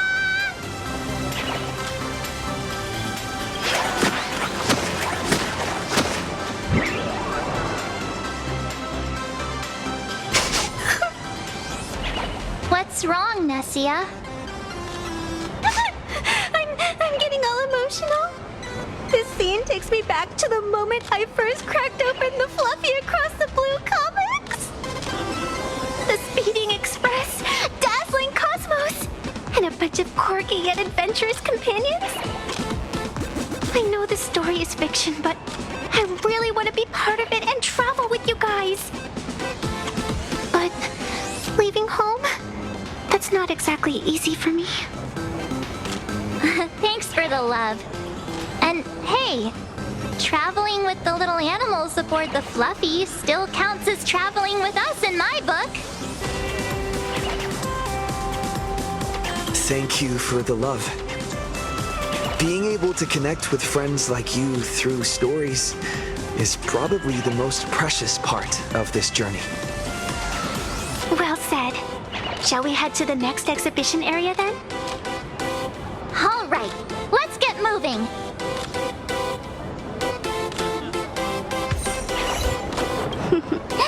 Did you have a good time? Let's see what they have at the next stop.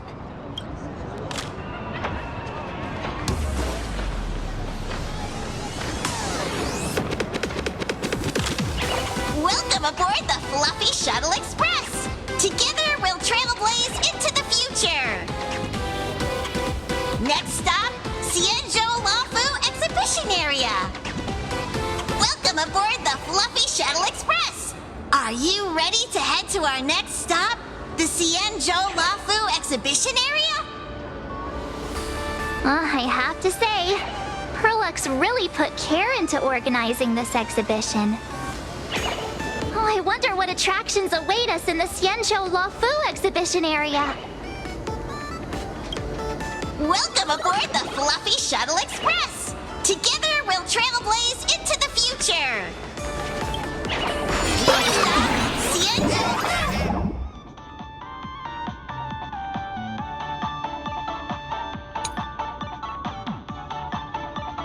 Lafu Exhibition Area!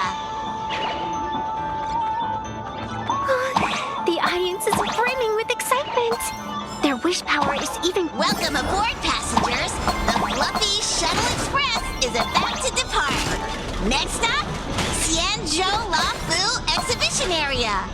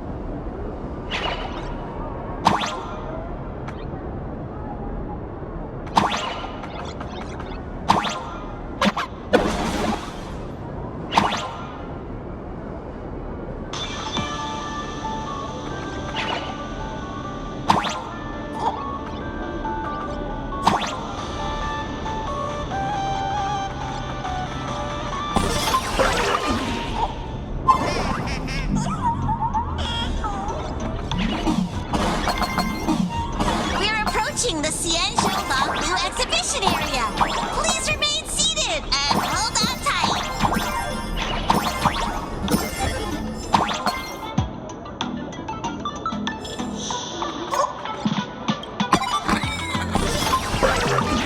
Welcome aboard.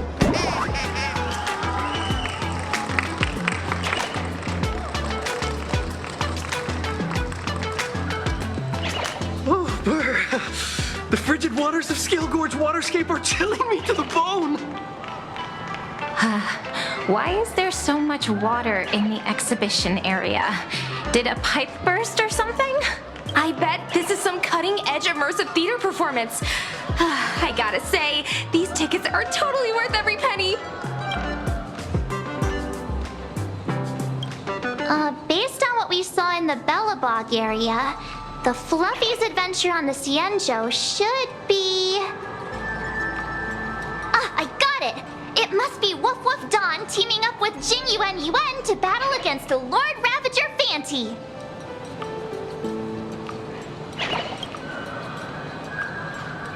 I'm so jealous that you guys still get to experience the joy of seeing the Fluffy for the first time. Well, it's fine, because this means I get to show off all my knowledge about the Fluffy. When people talk about the Astral Express's most memorable moments in the Cienjo War, it can only be the epic fight, the triumphant return of the High Cloud Squadron.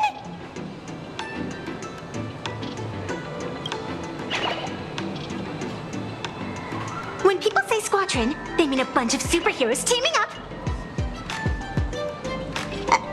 Did I get too excited? Sorry. I really got carried away. Not at all. I'm guessing this High Cloud Squadron must be referring to the Cienjo's High Cloud Quintet, right? Did a Memo Snatcher steal my memories? When we fought Fantilia, did we really have that many people helping us? 5 at once?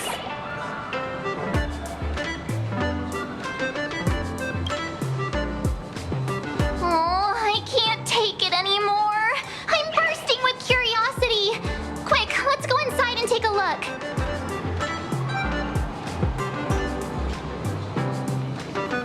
The Express family living the best life in the store. I knew all the reporters from Verboba Week. What an exquisite Cienjo outfit.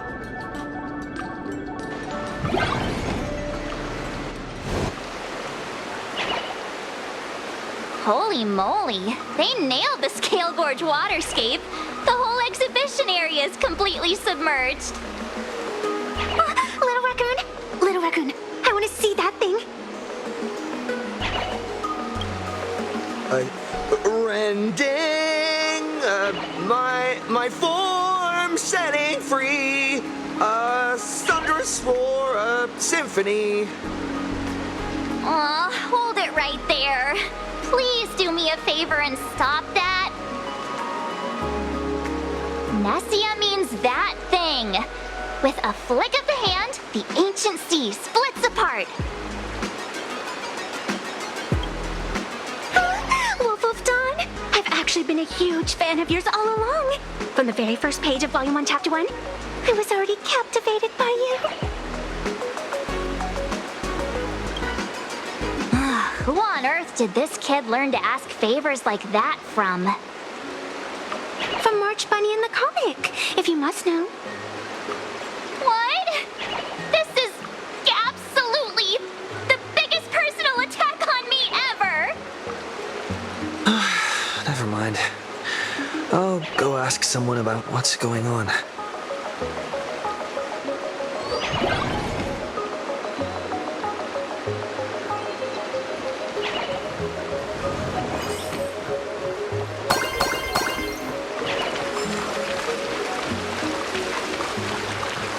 Hey, host, this immersive theater is getting a bit too immersive, don't you think? Ugh, it's been almost 20 minutes. Where's the actor who's gonna split the sea? That's right. The script for this exhibition stage play was written under the guidance of the Cienjo's legendary literary master, Mr. Cien. We guarantee you'll get an authentic recreation of the Express's most iconic moments.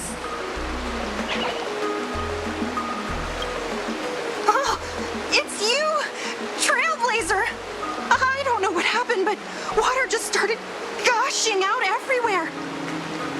Please, save this exhibition area like you saved Scale Gorge Waterscape before.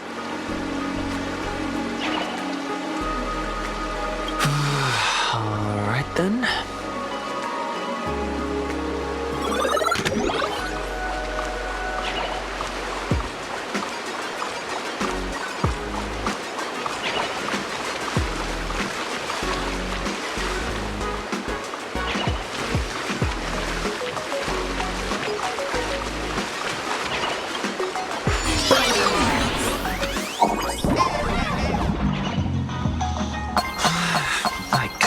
Sightsee. I do hard labor. I fix these pipes. All for the audience.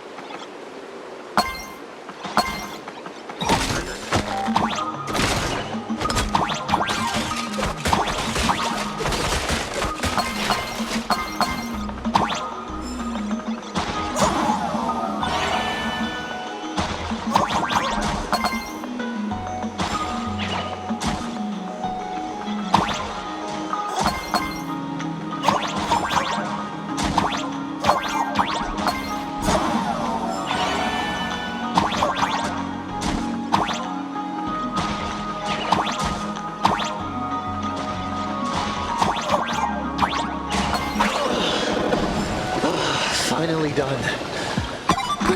I've never missed Dan Heng as much as I do now.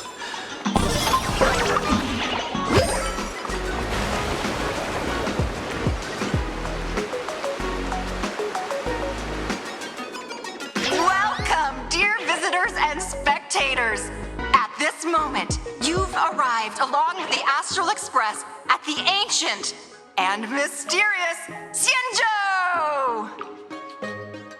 It's the Xianzhou Luofu! Oh, that's right! The Xianzhou Luofu Scale Gorge Waterscape!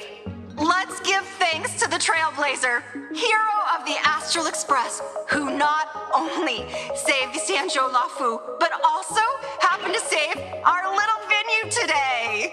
Woo! And now, it's showtime! Adapted from the true adventures of the Astral Express, we present Battle at Scale Gorge Waterscape! High Cloud Squadron, assembles!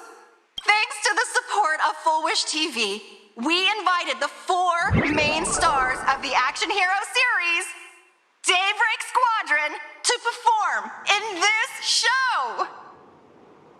And now, Trailblazer, please come up on stage and reenact that heart-stopping battle where you drove away the Lord Ravager!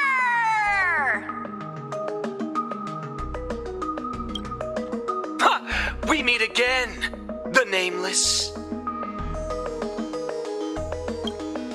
I don't think that's necessary. Aren't we supposed to be the heroes of the Xianzhou? Why do the Xianzhou's heroes need to rely on others to save their land?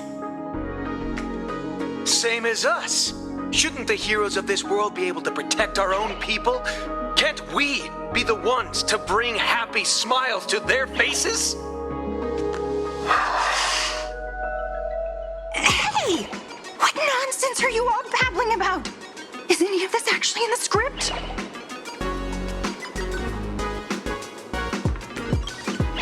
No, quite the opposite. Star Rail Fest is the perfect opportunity. As supplicants stepping into the Phantom Moon Games, the Daybreak Squadron challenges you. You wouldn't back down now, would you, supplicant of the Astral Express?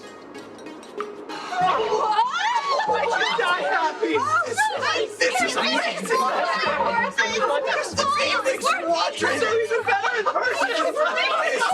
What? This is way too sudden. These people, something's not right about them. I feel like they're way too hyped up. Even characters in action comics don't talk like this. Yeah, in comics, a challenge like this is always a cover for some massive conspiracy. I've gotta fight alongside him. March, you need to have faith in his abilities. Rather than rushing into battle, what you should be doing now is getting in touch with your companions.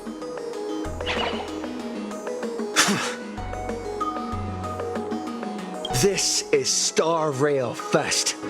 Even if you defeat me, you'll never gain everyone's approval. Boss, do we really have to do this? Gray, we've been putting on a show for long enough. Wasn't becoming a real hero what you've always wanted? We'll tear the legend of this outsider to shreds right here under the spotlight. Then everyone will see who the real heroes are. The ones who can truly protect their smiles. I accept your challenge, but do we really have to fight here? This is exactly the stage we've been waiting for. Let's do this! The Phantom Moon Games are a ceremony to find those closest to elation. We'll show everyone the heroism of the Daybreak Warriors!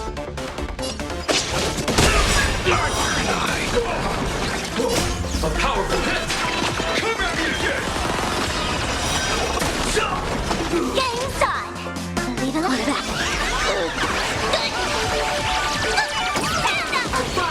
You don't stand a chance against me.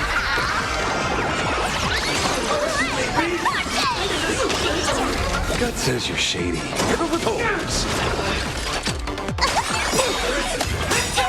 I offer my... Beasts slaughter each other! Arthur and I! Have you calmed down now? Can we talk? Once a supplicant's challenge begins, it won't stop until one side falls. Don't get it wrong. This is just a prelude to the real showdown, witnessed by the Phantom Moon!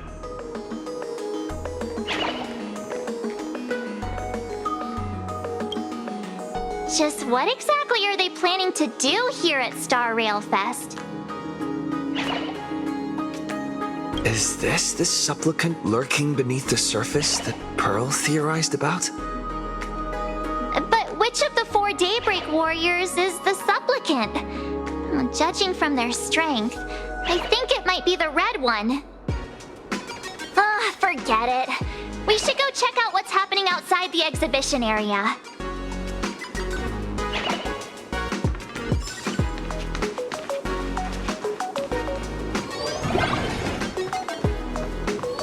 If you lost your belongings, please let the service center know.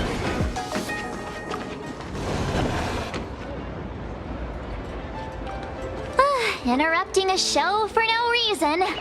But to be honest, I wasn't dying to watch that High Cloud Squadron Assembles play anyway. So, don't tell me this whole Cienjo story is also something Blurry made up? Funny. Can't say I'm surprised at all. I wouldn't dare take credit for what I didn't do, since it was in fact General Jing Yuan and Dan Heng who teamed up to defeat Fantilia. As for the High Cloud Quintet, it's been over 700 years since those 5 made their mark. I know it may sound wild, but Cienjo folks generally live really long lives. You've read the Fluffy comics, haven't you? Pretty sure they covered all that lore in there. immortality. Some see it as a curse. But personally, I don't think the abundance is as terrifying as their reputation suggests. I almost forgot we're not in the Xianzhou anymore. Should be fine to talk openly about the abundance now, I guess. Yeah, that's not an issue. But the Xianzhou's attitude towards the abundance isn't totally baseless. We've clashed with the Borisin, fought against the Mara struck. Just imagine if we hadn't won that battle against Vantilia back then. The universe would have ended up with an immortal, indestructible Lord Ravager. Actually, I think the abundance and elation make quite a good match.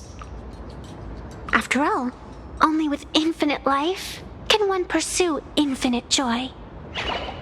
In my opinion, those who are alive have the right to choose death, but they also have the right to choose to live on. After all, there's always something out there that makes tomorrow worth waking up to. Wow. Getting all philosophical on me now. When this kid gets serious like that, I swear you can practically see the wrinkles forming. Since we're talking about waking up, shouldn't we head over to the Penacony exhibition area next? Huh. You want to keep exploring? We need to be a bit more careful now, don't you think?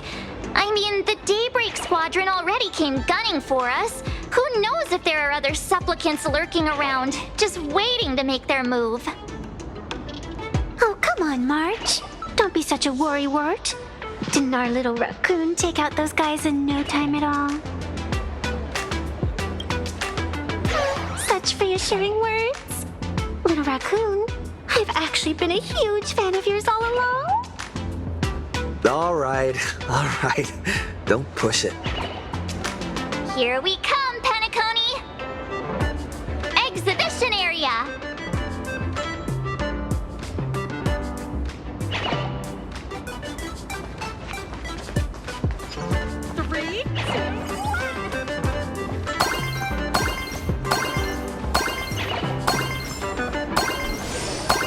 Welcome aboard the Fluffy! Together we'll trailblaze its... Himeko, you're here! Are you two all right? Welt told me to watch the live stream, and I saw the Daybreak Squadron challenging him. You did well. I bet their intention was to stir up their supporters' wish power through the challenge. If you'd hurt them recklessly, it might have pushed many supporters straight into their arms. Oh, and you are? Oh, nice to see you again. Express Navigator, Miss Himeko. Pardon my poor memory, but have we met before? Of course. I've seen you in the news more than once. It's such an honor to meet you. This is Evanescia. I think she's a student from Graphia Academy. We ran into her at this expo, and she's a huge fan of both the Fluffy and the Express. Huh? So that girl you saw in the Phantasmoon courtyard, it was her? Well, wait a second. She made you a mask? So you're telling me Nessia isn't just a normal girl? Who exactly is she? Who exactly are you? Me? I'm no different from you. Just a spectator of the Phantasmoon games. Though I suppose my position is a bit... special. I had so much fun tagging along with you two. Who would have thought that the Fluffy had such an interesting backstory? I think it's time to say goodbye for now. Are you leaving, Miss Evanescia? Now that my identity has been exposed, Cinderella's magic is about to wear off.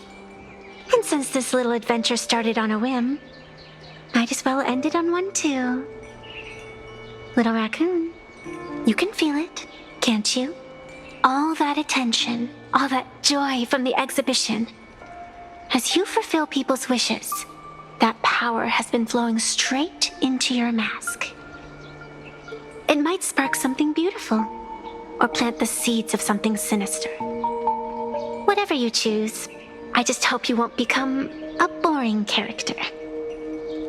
I'm rambling again, aren't I? Well then, before I go, let me break this awkward moment with a riddle.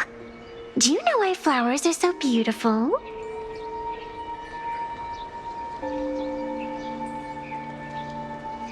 You're quite the romantic, aren't you? But I have to say, wrong answer. Because flowers are always so fleeting. You left your own special effects behind. She's gone. Unexpected people and unexpected things always make an appearance in the Phantasmoon games. Although, Miss Sevenessia claims to be just a spectator. As someone who can create masks and allow others to become supplicants, there's no way she's just some ordinary girl. I just don't know what to make of everything happening to you. All right, time for us to head out. Where to? Let's continue forward to the next stop, the Penacony exhibition area. I have a feeling that the Daybreak Squadron's challenge isn't over yet. As the stars of this exhibition, if you left just to avoid conflict, all the spectators might think you chickened out and fled. Darn it! This whole Daybreak Squadron business has got me on edge. Somehow I can't shake the feeling we're being watched. Here's some good news. At least we aren't completely without help. Pearl's people are on their way to the Penacony exhibition area to join up with us.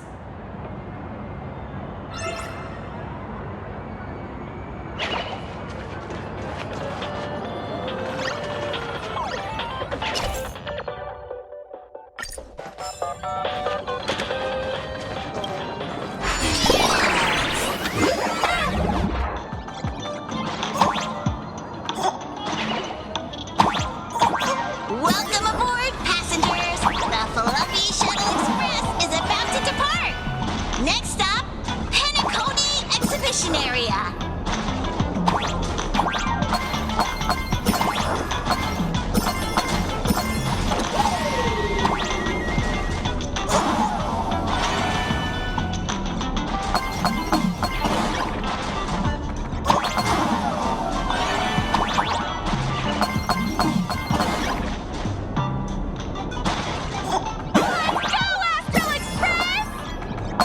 The Astral Express? Just another IPC lapdog.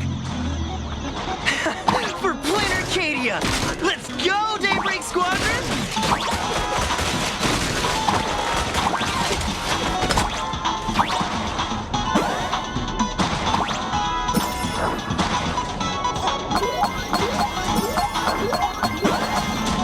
We're approaching the Penacony Exhibition Area. Please remain seated and hold on tight.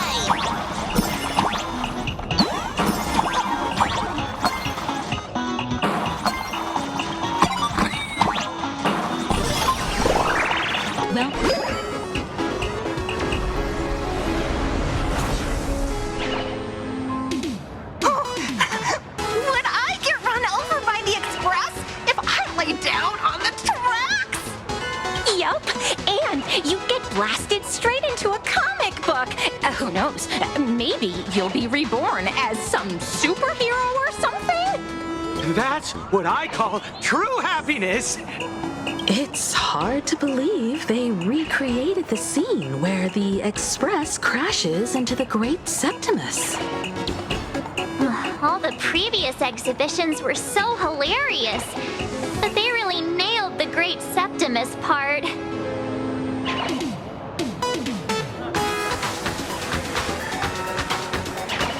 That's just mean.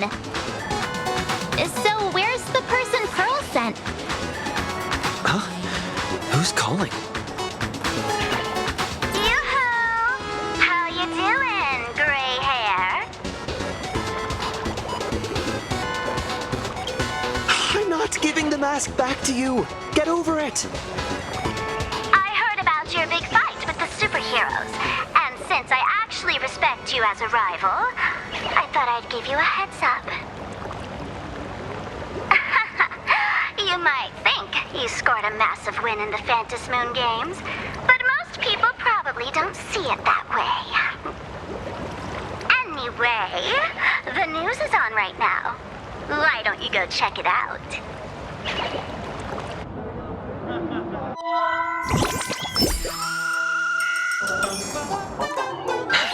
Just moments ago, an extremely violent incident broke out at the ongoing Star Rail Fest exhibition venue.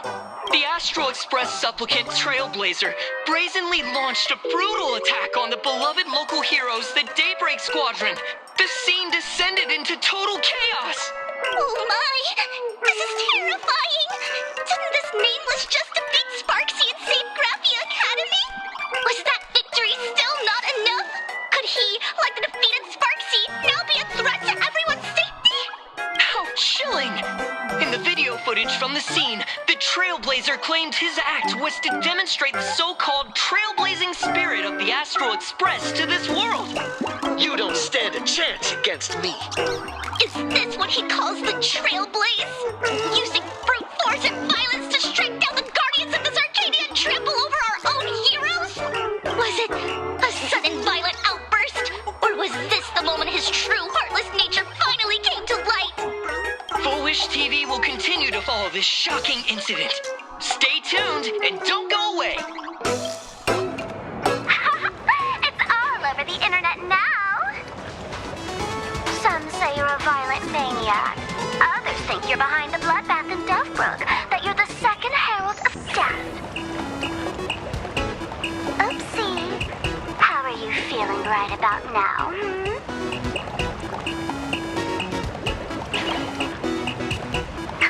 Of course, someone's definitely pulling strings behind the scenes and stirring up drama. As a top streamer in this field, Sparksicle can spot these tricks from a mile away. Oh, right. Didn't you also do a TV news interview? Yoo-hoo! You bet!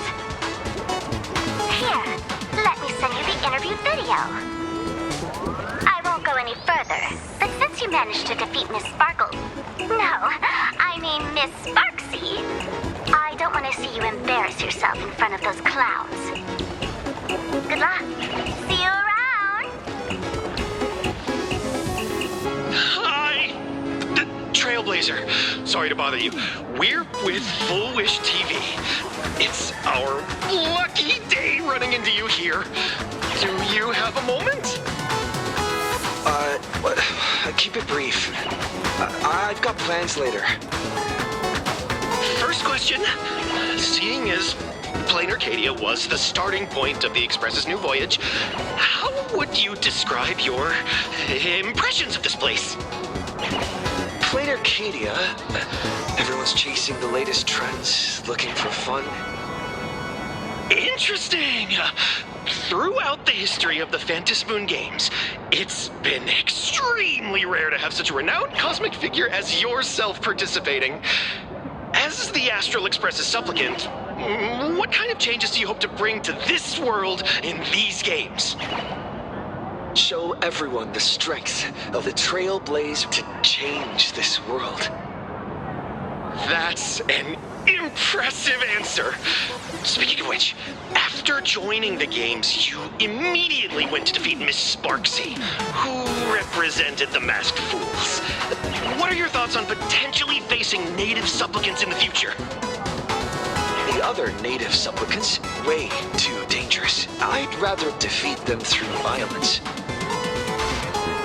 Speaking of local supplicants, we've noticed that Star Rail Fest is Perlux Corp's way of rolling out the red carpet for the Express.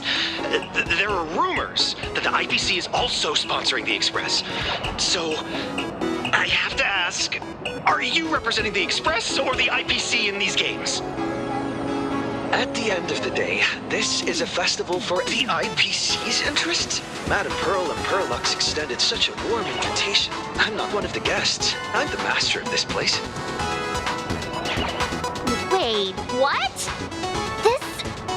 This is totally a malicious edit to frame him! How shameless.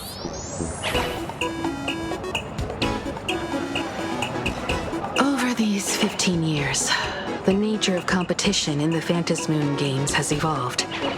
The Daybreak Squadron's taunts were just smoke and mirrors. The real game is being played in the shadows, where our opponents have mastered the art of weaponizing public opinion. Come to think of it, it's only natural. After all, the true stars of the games were never the supplicants on stage, but rather the audience, whose gazes they command. Indeed. The audience is all fired up, waiting to see you work your magic, kid. But you know what? I bet what they really want to see, deep down, is the Daybreak Squadron taking the Astral Express down a peg or two. Oh, well, if it isn't the folks from the Astral Express, fancy meeting you again. This storm online is several times more intense than the day you stopped SparksyCon.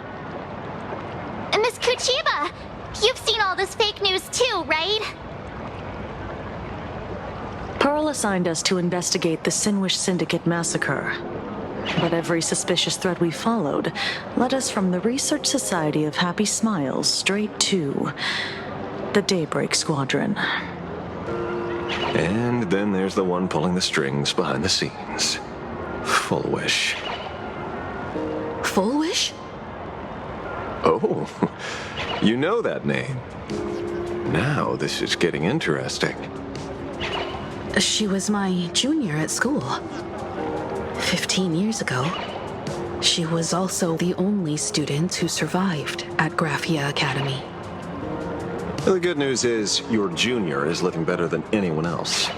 She owns TV stations, charity organizations, has a huge business empire, and wields both wealth and power. Oh, as for the bad news, she's probably plotting something for the Phantasmoon Games. And I mean the worst kind of something. My gut tells me that the Sinwish Syndicate massacre, well, and that's probably on her tab too. Madame Pearl sent Mr. Ashvale to ensure everyone's safety. Of course, I understand that with the Nameless's skills, there's no real need for extra protection. But Madame Pearl didn't want to take any chances. Long story short, feel free to use me as muscle. No need to be shy about it. So, are we still heading to the top of Pom Pom Tower? We should keep moving forward. If my guess is right, the Daybreak Squadron will launch their second attack there. Forget about any fantasies of fairness and harmony. From this moment on, the Phantasmoon Games could follow in the footsteps of what happened 15 years ago. Once this battle turns bloody, fear will seep through the screen and become some supplicant's wish power. See, that's the problem with modern society. Good news stays home, while bad news spreads like wildfire.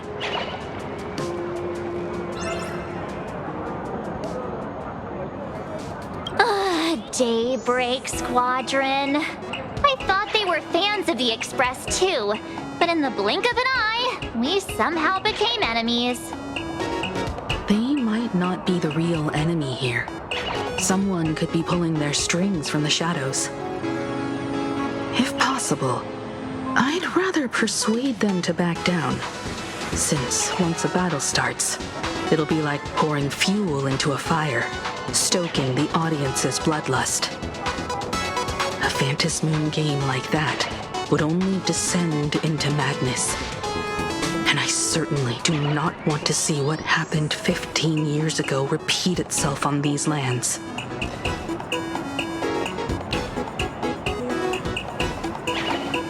Ooh, I know know about this exhibition area, thanks to the comic Miss March gave me. Wouldn't have pegged you for a comic book reader. I flipped through it on my way to pay respects to Costide.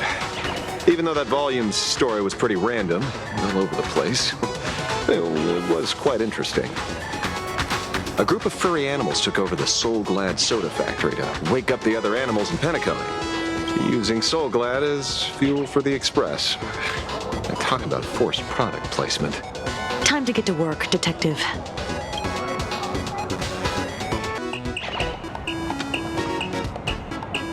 To move forward, we'll need to fuel up the Shuttle Express first.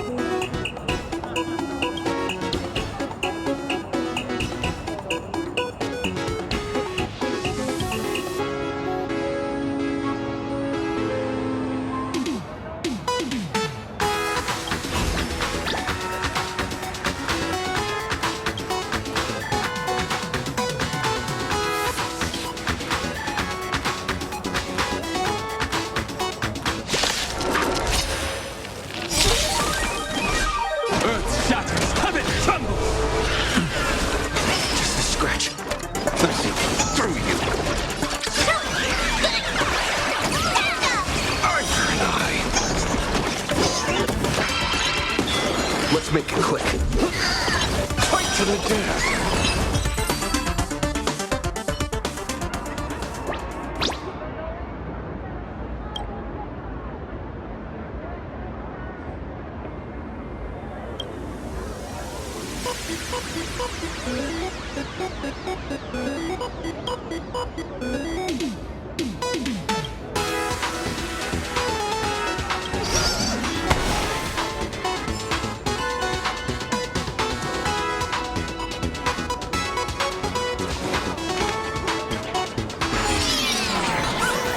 Come on, let's fuel up the Express.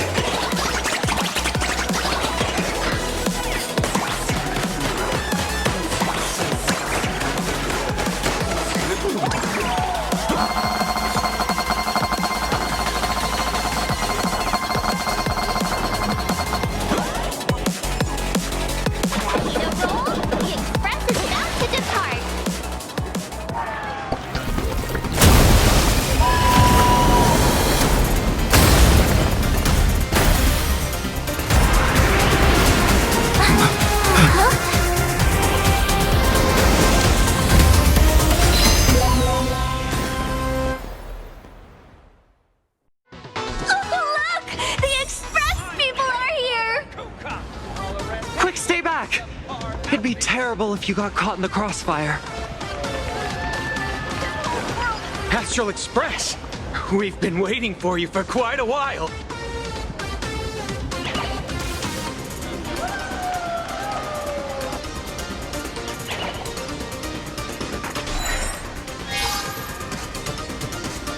The Astral Express. Just as I thought you weren't going to show up. Oh, you brought help? And it's an old friend.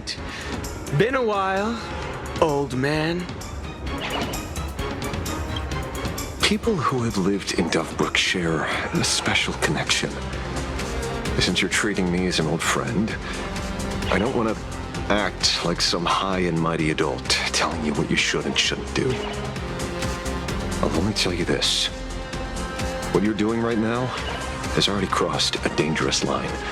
Whatever orders Full Wish gave you, there's still time to turn back if you stop now. Wilhelm, Tiana, Lucius, and you, Magnus. After my heartfelt warning, do you still insist on taking Full Wish's side? They're my partners. Listen up, old man. Supplicant's challenges during the Phantasmoon Games have no restrictions. That means you have no right to stop us. Like the Herald of Death. Oh. We're not the Herald of Death. And we're definitely not here for bloodshed this time. We will prove to the people that we are true heroes who can protect their happiness! The Astral Express. These visitors from beyond the sky claim they saved the cosmos from a Lord Ravager. But who knows what the truth really is? This so-called saving the cosmos might just be another scheme of the IPC. Just like us back then. Putting on a show on TV, desperately trying to comfort the kids in front of the screen. Tell those children. Tell my past self that when the Herald of Death comes, there will be heroes who put themselves between everyone else and a threat. Captain. But where were the nameless of the Astral Express when we children needed protection 15 years ago?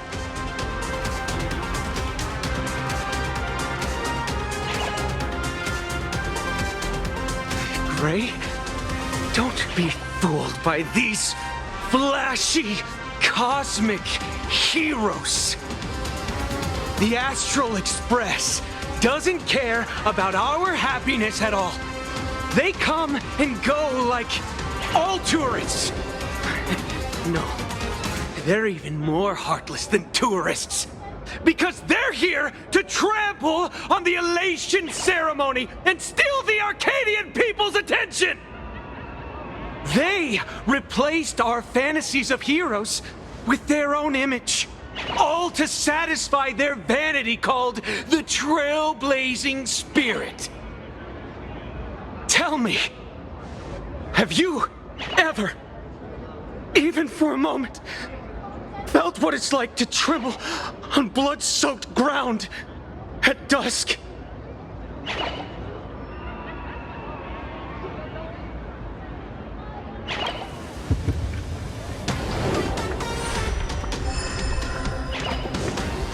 I'm afraid of losing my companions. Afraid of death. There are so many things that I fear. It's not the Astral Express you hate. You're just hating yourself. That powerless child who couldn't protect everyone. But I want to tell you, being powerless was never your fault. The Astral Express is the GOAT! The Astral Express is #1 in the universe! Quit yapping! Tear them to shreds! Beat them to a pulp! I want a bloodbath! Daybreak Squadron! Beat these alien punks to the ground! Shut up! All of you, shut up! As a kid, it wasn't my fault that I was powerless. But we, the orphans of the blood-stained games, won't remain that way forever. We've undergone the happiness surgery transformation. We've overcome our weak former selves and become Daybreak Daybreak warriors! We've grown stronger. Strange. Even though our suffering was erased, why was I so scared just now? And why were there tears?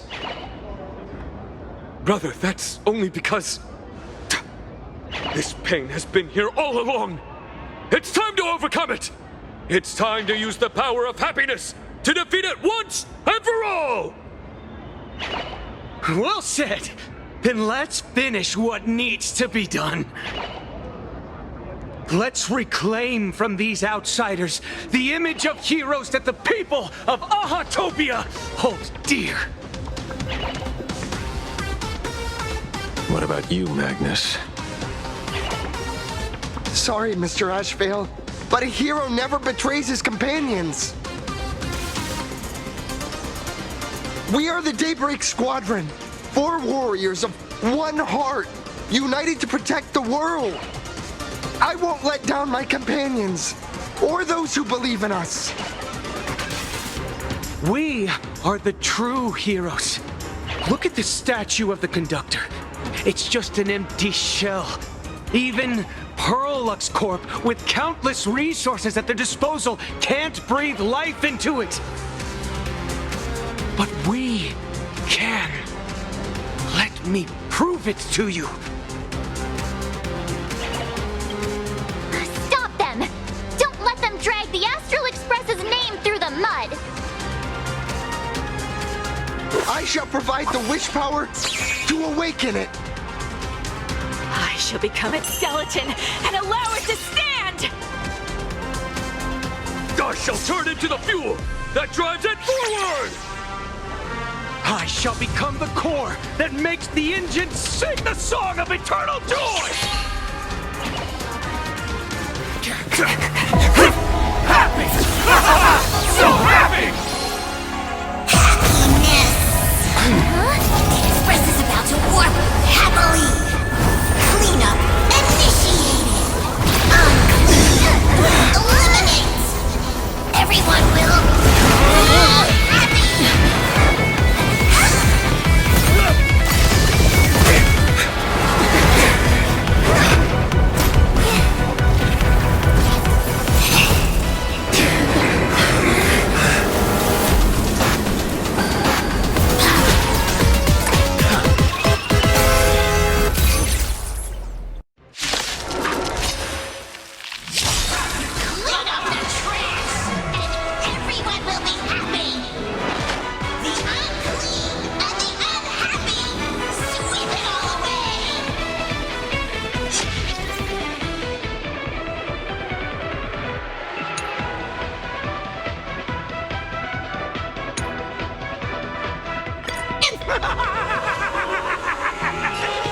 It's really moving! This is the power bestowed upon us by Aha! I will stop you at all costs. I won't let you trash the conductor's image like this! Dragons soaring above the lands! This is permanent! Fight to the death! Do not disturb! I offer my... Beasts slaughter each other! Arthur and I! Did you hear that? Aha is beckoning us! We don't have to be afraid anymore! Let us slowly spread! Let laughter be eternal!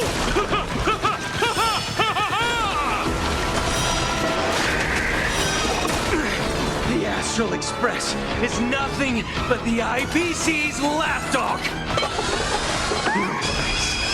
We've already dealt with it. Won't mind handling a few more. What did you say? How about this?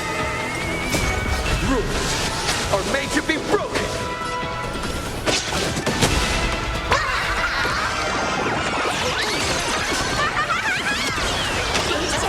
My purpose is to mountains more. Rise! Sweep away pain together!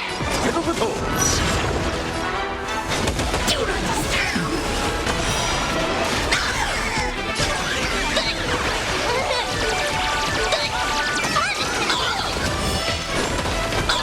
Make it quick. Do not begin! This place is dirty! I offer my... Beasts slaughter each other. Arthur and I.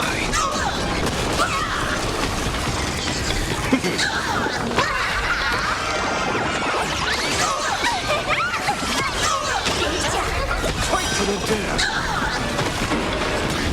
My strength, earth shatters, heaven trembles. Dragons soaring above the lands. This is permanent! Stop working! Arthur and I. Won't stop working! We promise to protect the Arcadia! Filth! Pain! So much! Eliminate pain! Everyone smile! Super powerful cleaning!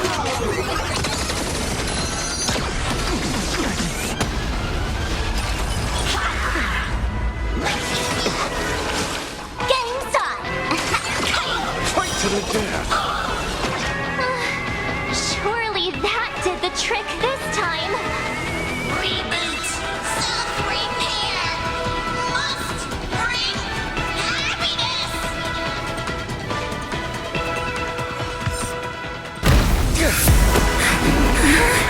With everyone, we'll be happy!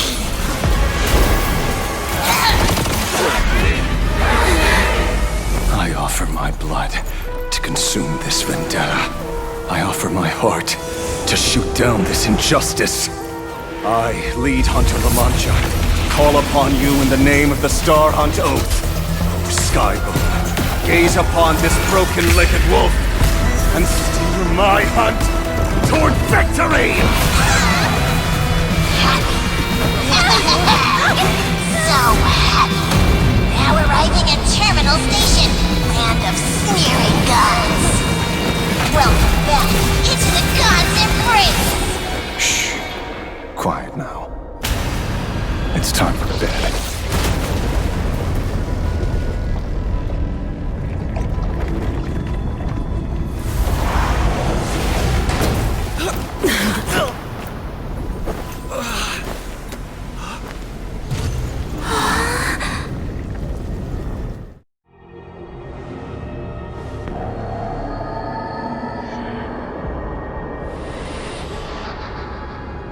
Are we still alive?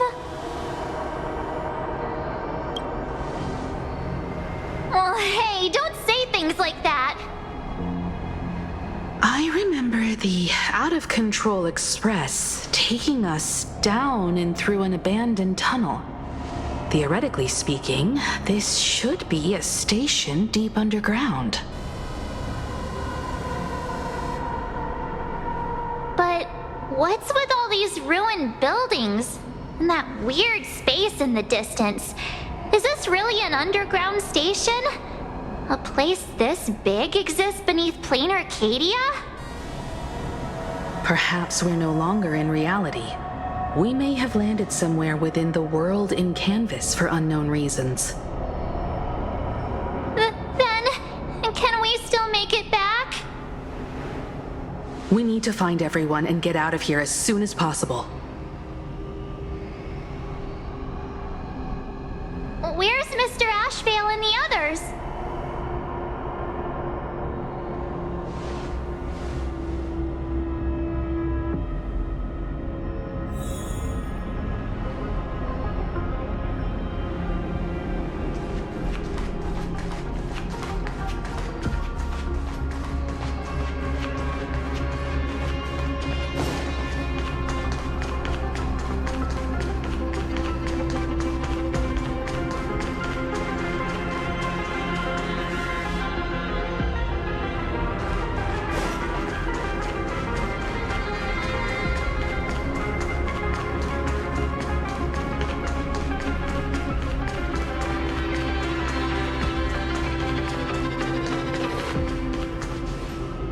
We've been reborn. See? I knew we weren't like those Sin-Wish Syndicate trash.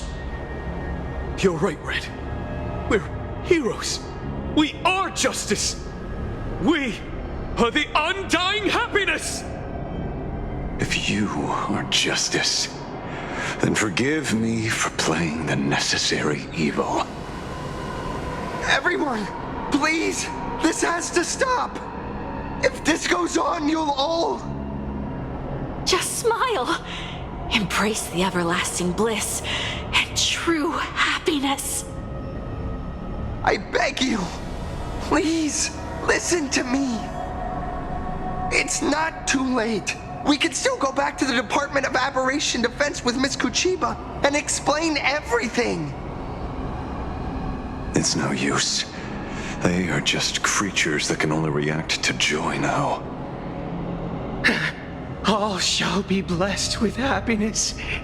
All shall live forever. So smile and laugh. And let our laughter infect all of plain Arcadia. My senior, Mr. Ashvale, I'm begging you. Please tell them that it's not too late. Move aside, Magnus. Please, just give me another minute. You know they're good people. It's best if you just move aside. A true hero never abandons his friends. If I try to kill them now, will you stop me? Or will you turn a blind eye?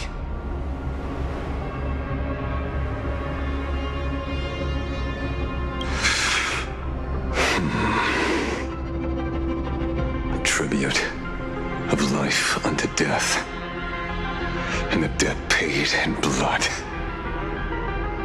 The Sinwish Syndicate, a gang that once ruled the streets of Dubbrook. They sparked massive turf wars that left many with grievous injuries and racked up charges for robbery, extortion, and a whole laundry list of other crimes. Pullwave and Koss died.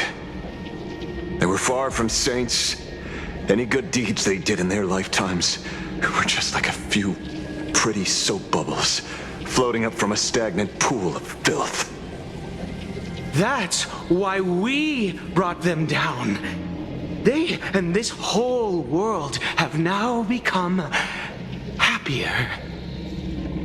Yes, they may have had sins to atone for, but that doesn't justify your murdering them as if they were just toys. Thank you for your aid. I am the Blaze Weaver Warrior, captain of the Daybreak Squadron. May I... Hey, where are you going? Play? We're not playing. Everyone's just laughing along happily. Mr. Detective, do you know about the Galaxy Rangers? I heard they are a group of righteous heroes roaming the universe. In that sense, are we the city's rangers? Ah! Mr. Ashville! Could you do us a favor?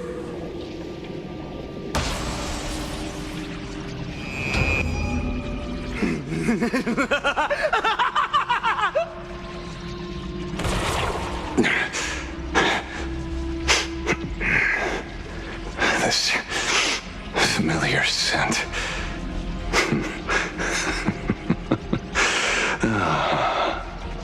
I see. What have you done?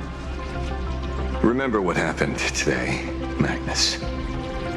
You may seek revenge anytime. I won't stop you.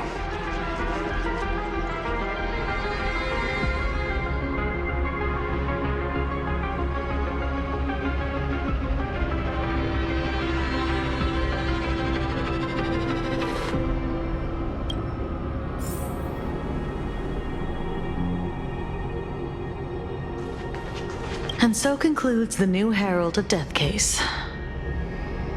But without evidence or testimony, how am I going to write the closing statement for this report? No one but Ashvale will ever know. But I choose to believe him. His shadow only bears its fangs at those drenched in sin. I don't know how he came upon such power, but it did help the Department of Aberration Defense crack several hard cases.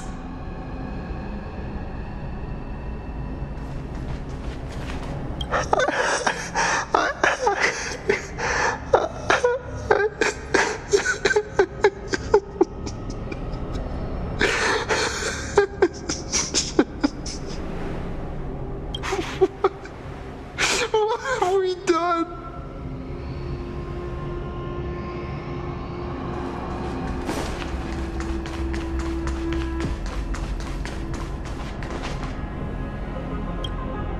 Glad to see that you're all made of tough stuff. I was just fretting over failing my chaperone duties. La Mancha, leader of the Galaxy Rangers. I've heard about you, but only in legends past. Then you're well informed, Nameless. I'd expected the name to be long forgotten by now. So much for turning over a new leaf.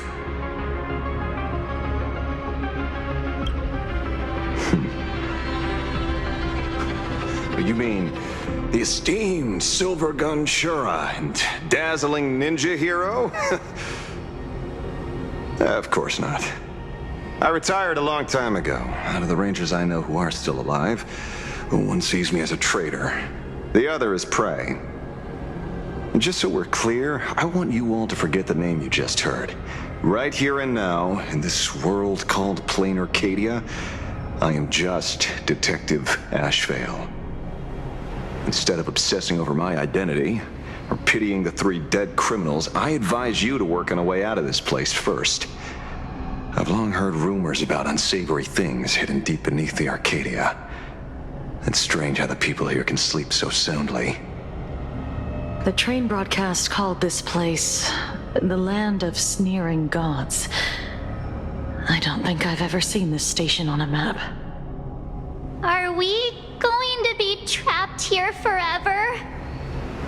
Mr. Ashvale, despite being at such a bizarre location, you've been oddly confident and unconcerned over your safety since the very beginning. Do you truly know nothing about this place? I'm afraid that's classified information. Besides, well, I'm simply doing what any professional private investigator would do. Trust my employer. It's time to show us the trinket Pearl gave you, kid. Oh, come on. Didn't Pearl give you a chip? We're in good hands, as long as she can track your location with that thing. A tracking device? Again?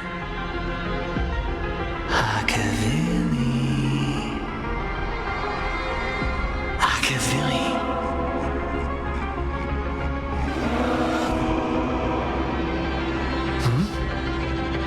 Come this way. Come slowly. Yes, at the end of this path. Come. I beckon you. There's someone calling for me from someplace deeper.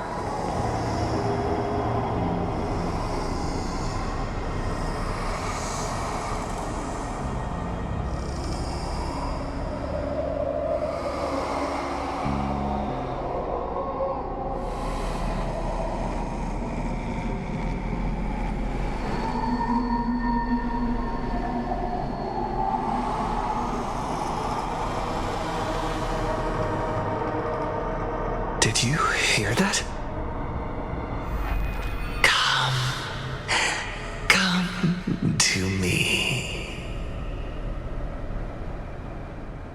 Where did everyone go? There's someone calling for me from someplace deeper.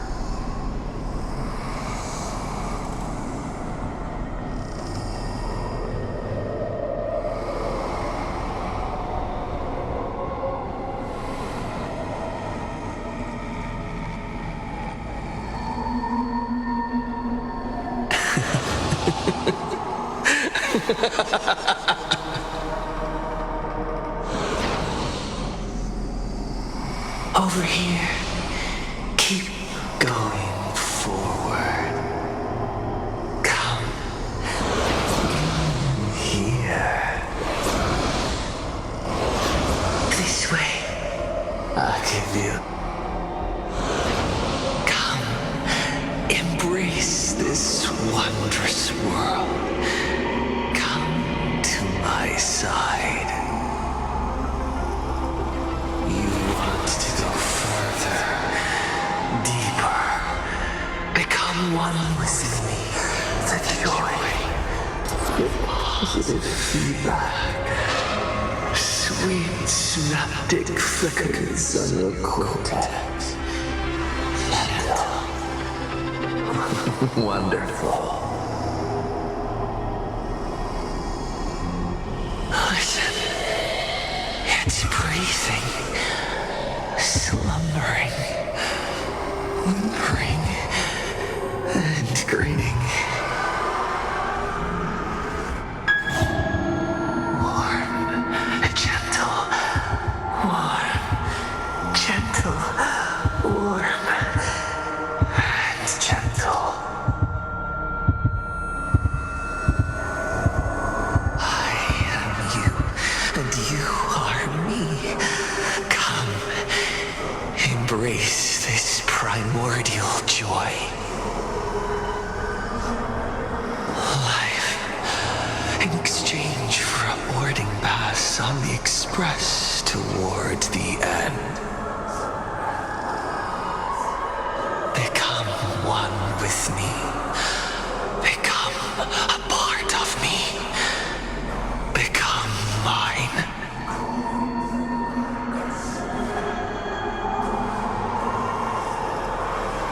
Let's go deeper. I want to go over there.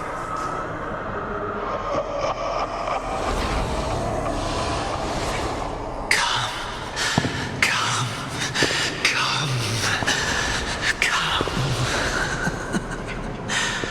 Just like that.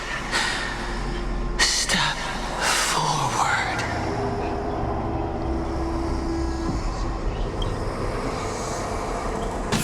That's far enough, kid. My golden principle while working on cases in this world is to keep my curiosity in check and not get involved with matters beyond the case itself, especially things that already look considerably dangerous. However, the thing that slumbers in the deep here does look awfully familiar.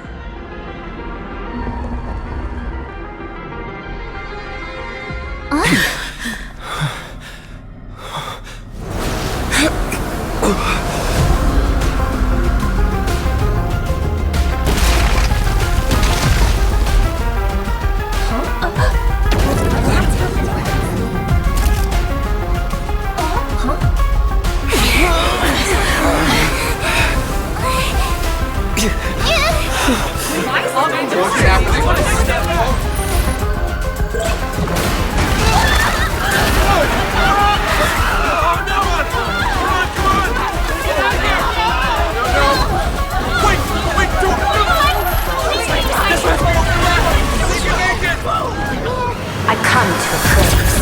I come to analyze. I come to rescue. I weave the cosmos into brocade, breathe soul into painted stones. Let the jewels of heaven rise as they will. All for the Amber Lord.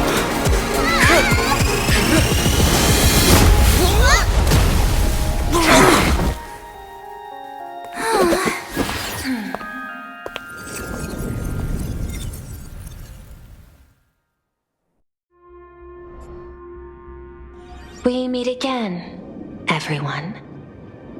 Fortunately, his lucky chip helped me locate you. Please accept my sincerest apologies for not intervening in time and putting all of you in danger.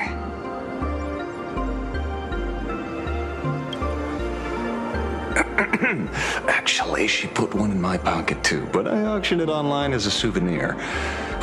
Thank goodness you kept yours. Otherwise, we'd be done for. Madame Pearl, where exactly were we just now? The place where you fell is called the Torn Scroll. It is a space that peeled from the scroll painting during Plain Arcadia's return to reality. These splintered spaces continuously writ at both reality and the world in canvas. The Department of Aberration Defense originally thought this kind of phenomenon had stabilized, but based on observation, during your encounter with the Daybreak Squadron, there was a sudden spike of disturbances from the Torn Scroll. Unfortunately, the cause, unclear. Therefore, I had to use the power of the Cornerstone to analyze the space, then mend the fissure with imagenesis in order to bring you out. The Department of Aberration Defense has initiated emergency protocols to reassure the public and handle the aftermath.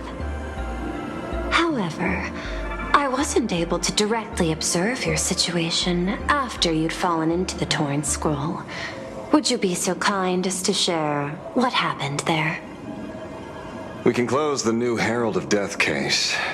My shadow has devoured the guilty three and tasted their sins. They were responsible for the Sinwish Syndicate massacre. Of that, I'm certain. Was Full Wish the mastermind? I couldn't find any solid proof of it, but it hardly matters now that the culprits have been executed. Worry not. Based on the intel provided by you and Miss Kuchiba, I have deduced the following. As a survivor of the tragedy of the Blood-Stained Games, Full Wish founded the Research Society of Happy Smiles charity organization. The organization has since been providing an unapproved medical treatment named happiness surgery to its members, which neutralizes their physiological capacity to feel pain. The procedure drew many more followers as a result. And the Daybreak Squadron, members of the Smile Society, imitated the Herald of Death's modus operandi for their crimes and challenged the Astral Express during the exhibition. From the aforementioned facts, the predicted probability of Full Wish being the mastermind is 92%. If I may, Madam Pearl. Management in Plain Arcadia should be dictated by the chain of evidence rather than extrapolated probability. I understand. I will observe the human laws and customs. In any case, we have achieved our goal through Star Rail Fest, luring the supplicant with ill intent out of hiding.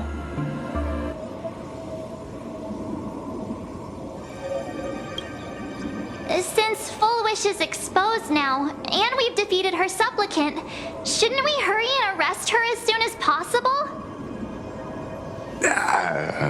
I'm afraid it's not that simple. We've defeated Full Wish's supplicant, yes. However, all three Daybreak warriors were supplicants. That can't be. The supplicant should be the only one who wore the mask and participated in the games with the Phantom Moon's blessing. Those devoured by my shadow can no longer lie nor deceive. All three of them had worn the mask before. If they were all supplicants, that means it's still possible for Full Wish to intervene in the games. What's even more terrifying is, when the shadow devoured them, I caught a taste of something familiar. It was the taste of abundance that I'd once devoured as a Galaxy Ranger. What?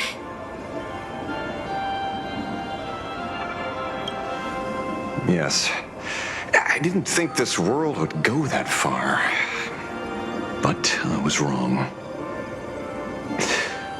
Living in seclusion dulls one's senses. I should have realized it earlier. Darn it. There is no point in beating yourself up over it. Therefore, the conclusion must be corrected. The Research Society's happiness surgery is a medical technology related to the abundance, and not simply about relieving pain. Assessing the risk involved in this procedure. Unable to extrapolate. General Yao Guang told us that she foresaw a great calamity upon Plain Arcadia. According to her divinations, Blade, the Stellaron hunter, could be its catalyst. So that's why she asked me for the authority to extradite Blade. Regardless, none of us had anticipated this. Plain Arcadia's calamity had already taken root, long before the arrival of the Stellaron hunter. Does she want revenge against the long-dead Herald of Death? Or is she trying to erase the memories of that tragedy? It's frivolous to speculate her motives. Unlike Intellitrons, humans may weave an intricate plan for a mad reason at any cost, yet execute it with impeccable rationality at every step. What's important is that she is stopped. Thank you for your surprise intel, Mr. Ashvale. You have just saved many more lives. Henceforth, the Department of Aberration Defense will place Full Wish and the members of the Research Society of Happy Smiles on a special watch list. Given Full Wish's control over media outlets, I recommend closer monitoring of her dissemination channels. Understood. We will also implement pre-disaster measures at the calamity level standard per the Safety Response Protocol against aberrant threats. Full Wish is not working alone. For normal people to be able to get an abundance transformation, that implies far more sinister supporters behind the scenes. These are enemies not to be easily contended with. Therefore, as the administrator, I beseech you all, please, lend your aid and help Plain Arcadia through this crisis. This has escalated beyond mere rivalry for the Ionic game.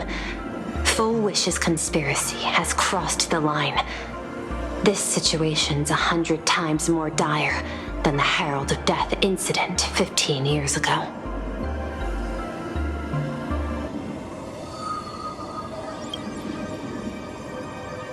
Please, Madam Pearl. This is my homeworld, and I won't allow the tragedy to repeat itself. Besides, there may be an even greater conspiracy behind all this. As a Nameless, it is my duty to see it through to the end. Indeed, there are old scars and fresh wounds to settle. For the way she toys with life, and the taste of that flesh, Full Wish must be held accountable once and for all. You have my eternal gratitude. I won't forget this bond from our shared trials. Now then, I shall prepare an action plan, as well as share relevant information with General Yao Guang. The seed of abundance planted by Full Wish must be uprooted and eradicated as soon as possible.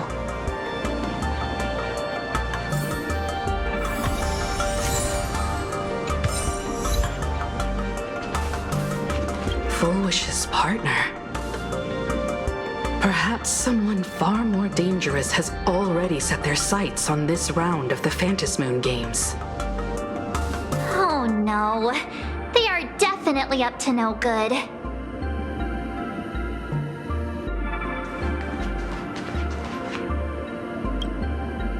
So it's true. The captain and the rest really did kill all those people from the Sinwish Syndicate. And this Full Wish is also plotting something terrible. This is absurd. It's been 15 years since my life turned into a montage of nightmarish amalgams. And it's still going. Thank you. Mr. Ashvale is right. This is not the same as playing the hero on a stage. In the end, I'm just an actor.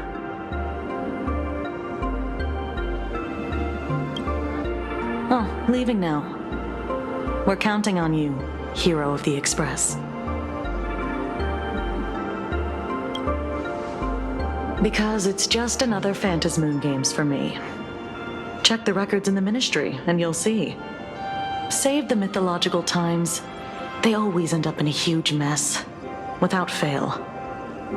Maybe that's precisely why AHA designed it this way, so they can watch humanity stumble over arbitrary obstacles we impose on ourselves and others. Otherwise, they'd probably die from the boredom of an orderly universe.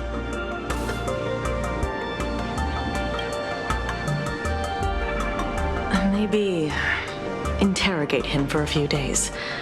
Get a strong light, render him unable to eat or sleep well, and he will probably spill everything he knows about the Smile Society. And once we've picked his brain, we'll let him go. It's almost time. I should get back to work too.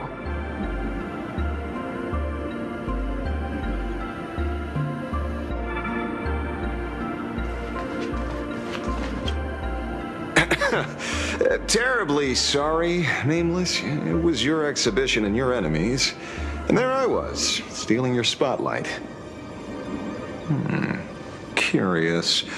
I wonder how much wish power my appearance this time accumulates for the mask.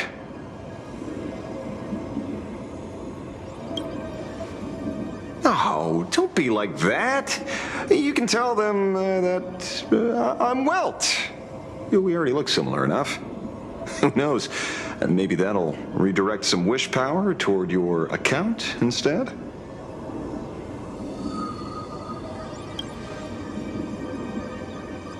We fought side by side in the past, and, well, I know a few faces. But, as they say, the honeymoon phase never lasts. I heard some of theirs were still looking for me before I went into my last cryosleep. I'm counting on you to keep this a secret.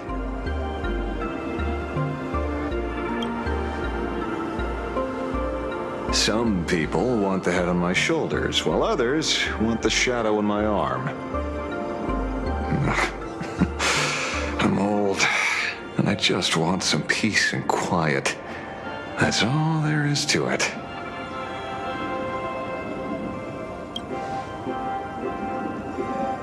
What? Itching to get rid of me already? Well, you're not that hasty, are you? An even greater prey just joined the game. Sure, she could be small fry by your standards, but in terms of viciousness, she might surprise you yet. Before the supplicants go their separate ways, Full Wish is definitely a good hunting target for us to align our goals.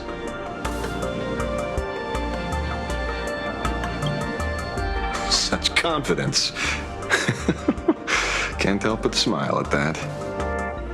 And for some reason, you really remind me of a young man named Tiernan.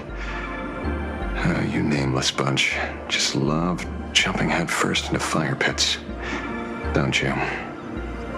Well, given your skills, would you be interested in joining the Galaxy Rangers? If you're still alive by the time the Phantasmoon Games conclude?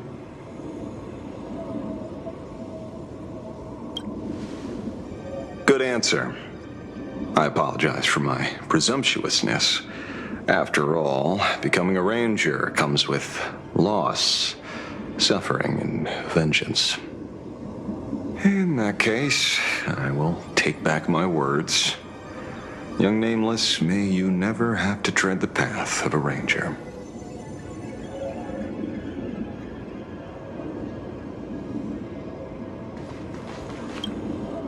Is there something else I can help you with?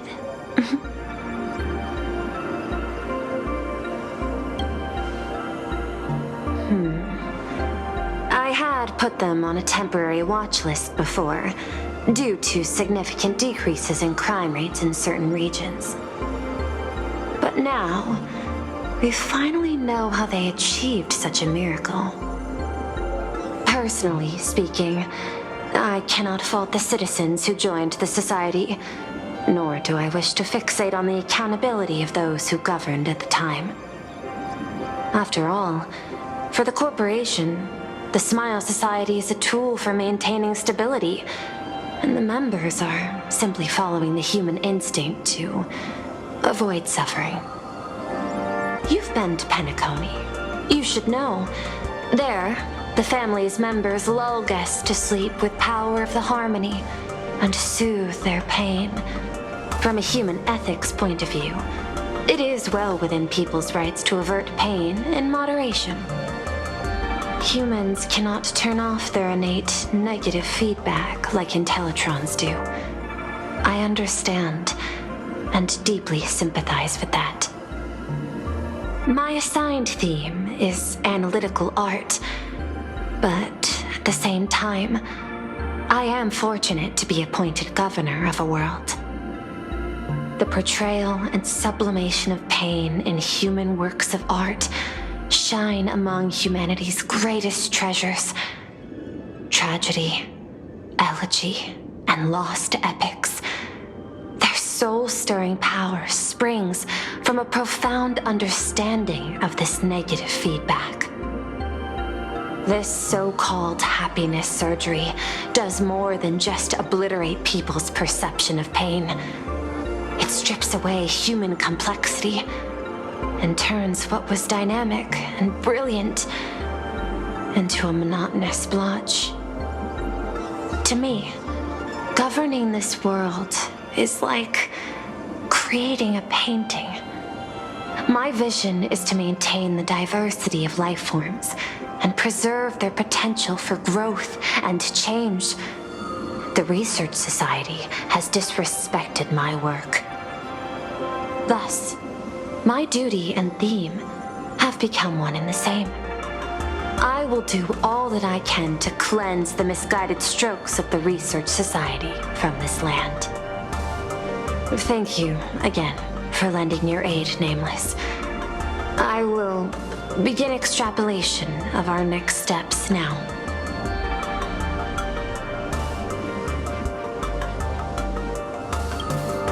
Please, be my guest. I hope you all get some proper rest before moving out again.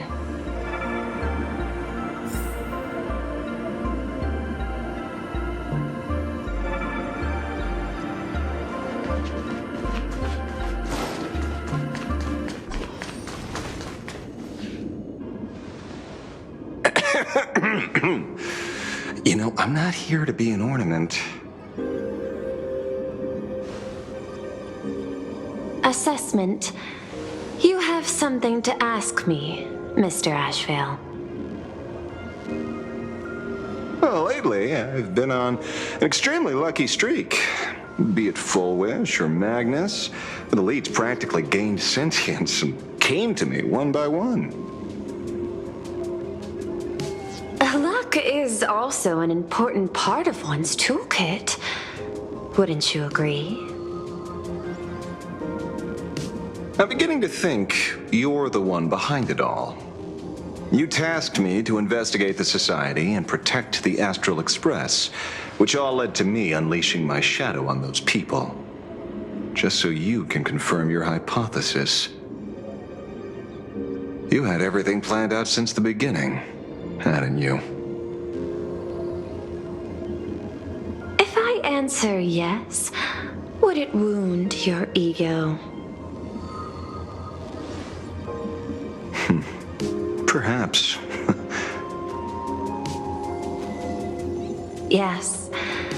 I paved the way for your investigation, leading you straight to the suspects.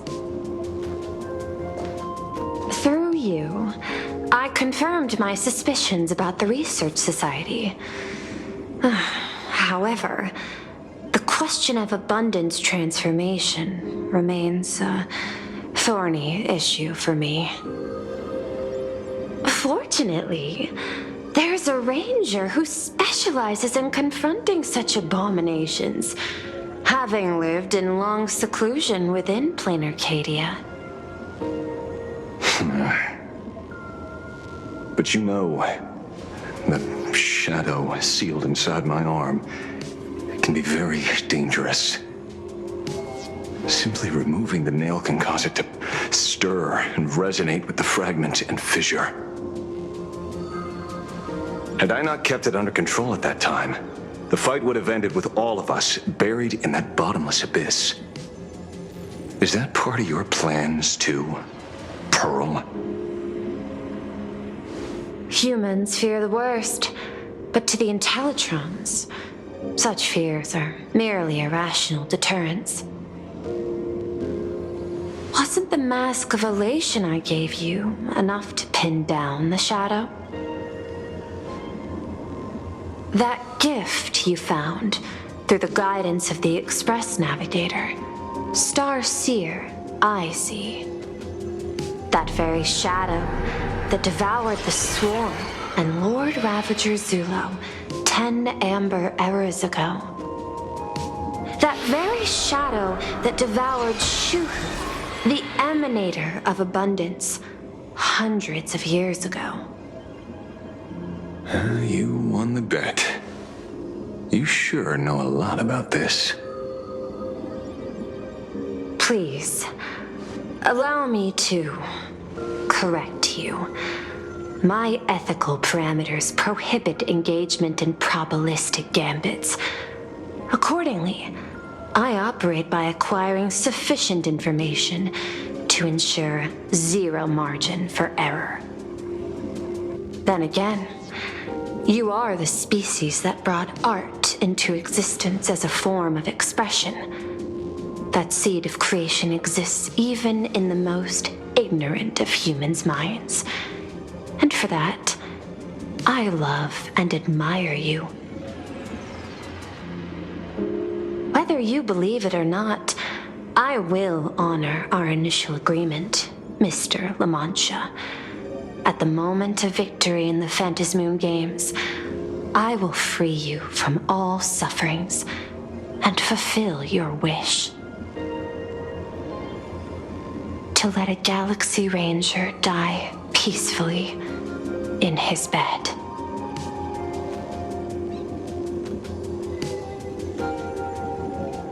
In that case, I will continue to fight for you, my lady.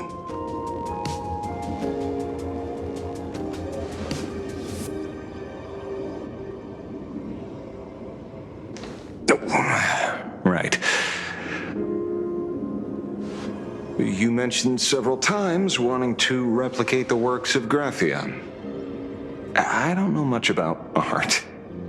But I was considering that, despite the lack of artistic quality in your strokes when sealing those fissures today, to the people of this world, your creation is just as important as the works of Graphia. Not a single innocent soul was lost on this day because of your protection. Looking back to the ancestral painter of the Cinderth Age, do you truly think she cared about the artistic value of each stroke when she created world and canvas?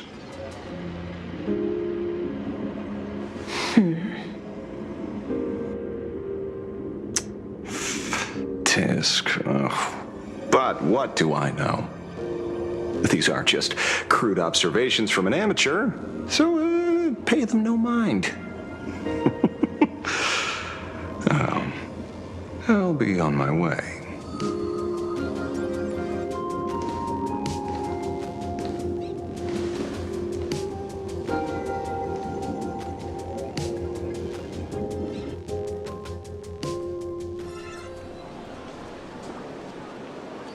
We meet again, Ashen Detective. It's hard to believe that I came back for you, especially after learning that you wanted to sell me out to Pearl. We gotta thank nature's gift. The 6.1 billion credits reward has appeared again. Fortunately, I bypassed you and struck a deal with that Intellitron instead. Regrettably, my current bounty stands at 0. Do you always turn your customers over to the police? How impressively short-sighted. No wonder your clientele is so small. Speaking of short-sightedness, no one rivals the Stellaron Hunters, aka Destiny's slaves, isn't it? You are all fated to march toward the finality, and nothing can stop you. On the contrary, there are many paths for us, as long as that person can see. In other words, he can't see the trajectory of your destiny in this world during this mission? Take a guess. I've heard about what befell Euphorius. The war among the Eons is now inevitable. Whether it's the IPC or the Express, they are fighting for an uncertain future. And in the world where the elation is the center of attention, there will eventually be more than one Eon interfering. Even a Destiny slave would not be able to see the path ahead. Keep guessing. We're getting pretty close. Enough of your games. I'd say it's not too late to rename the planet Adlevin. It's still too early to despair, old man. I came prepared, but I could use a helping hand. 30 million credits. Pay or die. Come on, give your friend a discount, will ya? Say 0 credits? I ain't your friend. I meant him.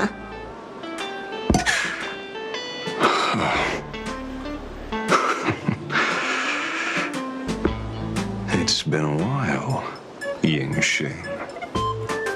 It's been too long, Mr. La Mancha.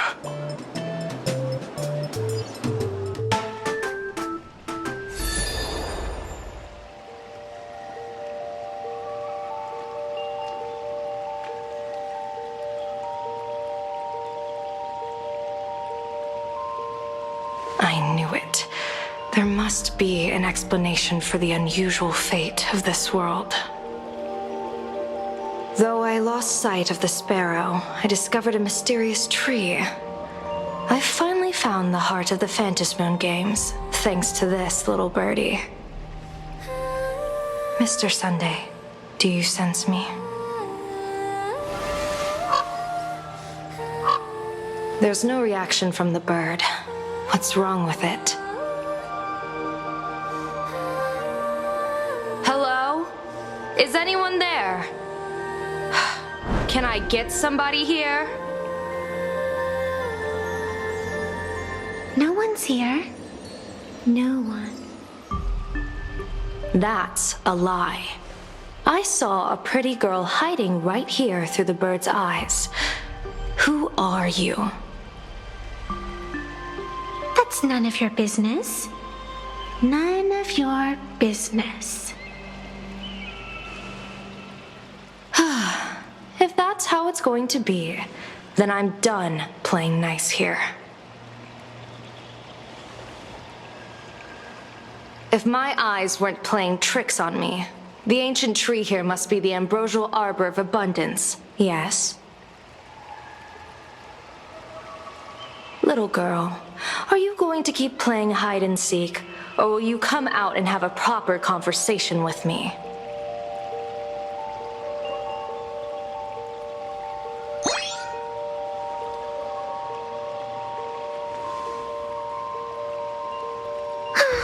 The Department of Aberration Defense often comes here to record game progress. And now my movements have been exposed to complete outsiders. I suppose it's time to leave. You sound unpleasant to talk to, but since you have eyes keen enough to tell what I am at a glance, I'll have a short chat with you. I will answer 3 questions, so ask away. Once you have your answers, I'm going to show you the door.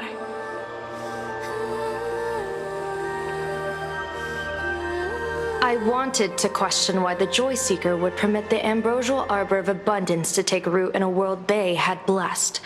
But given their carefree nature, there was probably never any restriction to begin with.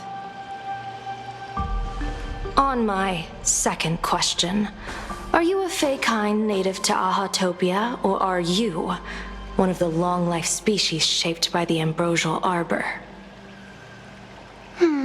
Aren't you good at divination? Can you help me take a look whether the slip on my head says wheel or woe?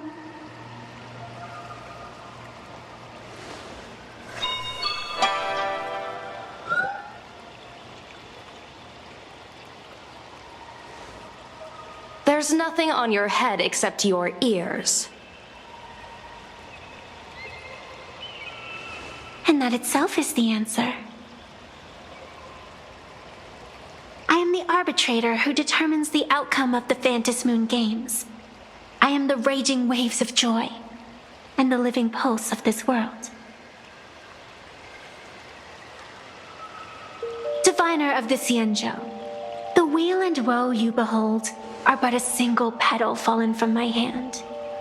It blooms with the morning and withers by evening, reducing to dust in a fleeting moment. My true form is the Panarch Elwood, the embodiment of instant and eternity.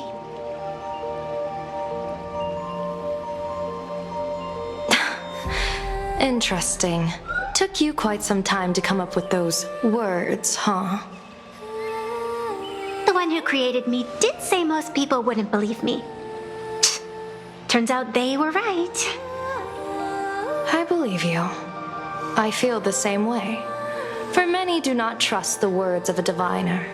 Besides, no weal or woe has befallen you, which means your fate cannot be determined like that of ordinary mortals. You're not the first one I've met with this condition since my arrival here. You're left with one question. Since you admit to being an abomination of abundance, shouldn't you explain the fate of this world's residents? Unless they are your doing? If your answer fails to convince me, it may be too late by the time I summon the Lux Arrow from the sky of the rainbow. Chill out. You shouldn't make jokes like this. I'm not as skilled at divination as you are. When you suddenly speak of the great weal or woe and interrogate me, I get confused too. After all, isn't every rule and every variable of the Phantasmoon Games dictated by the impulse of some god? As for the brewing storm, let's settle down and discuss whether the turmoil, once again, is the result of the laughter's mischief.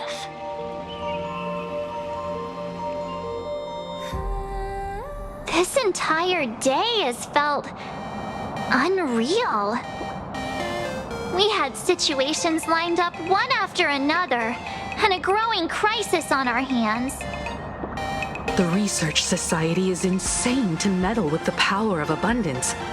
There's no telling how many have already undergone the happiness surgery. Full Wish witnessed the tragedy caused by the Herald of Death 15 years ago.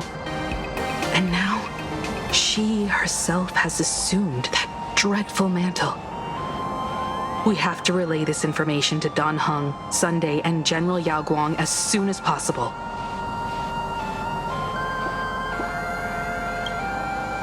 Full Wish is definitely aware of the enemies she's facing. That is why we must win an audience with Aha. At the very least, we need to stop Full Wish from winning the game. Yeah. The thought of the Research Society of Happy Smiles going through with their plan gives me the chills. It's been a long day, and all of you must be very tired. Take this chance to get some proper rest. I'll go meet Weld back on the Express. March? What about you? The best way to recharge is to waste time. So, I'm staying outside for some fresh air. Sounds good. I was thinking of heading to the streets for a walk.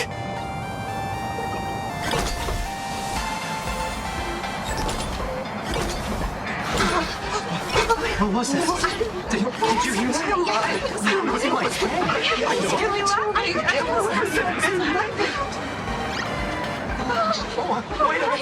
Hey there, all the smarties and dummies, children and adults, fools and entertainers. Can you all hear me?